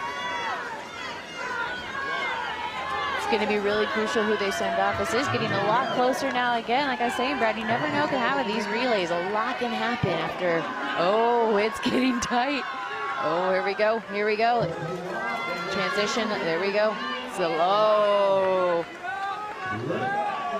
Michael Haley for the Army. We've seen him all day. We saw him lounging on the pool deck before we started. Starting to take over that lead now for the Army. Navy not out of it, though. You saw that deficit they made up, so it's really going to come down to that anchor swimmer, which a lot of times is always the case. But wow, what a commanding performance right now we're seeing for the Army. Giving his anchor swimmer a little bit more confidence coming into bringing this home. Again, Navy's not out of it, though. You never know what can happen on this last one, but this is going to be a pretty big deficit to make up. Huge leg right now. That was big. That was nice swim. So we could be proving Brad wrong here with Army coming in. Navy still finishing that third leg right now, coming into their anchor swim.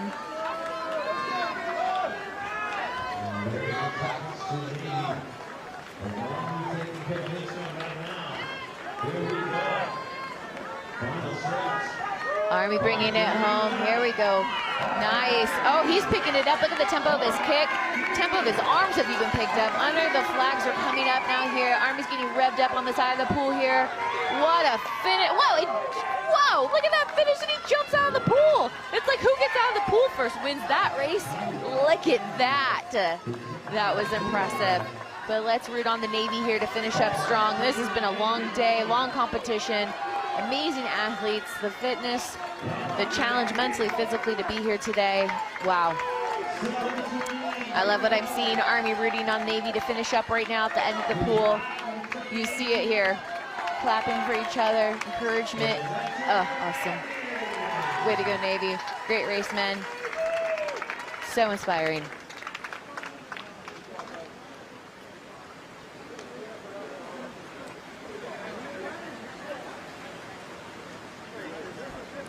So, Caitlin, that was a good race right there, huh? I love that, because that's like, you just never know with the relay. Like, you could get a great lead, and then you saw, I mean, it's just the switch of that next swimmer and the placement. And again, there's a lot of, like, strategy when you can put your swimmers, and even within this, too, it's a max points that you can provide with the swimmers' different categories. And you said it's been a long day. A lot of energy's been spent. We're at the last race of the day. That was cool. And it's going to get more and more exciting. The next race, we have SOCOM, Marine Corps, Navy, Air Force, and the very last relay we have today, we have every single branch represented. What? So, and it's mixed, Wait, men and women. shut the front door. We have 5, all of them being represented This is in gonna the be final cool. race. Very cool. So our next one is the men's 200-meter freestyle relay, and we're going to have four different branches in this one. No Army, right? No Army. SOCOM, Marine Corps, Navy, Air Force, and then the grand finale, we'll see them all. The big salami. I don't know. The grand finale, the big salami. Final race, the exclamation point to the day. Yes. And you have 2 more days of sports after this, correct? Unbelievable. Yeah. It's been amazing. Day 8 of 10. Wow. Air Force do in the we? water right now, SOCOM. We got 2 of the 4 in. I think it looks like we have 2 more joining. Here we go. Nice. There's Marines. So Air Force, Navy, Marines, and SOCOM going at it in this one. Here we go.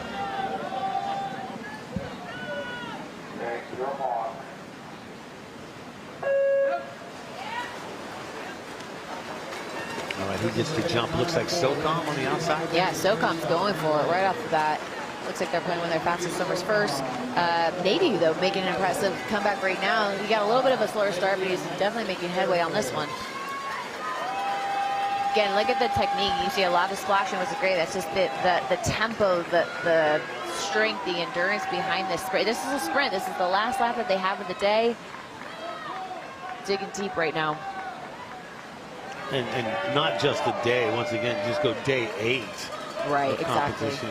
Because you competed so many different events. You're definitely tired by now.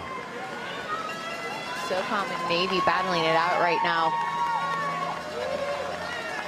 Navy looks like he has a swimming background, just judging by his technique, good placement.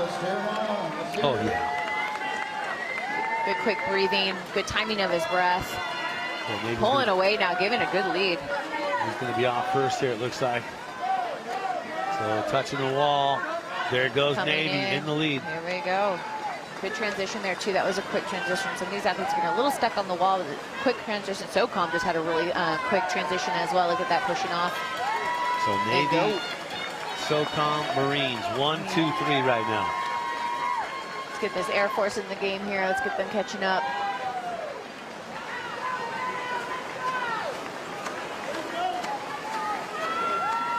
Definitely opened up that lead. Really has. Trying to close the door. SOCOM's trying to close in, but it's going to be a little too late for that. So Navy will touch first. SOCOM will touch second. Look at that tempo. Navy with the tempo right now. I mean, he is just thrashing the water right now. Look at that speed. That kick, that 6-feet kick, we're seeing that. Again, you can wakeboard behind that, Brad. You could. You Look at surf that. behind the Look boat at strong. easily. SOCOM, you could see the effort they're putting in there, definitely giving it everything he's got, but Navy's going to come away with this one too. Here we go. And for the finish, no flags. I love all the cheers. Awesome, so awesome. Oh, hugging it out, man, so cool.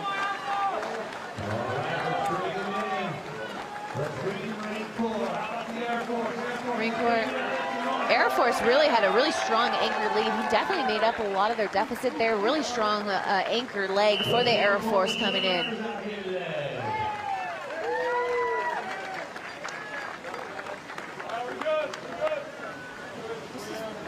on, Brad. We got the grand finale. Right now it shows that we're going to have one of each branch out there. Hopefully that's the case. We want that. We definitely want to do that. We can get all 5 represented here.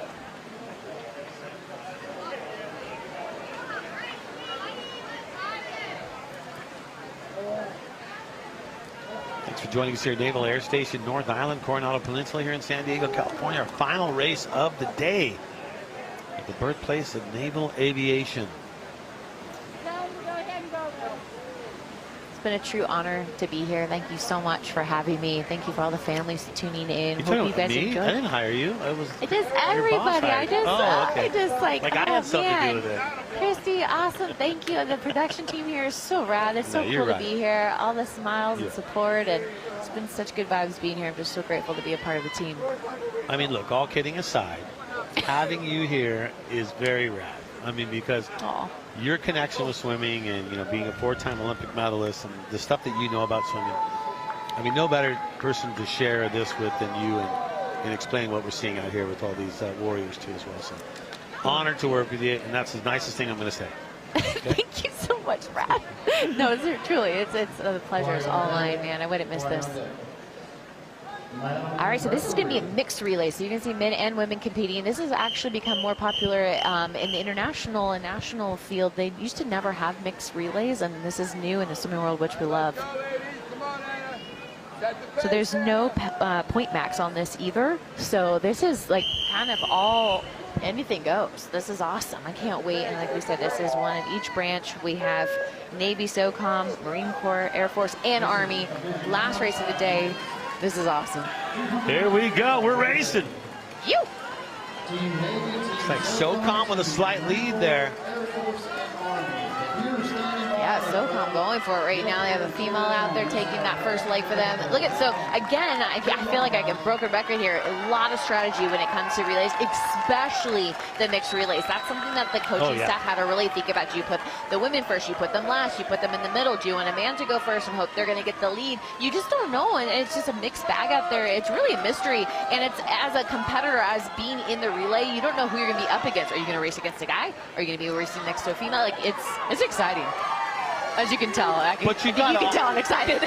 But you also got to, you know, just like, hey, set your mind straight, focus on what the task at hand is, right? Absolutely. Like SOCOM's got a great lead right now, but now you're seeing Air Force. Yes. Oh, secret weapon here for the Air Force. Look at this, champ. Air Force just taking over the lead. SOCOM in second. She's a swimmer for sure. Look at that technique. She's not breathing. Head down. Great placement of her hands. Excellent 6-feet kick. Wow. Impressive leg here, Air Force. The Marine Corps sitting in the bronze medal position right now. A little bit of a delayed transition, but he's still has a great lead. SOCOM coming in there second. We have Marine Corps third. It's all down to. Oh, SOCOM. Here they come. Here she comes. Ah! SOCOM back in it, taking over the lead. Look at that. Air Force sitting in the silver, Marine Corps in the bronze right now. The final race of the day. Marine Corps is moving. You can see the kick behind her. She's making up some good deficit right here. She could bring him potentially into the silver spot. You also got Navy over there trying to get in that top 3. Yep. Let's root the Army on too. It's been a long day for our athletes. Let's get them home. Here we go. Here we go. SOCOM from start to finish. I don't see anybody taken away from SOCOM. Now it's going to be really who's going to get silver. The battle is on. SOCOM trying to claim the gold medal here today. I love it. SOCOM teammates are already celebrating at the opposite end right now. They know this gold is theirs. They're jumping up and down, clapping, finishing on a high note. This is theirs for the taking. Gold medal on a silver platter for them. What do we have for silver, Brad? What do we got there? Looks like we're looking at the Marine Corps. Yep, Marine Corps for silver. So SOCOM gold right there. Look at that finish under the flags. SOCOM from start to finish, commanding lead. Congrats to those athletes. And here comes Marine Corps. They're going to touch for the silver medal. Air Force is going to come across and going to grab the bronze. SOCOM, Marine Corps, and Air Force. You're 1, 2, 3. Wow, great anchor leg for Air Force. Wow, that was a great finish for them. Navy, awesome. Come on, Army, finish strong. What a day. What an amazing experience to be a part of. Just so proud to be here. Give it up. You can feel the energy right here. You can feel the excitement, but like relief. We're done. Let's celebrate. Who's going to the Top Gun bar? So cool. Congrats, athletes. Yeah. Families, thank you for joining us. Hope you enjoyed it as much as we did. I mean, at this point right now, you are tired. 8 days. Yeah. 8 days. Like, just leaving it all in the water. Mentally and physically draining, and they just left it all out there. You see them kind of getting slow out of the pool, celebrating, but catching their breath on the pool side here. Wow. Oh, that was some good stuff. We're seeing here too some of the service dogs on the pool deck. I love seeing that. Oh, the Huge service outfit dogs. So cool. Now, don't pet them, okay? I know, it's so hard not petting the to. service Oh, dog. I know. I know, right? They're so cute. A Amazing. good doggy, right? I know.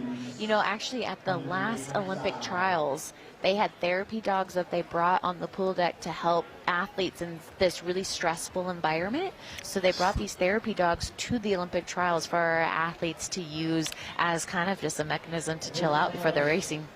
Don't make me cry right now. We're trying to like kind of wrap things up, and now you're getting to the sensitive parts here. I know. Toughen it up here, So Brad. good. Toughen it up. Well, I mean, look, what a day. We only had you for one day, but what are your final thoughts on the competition? You and I did this in 2018 Warrior Games. Here we are, 2023. What's your thoughts?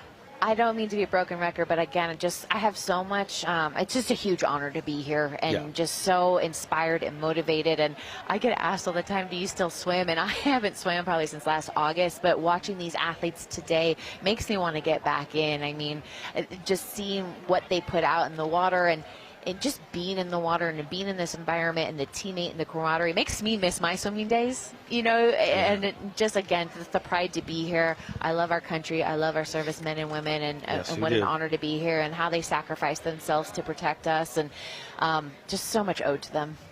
And when we do the next Warrior Games, I'll swim against you, and we'll do like an announcer swim off, okay? Not 500. No. Something a little smaller for me, but smaller. I'll work and I'll train. I'll be ready to go. And then the cannonball competition, right? And then we'll do the cannonball. Yes. I'll definitely Perfect. get you on cannonballs. I don't doubt that. I'll let you take that. It's a weight. It's a weight thing. I got that. No worries. Well, I'll tell you what an amazing time we had. So much fun, and always honored to be able to work with you. Thank you. We look forward to future Warrior Games coming up, and we look forward to that. But let's take a look and rewind the clock and take a look at some of the replays and some of the highlights of what went on today. Thank you so much for being part. Day 8, number 10 here, Coronado Peninsula in San Diego. Goodbye from the Warrior Games.